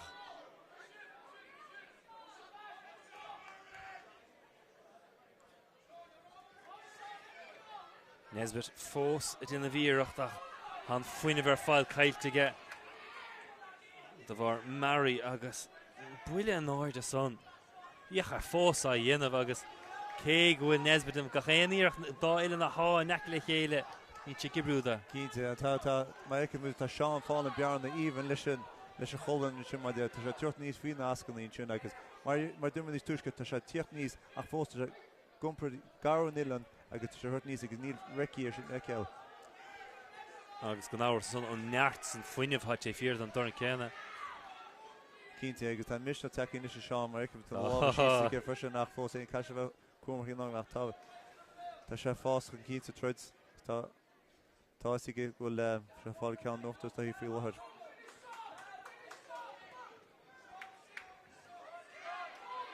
Nesbit déanamh íirecht buile marfach a leaga ar Seán Mary madachasa míúilte há testáilhuiig. Na chóir an caiteag Mary agsúil ón buile an áir de ha feice go dtí againn. Cínte gan dáit mai deidir rúise gláán mai a right hand sin over the top agus bhainte sin na motha lugas Ricky ach céad an tuairt go Ricky go sáirtas Pontus agus mun sé 7 míle íhil ach I mthór méim cheiciil an méid a feici nachta an go bid mé Seán. Anhaspáns ó Seán Mary na chain slí greibh planige beléirgrah sé go brúda gur anse leis an plansan agus bhíon cumir greibh se I gceannas ó hús go deirig. Cínte gan dáit I chéabáta bhí de fós a tuiscéile ach de deir chéabáta darna báta tíbáta bhí sé neartú ar na bátaí go le ra agus mai déimar tan taithí sin ag Seán bhí sé ag níor se troid amháin as na bátaí cáile ribh sin ach leún dé bit selige amach na mí máta. Once again, your appreciation for both boxers. Well done, boys. The winner of that contest, the National Elite Flyweight Champion for 2024, on a unanimous decision, Mary in the blue corner. Show your appreciation for Ricky. You end up fishing to us reached. Anhaspáns. Cínte sáirtas Pontus agus mar chodig sin maidir agus rud a henil an fi Seán na riide chuí ni se gaibetí sé hí Ricky sin ach chuí se gar nilin agus níorsigh Ricky ag deire car an na daní tíocht agus kitturbhí se go nearcanart. Tríú ceann ha buite ag Seán Mary an tarnabáta go buite ar Ricky Nesbit a cluthe nó a trid canis de bhuaigh sé I fi cho ma céna agus díorcha a tastáil na blion mórdas na Dornálas ar fad nach agus is brú breise. Cínte gan dáit agus tása an na spruchtá amach rúb na riide agus ní se chimpla le cáneal éis nólagannis hééis se naríomh se nach béise go le reisttaí tug sé brise é couple lá na mar sin nach béise go sútín haipámas agus de fol tú neartolbhún sin léon na bátaí cáilethe. Boxers to the ring, please. Ar go leor chéad tridéile Toto trígúil masúil go mór le Christina Desmond agus Gráinehailte agus anna spéisiúil. Cé go bhí Desmond a bhuaigh an bhíonn se caiite Gráinehailte chuireach tríd agus a rí seohenrad a thuigh súil lá na huiirtá an na coaches baintach le céan Dornáltha a chuir tríd go dtí na Baltaí cáilthe na bhí na Euros hí na Worlds agus mí ábéid le Desmond nar bí sin a chuireach tríd na bhailte mar leis scéal ach Desmond tríd tiite me meachchan mar tá sníomh sin me na cléile. Cínte mar bhí trú mar a thunig nóir sí Desmond Rúsí 7 kg nóir ach bhí ar thiocht níos agus sinna chéag le cúpla bliain mai go le Christina teacha níos go dtí 66 ach mar chunig bud an nóir bhí sáirtas Pontus sinna Gráine bhfuil si bheith críomhann dán Amy Broadhouse mar deag níor súla rud a beirgúisisin ach so bheith tred mór treo spéisiú marúnas agus beis summa ceithna áise. Se bhuaigh sí ar Broadhurst ach sí Broadhurst a chuig go dtí na Europeans agus sí Broadhurst a bhuaigh ag na Europeans chumá agus anna spéisiúir. Har spéisiú le fad agus ní tú rochún pór a cheis sin slí bhfuil ar a gránú chud na Dornála braham Toto. Cínte tá sé eisteach na riide ach intre se seo go leor nachtas na riide hís trute. Desmond sa feras dearach há lunthe nún garbhán ó cíl na martra agus in na gcuine Gráinehailte sa feiste scorum. Réitóir lorg barn ó hana féin.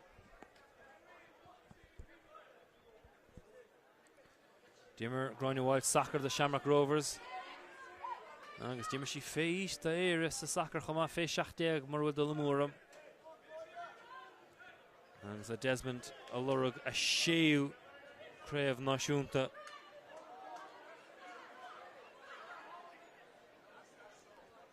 Agus an scéal céan a danachid na Dornálaíocht an deir seachna sa iad ar fadar tóir meachrí na clí limpacha. Mecht an áir de meachan a meach sias meachan. Agus mar halúite ag Toto, bín sé deacrúint a meach sosas meach sias. Mar man tú meach sias beidir go gailfa smut an cuacht sa bhreis san greibh agat ag an meachan níos irde. Walsh sa gurm, dinmh go ma críomhrach buite Brian Moore.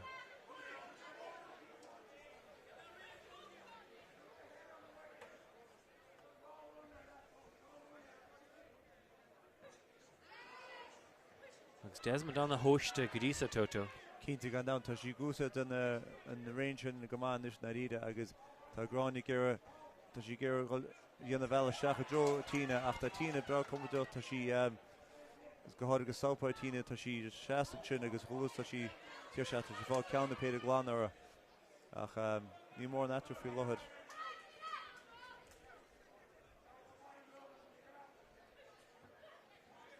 Agus mar Luig Toto, Desmond a gúsáid an sína sa bhreis an na haicé an irde agus dobar sean son fé hóide.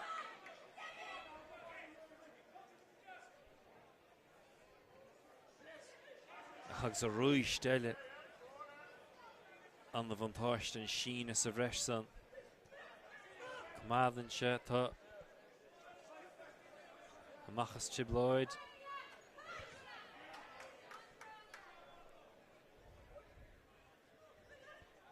Cínti tá sá trud a trofií lohan na réad agus tá tíine ní bhá sin a fan go ducha gráinne seach go dtíí na réad tá sin go má fámatá sí mar tá gráinne seach go dtí tíine agus mar go sin níos airde agus tá sí gúsa an jab sin íach ach héis méid an rá tá gráinne tá sí géalú go ná ceanna. Agus an sína sa bhreis an haig Desmond ha. A sé sé sé brú go ddíar fad is an nóma deirg agus snochaís mar luú Toto Groinewald si gíra an seans ceart aimimsú chun mecht ar nún sí mar gur bhaglathe.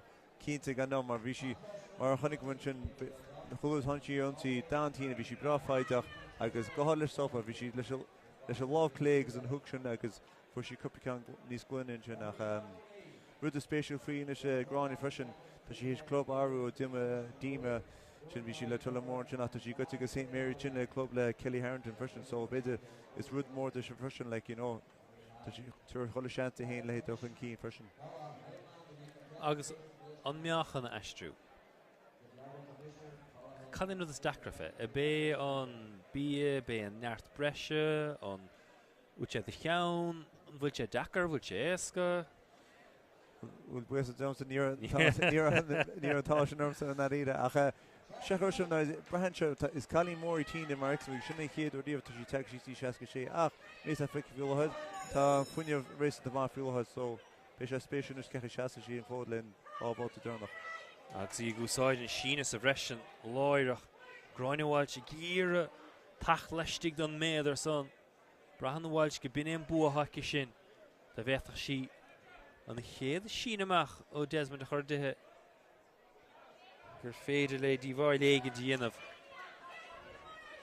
Cínta tá mex le gráin sin gur caiineart féins go dtí committal le tíine leis sin leis an dáin sin agus gur an gíimáil an sin nach spéisiú go má fiúlahead.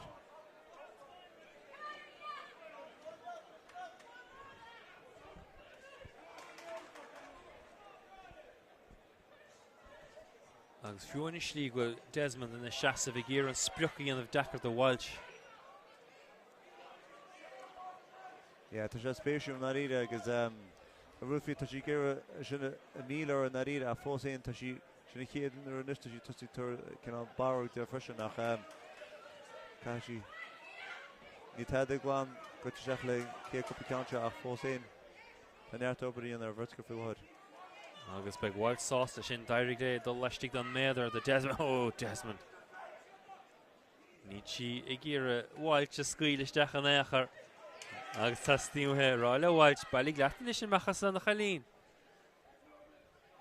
Cínta go an choú tu go gráin seach si can le bogus go gáin a fós é tegantíine ráis le cean na péidir go gláin céanna agus sá tospátas bhfuil berta go fi lohead na ríide.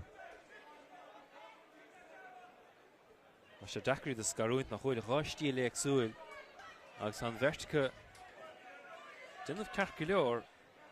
Cínta agus mai deime brehantre go an na moltúí go beannar a freisin wusad agus mar tá tíine sí seasta fód a fós choú tu go gráin isteach tá sí céalú watha agus tá sí gar an ilan agus mai deir stíl difriú léagsúla duine se trid. Má se an na hóiste an bheirt. An na bheirt go lorg na báin í asá Desmond hen dóbhra sa rúisteile ceann eile. Agus an son a sí trecha? Nis. Cínta mar rechan chuig bud sin bhí tháinig tíine seafriú péin sin a fós tháinig gráin ráisigus le péad eile sin agus ní tad a spór choús go fa cean glánar ceanna le tu cean eile ní an sin níos.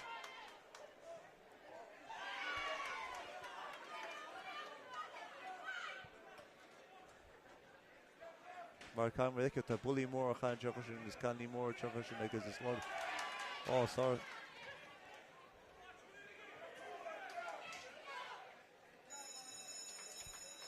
Tarn about the hart mar se agus a sé sort dachar an trid lever slí a bhain ach cheapin an bouts an beidir the Desmond.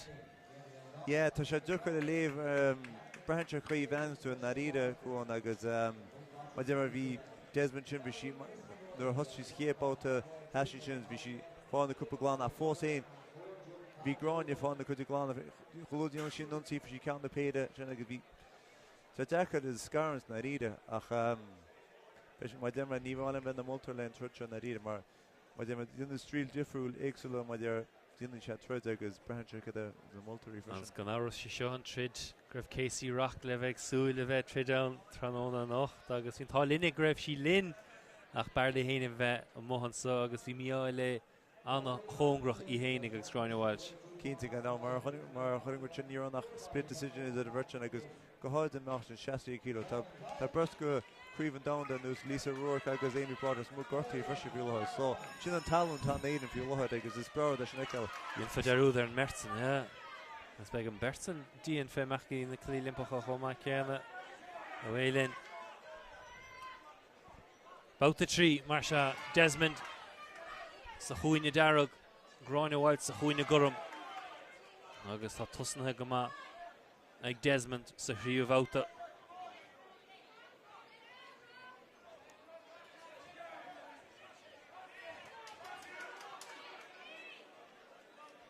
An taí á léirúigh Desmond éon or bhfuil lehan sa Gráinne Wild.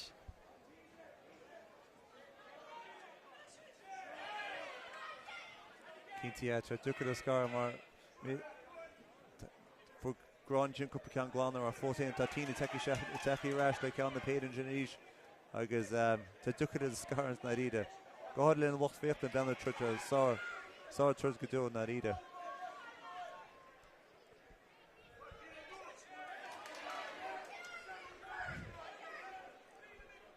Agus Desmond duine cínta go an méad san atra gánaí ní an lábh má go fáil icha sin ní gáda na cosú núsáid fiúin chun dul gágur an sína ce. Cínta gan dáach chuús chaisi sin freisin tá gráinne héin tá sí gar chuigann sin agus tá sí tíochtta ráis le counter freisin nach tíine sin éis cin pédáil an sin nach sin cató White Venice Congree the Desmond agus mai demar tu síos go dtí HBK scuine na ríide ag deir a léon na ríide dín trúte mar agus ní mór an atrúm na ríide agus gráinne sin éis pédáil an sin ara. Doran das clé fé ró caite ag bháil si dro Desmond. Gráinne Wild taking si Nach ol Queen am a fácice. Doran Clay. Doran das na bhar Father Walsh. Willie Rohin dintace. Desmond Ugusaid an dáláibh agus an spiúch aimse ige fé ró fé rí agus an nach réid idir an bhersa. Cínti, tuéis na trúdi nuta go tríd an chiaad bud an trúd is gura chuirí bhfuil le fád an thar an níche nocht agus gan tada scarans barcáilní seo na ríide. Starta sponsorí se gráine. Has to be the teen bug on brew chuidir gráine ach. 10 second ledal. Ní so gráine bháil sí ceach nó láidir buile náidir chum haice Desmond Iggs. Léint in the Joe, Credin Walsh will go in Dintaca, Nether and Bashed, ach bin Criach le Darab, Anna Chivland. Cínte gan dáda go mai demar níor tadla mar chunig mar sin nach de cún níor tada Spórt ach beidir deag sin níos le 30 second during the chin na ríide tháinig le Walsh ach céad an thuircatíine thug sí ó túsca deirean is thug sí sartas bantas agus hasí fód na ríide ach idir go sé ní bhhailna bheith moltach de trut na ríide. Níl Gráine Walsh tóir a cathrú craibh náisiúnta Desmond tóir is séú craibh náisiúnta go náras meachan agsúla an sa ach Anna Chivland mar deirtú ag an meachan sa sár Dornálaithe. Agus an rud is éagsúla faoi tá ceann sáfátí tí Desmond Gráine Walsh fríghol so tá Gráine fós fanlainn cé count sin le anna so ba sé spéisiú cé dí na moltarí.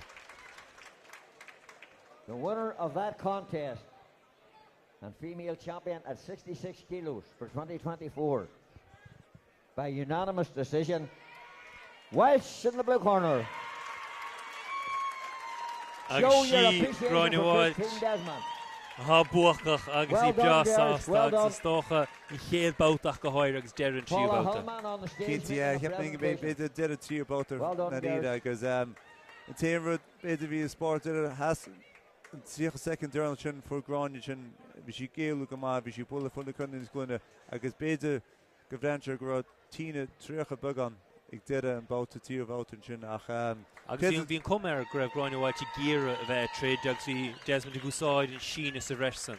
Cínti, sinna agus sinna tháinig sé níos beidir tháinig sé síos go dtí fad leis sin gur Gráine chud an brú sin ura agus gur sí spáint gur sí gur tréad agus tá spántas ach céan thuirs go bhirt only sárta spántas agus sárta spántas le loch féchtna sin nach freisin ach háir go choráin díise agus tá níocht bainte maice go mála nuair mar deir bhí sin na réine chuir Amy Broadhouse agus níor súla bheith fós tá sí teach cinn seoríis. Contest number 20 on the programme. Nis Toto Sean Tridmore Cínte gan dát agus siad an trid bhí chun le súla nuair ach far níor Gabriel níor sin nuair agus bhí sár blian is mlíanana ag cílan hééis go hepéir níor sé trid amháin ón na Balticáda a srute Chesniak as an Ucrán agus fáilte split decision agus fu Chesniak fu sé bon airigid saríomh Tokyo fiche so a rud fhí Gabriel tá sé hééis críomh na Europa ruachta sin an ára freisin agus siad an ceann na trudí smú nacht tí smú go dú Gallagher agus a trud bhí an river seo agus tá bhfuil féachtain na súga mór sé ceann sinis. Agus cordí in bhersa chuma céanna Gabriel Dawson agus Keelan Cassidy an buiteúr an na bliana scat níomh Dawson ann sé Cassidy há sa ghurum agus Gabriel Dawson sa chuoine darug. Well Toto, come on, cé hachan é bhchaint? Ní chuidir a hachar chuir gúisina. Se chuoinead mar se Cassidy sa ghurum Dawson sa darug.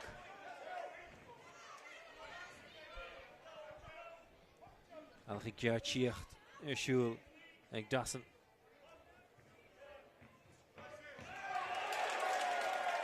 Smash an slua. Cadgi and Dawson and son. Dale Cassidy Gamawig. Rud a spéisiú fin tuirte tan stíl céanna go bhirrte go rá sápá agus tá si nús á ascan na ríide mar dear ach be sé spéisiú is cechan gás báta seo ra. Tá cuma níos tapúla níos láidre dasan. Ach cuma cadéchan siad in os. Sé neartha sa bhuile an udas táchtaí. Cín Cassidy agus féhó an chosid iachar seo agus titin. Dasan is féach Cassidy.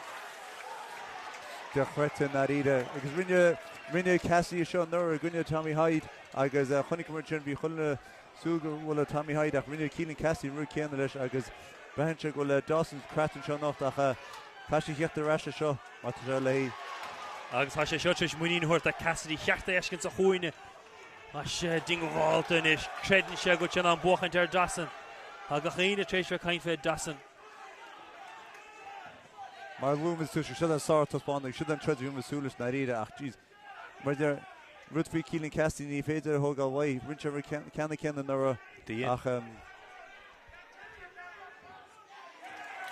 ábhar an fiáin leis an council nach bheith an cosintá ige.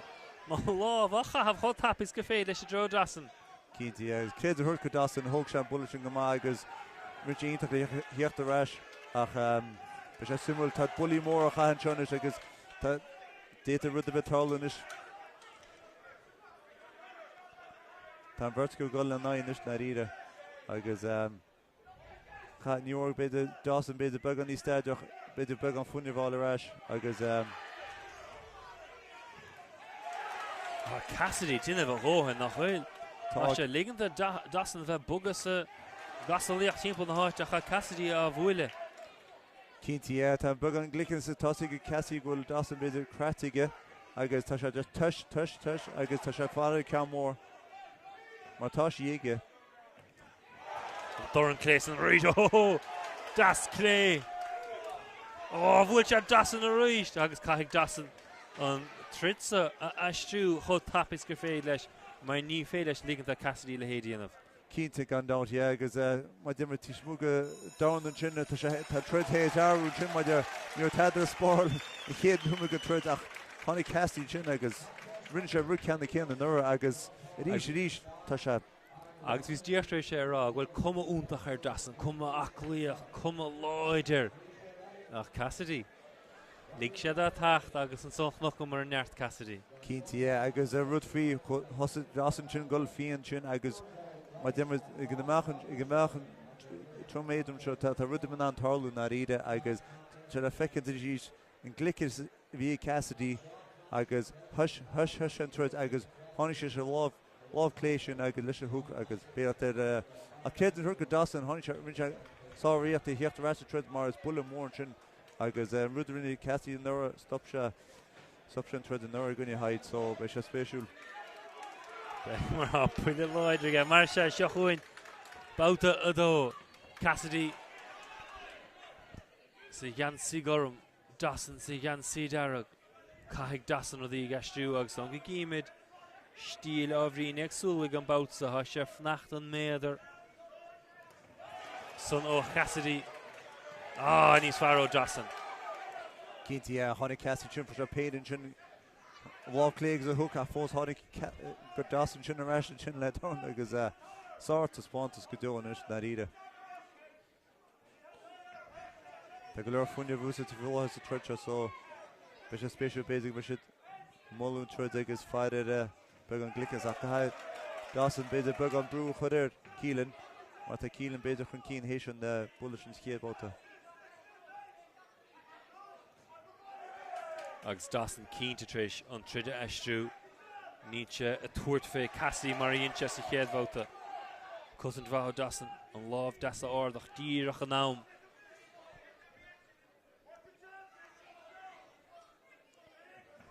Cínti tá Dawson hééis trid cinna beidir móla began agus tá Cassidy beidir níor thug sé ní eisteach an cín lei sin ach má tre fós fear a frí. Tháinig Dawson sin a ríis agus Idir cílann beidir scúil reis bug an de réir chéalach. Má dimar tá rud min an tarlú.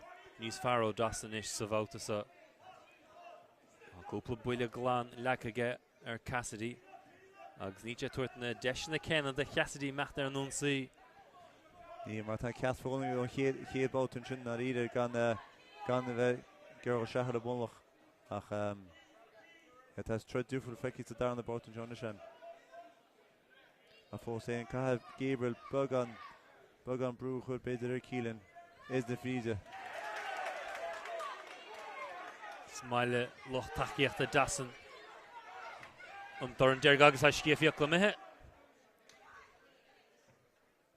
Sos biog glacad an vert.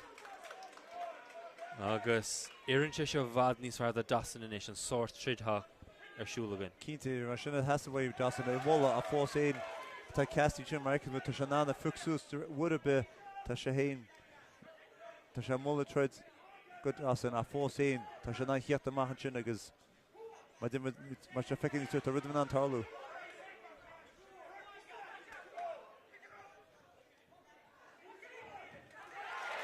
The Maho Dassen has Shen Fold, Diary Glesh, Cassie Woolifet Ho. Nina Nart Ken against high Cassidy. Oh, and yes, Cassidy. Agus Cassidy, Igira Dassen the Hurt in the show, Garfaila Squeale. Nisha Durran. Cínte tá sé gur Dassen a bhela staach. Oh, yeah, sure. Ah, sort of spontas way Bertskov Narida, agus dinner bit of fechan to Shunish. Tá bhfuil ferrig go fáte go Shunish nach the trid agus creúint a Dassen goráise sé cuasaí agus go haring sé hénig an eiste trid ach fós hénig. Níach le han so Cassidy. Cínte mar agus kids is go Dassen bhla sé trid ma dear ach beidir go scuil Keelan seasta trid bug an de chéile ach fair play go Dassen to sé takeí arás a fós éin mar chonig go sin le bail tríd about sin honnig Cassidy sin le ceann na péad sin agus mar chonig mu gébá tá rud ban an áú. Ovrí níos láidir ná mar ha Dassen. Cínte mar méid a feicir muis tá Keelan tá sé fásas amachchan sin le gháil blian den nús agus níl Dassen nach go sús im líon na frisin so beidir go glóir sin a phlé frisin na ríide ach fós éin be sé simú ce mé tíú bouta ach beidir mar Dassen bug an nóbar a cinál a chur chun cín is le tíú bouta níos na ríide. Siolín mar sean siúbhóta a shrid úntach idir Keelan Cassidy sa gurm agus Gabriel Dassen sa darag seochuin an bheirt iachiad. Nach bra bert eiscint chosás a tuair fenna chéile. Cínte gan is fear card go dúir mar bhí sé fecinn sa tí about an sin maidir an measfiach go chéile a fós éin téanna chaidir sin amachna tá sé sus a bháine. Cúineas sa Stad Náisiúnta ní le closach cúine Dassen. Go chéine baint an iirecht an taine was a trid sa teigen siad. Go bhfuil anna chaibhlinn tá eiscinnte gin.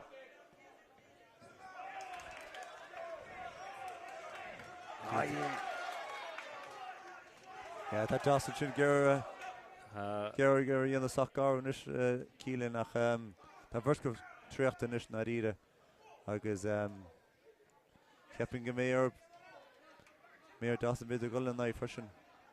Agus is dó an ggóil ábhrí níos má faoine fácaigh Dassen am mar Cassidy go háir ní go méidir chluch mar díreach ó chéanamh. Is Cassidy a lura an sos caise credan Dassen go le hansaige. Cínte gan áí cred go Dassen a fóta a Cassidy. Oh, yeah, so han vertica mar a bheith bert tarmh stán ar a chéile.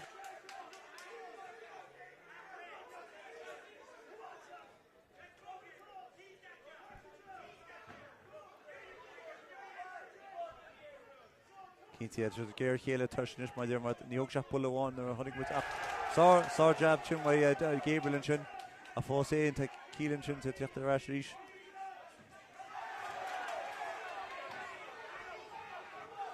Dassen fós amacht ar an únsú.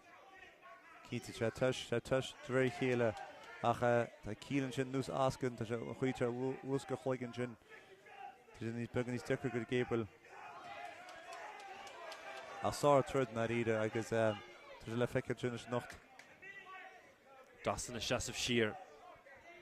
sé gíire únsaí eile i dhéanamh Cassidy agus níos an le hansaigh gin Cassidy go díal an ceann na chroma ag an letheic an deireadh.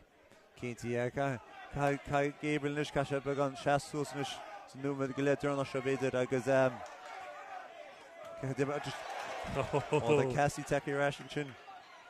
Kai Gabriel Sharinka Toto Sharinka credential with a go hintage. Kinti yeah gone out. Kinti yeah. I have money in Nashige. Tá muí take ration is get tá se take ras agus bra compórtach tá sig go Gabriel toseach mar tá funne blue bainte maige on keepoutin mar chodig with the Chinese tá sé Gabriel a French Chinese a fósin Shachuin Marsha Yachan Vestical Dawson Cashetter fe agus sin an clog agus grind more greater and Berkara Sar Highland Toto obviously vi sé sin godia Keinte sort to spont agus sinnas to spont vi Masula fanny look agus kids in Hurst Bert only looks a sort to spont as like still feckiness and kaja to the vertical Marie like the mask agus is test a shinekal ach bisha special kedir some ultra ach beg brajali akibru mach mar being gunnar vi sar en kebouta nutalta de Cassidy ach Dawson Haring Shenasha Dash Shen Steel Dash shields a darn about the agus the tea about the chin label treats Hossa Keelan Cassidy son Níl sam Bisha Simul ní sam Jarnsha beidir nohant le hietama has a héad bouta mar méter hard a héad bouta Shinnan hour 40 visa trudgeon that either I'm sure you all agree that contest alone was worth the entrance fee. Well done boys, cracking contest, well done. The winner of that contest, a National Elite Champion 80 kilos 2024 on a split decision 4-1, Cassidy in the blue corner. Show your appreciation for Gabriel Dawson. Well done boys. Agus Dragon contest. Dimo Moore Gabriel Dawson ní the presentation. Hasha John Clancy. Wille ach Cassidy Chichi na sa chéile buitinis sige agus hardaig an speisialt nach bhfuil idir an bhecht well done boys, two great sportsmen. Well done lads. Cínta go down agus le feiceir sin mai der made a rinne Cassie chin an nerd chin agus Chinese míad agus you súla fudbin na ríide agus sinna has a fóga Cassidy na ríide agus been a different chéad bouta chin hasha go mór on na ríide ach kids hurs go Dawson which is sorry or tíocht a rash ashin ach agus big Dawson buile sé nach meid de bhórin chéad bouta mar dash sé technique sa tarna bouta haring sé hinnig next trade ach chéad bouta bhí sé lán de inmh lán de cheoil agus sé noscin diime sé hiúil sé steach sa doran Lloyd son Greve Cassidy Cínti agus Ruth Referee Darren O'Reilly. Down the first of the key about the Bishop took a hit and agus watching Glorgon as made him a basic wall. Has been the Cassie Shears down about forcing Bishop basic and chin steep but Bishop brought combo nach Jan the Gabriel Bade and nothing let up in Keeney in the agus they could bit beyond their dead. Boxers to the ring please. Agus Dornálaíocht tastacha. Derhan gibishin and Tridisfar Tronon ha fek again agus Dacher. Ishin a horus na chin second last contest this evening. Anna rud se han achas go hoir mar gatain na sláintú in the gatain calculor ach anno miach an massiléri der chéile a Keita mar se fekir not my there is the virtual for more than the chéile to the train the chéile we should tell me her learly chéile a force in the 100 shot the job is the be virtual TD ach it delay you're on a future one agus father shaking the Cassie agus clear the center of the ring boys please Muller Horto Narita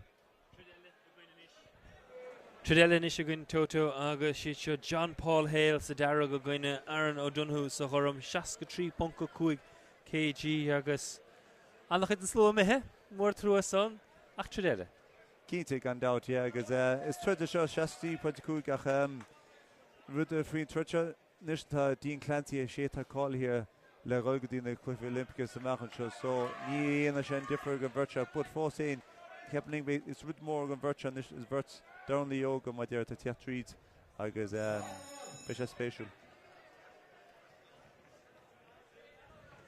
too smart Genta and John Paul Hale I've seen Fakla Kalu and Jigan Merza Kinti Yata Darren Donoghue I saw thread digits it's about the late Canada again Darren O'Connor as an Isles Olympic because John Paul Hayden for Anthony Blumfy is the late Canada so yeah to try both Suski both the Canada on this which is special Hanna Rida seo toto an bertchas tuair féin na chéile Cínta gan dátas ní taidir a spór le chuústa duine bháin tíocht núntí fearil le tíocht núntí sin. An Donoghue dún go má héal a chur siar. Cínta a go leor fuinne bh caiite bhí sa chéad le nuair go treite an is ag berta go na ríide. Ó ní as ar fadó Donoghue. Rúis teile. Ja, bhí beg an glicas sinna mai Donoghue na ríide agus for sin jab sin agus lá bhieisio sa chéan. Bés go JP nis ní óir beg an staideoch í an na ríide was agus beidir tríd bhú. Bin cad íon an díal ar dasan sa tríd a bhí gine chéanamh. Cínta tá Donoghue tá fearmúí go Donoghue seánis na ríide agus cidan se go leor na héin. Ach fós é tá JP tíocht ráin. Mar chunig was ní túisce sa pot a rud ben an tarlú. Ó an nach chóran ó Donoghue. Bhí gáige leis sin na chahabh dro héal ní gan. Cúpla an bhí caiiteigh héal in seo. An ní as ó Donoghue. Ní te sást an ten dorn na bháin na chahabh tá suig an dótí ceathrú ceann na chahabh. Cínta gan dá agus pluchan se obair JP a fós é a JP tíocht ráin tá bulí láidir ar fad. An láidir ar fad. An vertica sleannaíon héal. Ja, tá sár tá spántas agus is mór job tá spántas a thuas gon treid bhí an river seo na ríide ach kid an thuirtop tá sé túr sár treid go dó na ríide.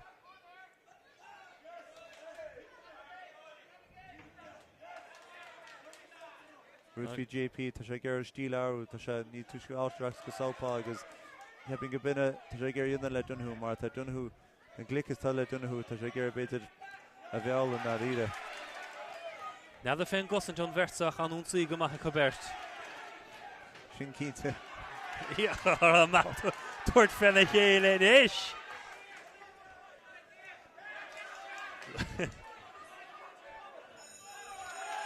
Bin an a bhóta. Sár taspánta, sár báta nus na ríide agus cid a thug go bhirtcom na ríide ach hosa feicilíonn go hosa Aaron sin bhí sár tús mai ag Aaron sin agus bag an glicas a fós éon cíoch na JP sin Harvard láidin sin agus mai de tú héanaí túisce go an níor cosint bheith a fós éon bhí bhirte an nunsaí agus mar chonig mar sa Tread River seo tá rud bin an tarlú.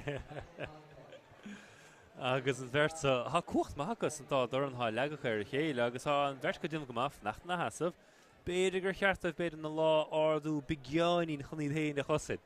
Cínta ní sanolaí méin is tóteach. Cínta gan a fós éon nu tú sin agus tá bhirt go dul ar an nunsaí tá ar gáil na agus tá sé gur taspántas a thuirt agus ach be sé spéisiú go dtíos na multú mar be sé tuchar í ceann seis is sé chéabáta. Agus nead me an fuineh céanna san bús céanna fuhasa bása nó meisiad nás dasan agus a ggéire an stíl eistú. Cínta be sé spéisiúil. A sé tuair féin na chéile ríist. Aaron sin se go teach leis a double jab sin agus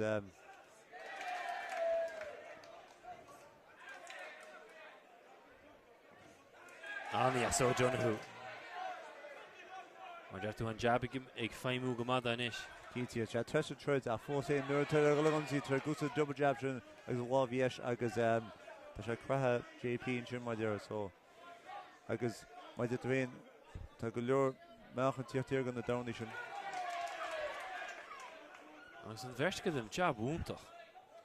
Agus an luas há fuha bert is í tuair fé híchar sin a ríist. Tá na lábh bug a chu tapaige go bhirt. Cínta Tá cumas muí nach tíocht ar Donoghue sin agus na lábh síosaige. Iachar sin a ríist eile agus a sé Fós mecht an sí agus ó héal ó chaise hénig steach hín tá leis. Nar has to go Donahue mecht an fiún sí. Ja, tá go leor funne bhúsa ag bheirt communis na ríre ach béidir bug an glicas tíochtmhaid Donahue mar ag an se féin sin heise le cosméid siar agus an se ráis le gá dain sin. Tá héal a trech a stáilm Toto. Cínti agus mar tá dainlí mór a chaan sin ag Donahue agus cínti bhaine sin túfas funne bheits lug. Ach fós é tá se si a gaidirh. Tá san na láb san mecht níos ísle go Donahue. Cínti agus mar chuir tá rud a min an tarlú. Ó Donahue rá go bhfuir sé buile cúla cín, na tú rá le héal cuaramach.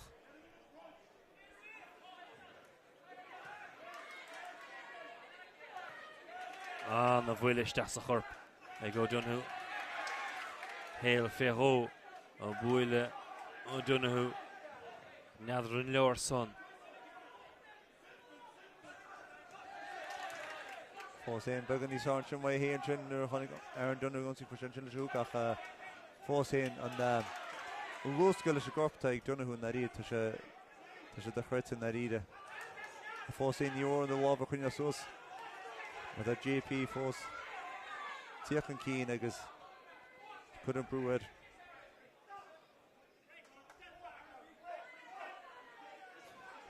Ní ceatar géisio sa réitir an tunnastíli. Tá bhirtú gar gáil an áid. Tá sé lechuis ag héal agus. Íochar sin mar cosint ag ó Donahue ar deire. Sin cosintá geisiúna mecht an úlsaí réanás Toto agus annachríoch ag héal an tá leis beidir greibh ó Donahue greistris leanú a fós hénig. Fós hénig, bhí chiach láid sin í JP mar chonig man sin bhí tús mai garan agus maidir bhí sé lúsca go mai bhí na lábh síos agus bra cumbort ach nuair sciúr sin níor an rá aige ach na lábh chuine sús agus mar bhí JP i chiocht bhíon igen sin bhí sé láidir a fad na ríide. Caibhlann úntach eilegain tróna agus a sé dechar bhíú cécho tainnehacha sa bhíon an ihe áirithe sa Toto agus is an rud is trúnach chun níos mó beidir le closfest na meáns mar sin de ach an ócáide sé seo níir san cadúil fihe trééis bhegain go dtí sa tróna agus mar dearm seo daine go meid daine tuair takeíochtáibh an saoir se chuinnig na cluí limpocha. Cínta an dat leúna dé agus tá cúgur cálaí fé lochas agus leúna dé bé tiileach sa mlíon nó agus mai dearmar an sáirta spántas ó tús go dead just mai na dánaí lu a fad. Tríd bhain ledal a gine tróna ní an ceann áirithe sa ach ó Donahue agus héal fós a tríd sa trí bhóta ó Donahue roiist anna bhfuil isteach san sníocha do bhrá héalaí sin agus a héala géire lorug a ágad ar ó Donahue. Tá nús chátáú na ríide an arca chéile na ríide agus céad a thuirta go ní siad fágad tada sa tank na ríide agus chús tu JP ar héal tá Donahue sin tu sé teachtarráis péidirtí cíní chéile agus sáirta spántas. Agus a Donahue is go briú ar corp héal an dá a snécha dá héamh búilte go láidir gas a bhátasa. Roiist eile ó Donahue a gúsáid an doran dasan chun héal a chamáintúig. Cínti sáirta spántas bfuil JP sin na ríide ach bug an glicas bhaid Donahue tá sin mar aice tregata go a fós éad mar aice sin in chuite géalú bhaid JP sin. Tá sé bain anna leas nach chuile an doran dasan tá sé a chahabhsteach san ag ri leis. Cínti agus nuúta sé garú nilan frisin maidir tar go le léige deas agus sinna rud tá frosach faoi JP maidir níos cintró má se na ríide. A créidir thug go JP tá sé fós seasfá tá airad sin mar aice sin tá sé tríochú leis a tá túfas fuinneú cad sinige agus choirigh mar sin river sin go sé chaimhachan Níor chástó Donahue bheith cuaramach inis. Cínti an dat mar tá JP sin tá sé na fós tíoch go láidir sé neart. Agus tá Donahue a tréach a cai an dálábs na chornáide Tá sa JP is sin freisin agus Smar deirtas a tóta deita réan tarlú le buile bháin. Agus tá taobh JP hé a gíráilis a há donú tóca íocha. Cínti tá se agus cá JP is seo seans níos le héir. Seo seans is go héir maidir mar tá donú trícha agus tá rád a síige agus héisgur se beidir gan fa cí a fós mar recin sé titar mollatí agus beidir bag an glicin is scúil se chu chuigen JP agus tá JP ro hoiseach leis sin i líomh. Níl cuaine JP héir ó hásta se réiteir ag gin píar ó dhéanaan fé dunú aní as ó héil bolog ó dunú builtige a hólinn builtige. Dor an clé gur an clé das an bheiste go tóca mohan son an hosan go héil steach sa bholag ar deire agus an clog builte bin anna rid ar fad. Sarta spántas cuam mar de chretin na ríide agus cididir thug go bhirtar seán is na ríide. Bhí tús na créimh seán nach chuir cetar go seo golig na bátíáile mar gur dín clantíáile ach Cridin sarta spántas mar JP agus Donahún sin is na ríide agus goharid even mar bhlach fétna agus down ta bhean samáile tá sáirí hit down na feici suscadí seo agus Cridin thug go bhirtar go. Agus is tócha bé ó Donahún tála an ardófar a láimh. Beidir is na feeder beidir glickenis honigwai Donahú agus beidir na munin viige agus beidir na hepper JP kinal umti inner sin nuri deschige nuri Donahú toshu jinnig dera ach beidir is na feeder ta heel capital chat no hand ach bisha special. Again, your appreciation for another cracking contest. Well done, boys. The winner of that contest and national champion, 63.5 kilos for 2024 on a split decision. 3-2. O'Donoghue in the blue corner.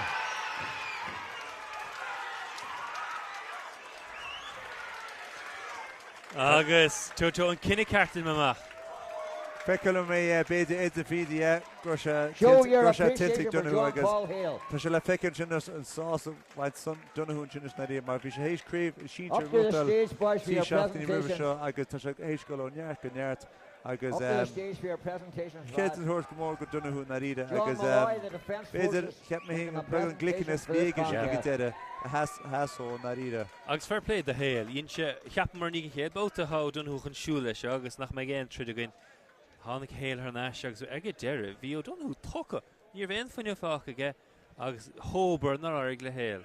Cínta gan náid agus maidir ní tuisce beidir hepper héil onsaí ar sin nuhí Donahú tuisiú na ríide agus beidir go bine hasca Donahú nach se go JP duna nutí teachtar eis le dánaí ach Céidir se le feiceann sin go Donahú Céidir mór tá chéad báta líad bainte maithaige agus Beis sumul beidir veice mit sa tauchaí maihan seo. Go dtír chééis mar lútú a dín clansaí meachtaí na cluí limpach ní raibh sé tridanmh, Bhear fa fair play de Jack Marliger hána sé cé go siúla trid na cluí I limpach mar se tridearnach na níhasa Totas hóbar ar betre thir again Tróna sa críomh áirithe sa cíime go Vitali.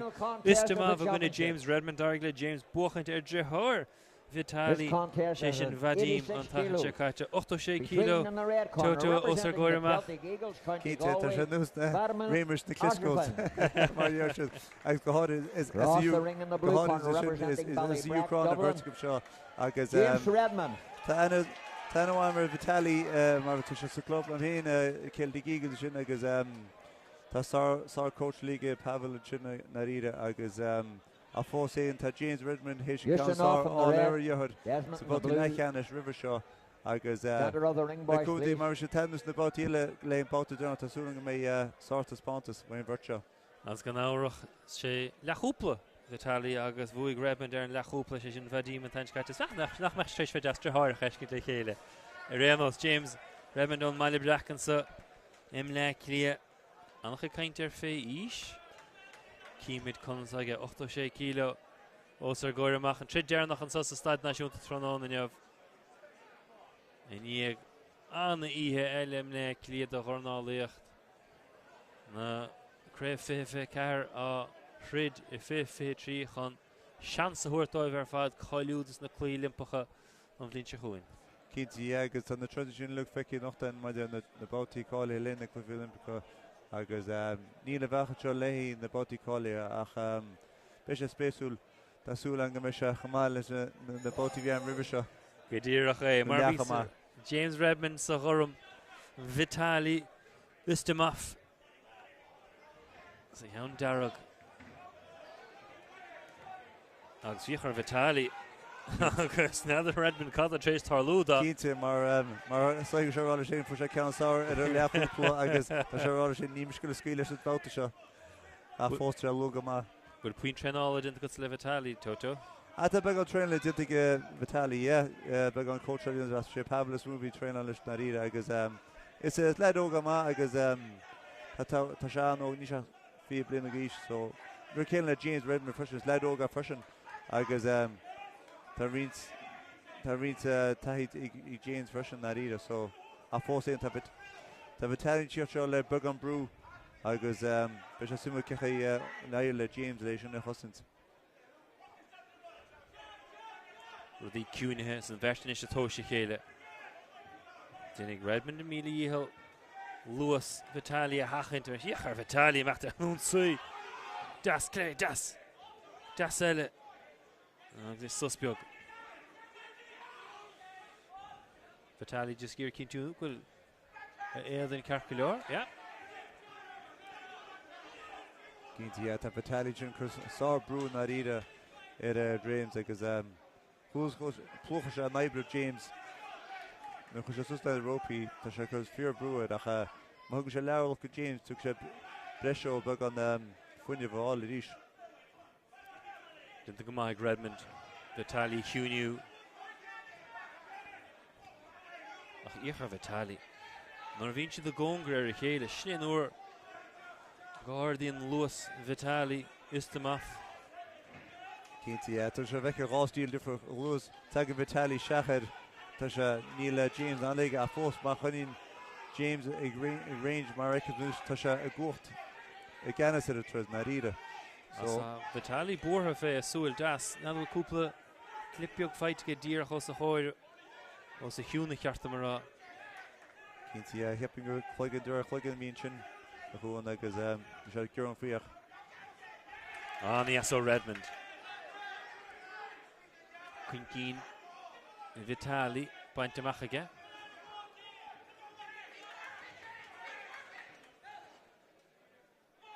Níl réitor sásta Vitaly a brú chluigean Redmond síos. Níl éon cheada sin gan áras.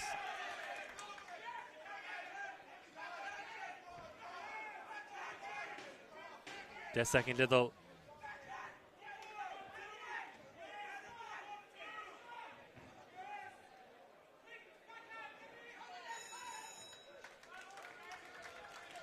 Hosig Vitaly splódroch gomaach séúnta Redmond hiúne sé cuasaí agus dro deire an bautas an dair leis hénig cúpla buile a lega Vitaly ach numlán dóile goraach numultóirí le Vitaly.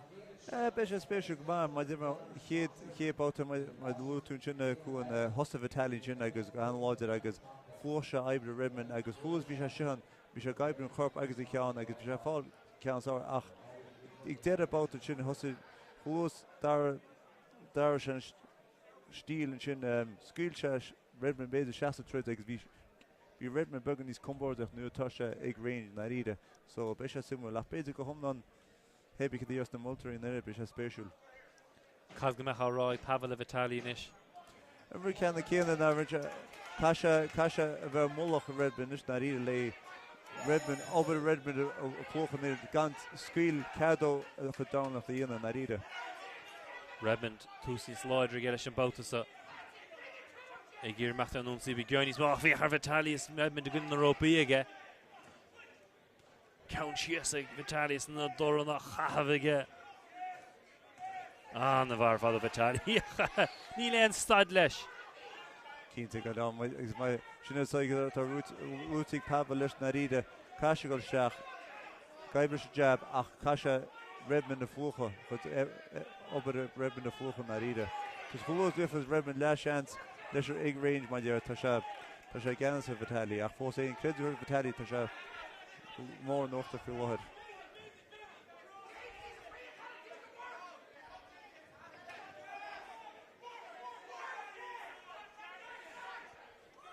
Beidir go bhfeiceann mit a Vitaly sin beagán, beidir tríocha beagán sin freisin mar go túfas fuinneamh a chaithebh sin ó tús a bháltaigh na ríide. Agus Redmond in the van of Vitaly a hachint, Icha reached on of Redmond. Treading Campa, Redmond with chance to get Matthew Nunsi. On the Villa, Caunello Redmond. Agus in Vitaly who cursed up Lish Nunsi. Agus a Campa Redmond Royalish. Gabisha and chance. Keaty, mar bhí scúr Vitaly sin agus thug sé beagán misneach sin go Redmond sin cheachtain cín. Ach tá bhirtú go le nain na ríide agus mar I go meachchan seo tá rud a bhí ná tarlainn in the bully seo. Good dain, 86 kilo hamid ag trideg.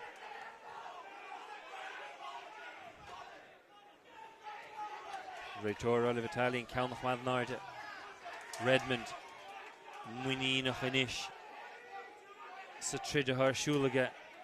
Agus a gira Vitaly a hachint.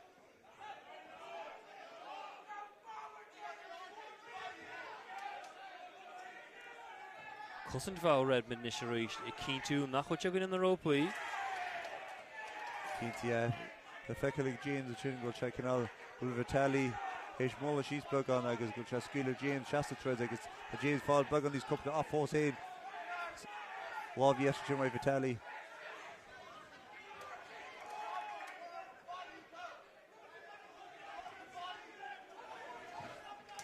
Beidir níor de Vitaly beidir sucker she's agus bug on these stads ach ag ná céan be going your fiáin lá an thura bhilse. Beidir ach má dimmas tá rud man an talún na de fian freisin na ríide. Ach beidir dá má go leanna de fuinne bhúsa ach mar ag tá Skeeler James sin a chu Dornálaíocht a chumas a úsa de sin na ríide. Hajint an bhaid James Redmond nach bhfuil go háirnig in chéad 10 seconds on Graf Vitaly a third phase garch match in count agus nisher slí an cummer go Redmond sort the ganser chorsaí. Keaty, mar chunig with these tuisci sin feicil an basic cheach de Vitaly beidir the fiide go bhfuair an chéap out na ríide ach méid de chunig mar tru go scuilte Redmond seasa sa down about sin agus beidir mar cum I mhór méim feicil an go sin chom go seasta about the downach. Both the Derek Tranon and Yov Vitaly Istamov agus James Redmond aha le chéile Redmond on Mali Black agus Vitaly gwil a trid san sa chaileh it's not ceannig mín toto a trid a cha múcráin da a mi dulh le machtan ish mar se Both the Derek Is sé spéisiú cheaping me sé híslín bout the Derek inis na ríide. Hosig Vitaly an dábhaut eile an a bhahar fad. Ní an cumar gur an fuineh céan an únsaí céan a dhéanamh sa tíomhhaut is mar inchas na cín eile. Ní cailg amach féhón na chris. Jab bhá Vitaly. Nish. Caig Redmond orhí níos mó Dornálaíocht dhéanamh. Keaty, tá Vitaly for sure ceann na péan sin agus Buggan he said up a force here to Redmond. Shasta Ford.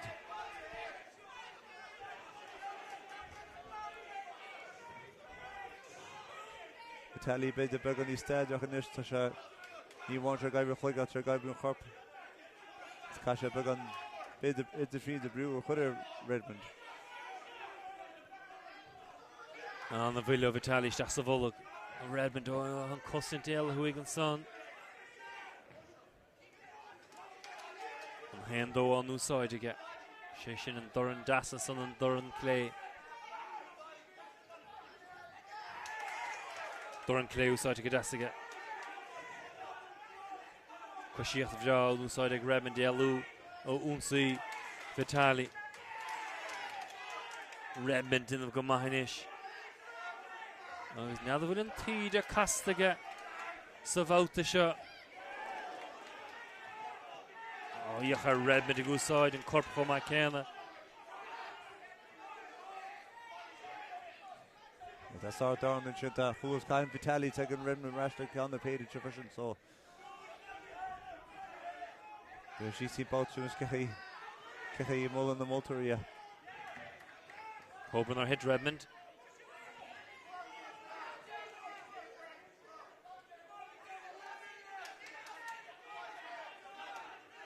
Sheerle Vitali. Stasavola Garuish, Bulla Dassi Shin, Kihig the Multoria.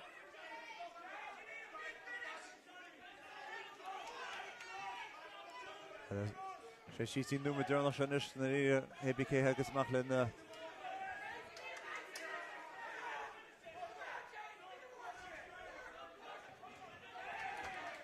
Italian Chin, Tiathan Keen, I guess, Fossane to Redmond Tiathan Rashley Khan. Anias of Vitali. Redmond or Raggart. Keatia, who took a Vitali and Nunti, but yet to share Raggart to Chin, I guess, Tada Scarns is a virtual. Vitali out over in squeeze to the second little. Vitali. And Doran the Machtige, Count Shias again, vertical squeal and then the Hele Agus. Unclog Builte Agus. Anna Rid Elle Fekigin Tranona Agus. Derhin Bedig Ben Te, Yancy Darrog Toto, will you go and dintage? Besha Spearshu Narida Agus, my Demerhain branch Ekadir, Ekis the Multri, Katan the Multri or Ekel Fushin, Agus, Kids in Turka Vitali, Agus, James, Sartus Pontus. On two scooters in this narida, I guess. My win the Redmond and Kinisha. Bishop Cappy, I force it to Vitali Dohosok Guma, so Bishop Special. Marsha Kuka Dunvert. Gomegi Kailura. For the final time this evening, your appreciation for both boxers. Well done, lads, another cracking contest.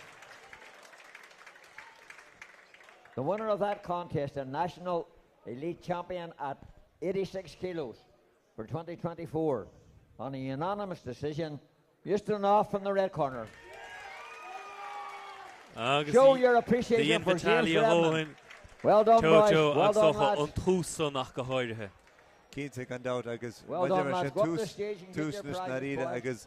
Beda Hepper, James Beda, Kjert Rash Ocean, Narida, I guess, near Shafton, Beda Norshin, and Nohunt, Lane, Treads. Diltos Bantamweight again on the very hard.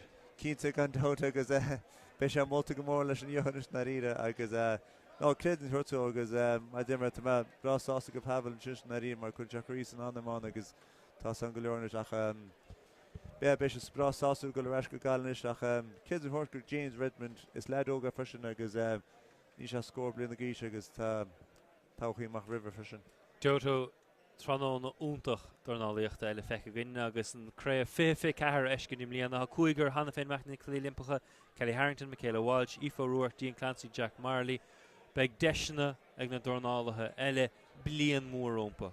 Keen to get out agus mar chonig word chin noch the sort of spontus agus Chilla feckin chillin kaidin tá neidin narida tá cougar calli here nish narida agus le kunde be tilla calli here some near new machancho. Well, Shinna will win and faden sussa stad na shoot mo mile vichas in crewer father trace sore job by Yenville Casey le Sean Bon agus latsa ganaros Toto Choma. Gidin cheador eleg me midlib o Dornálaíocht bio. Turare agus bigama.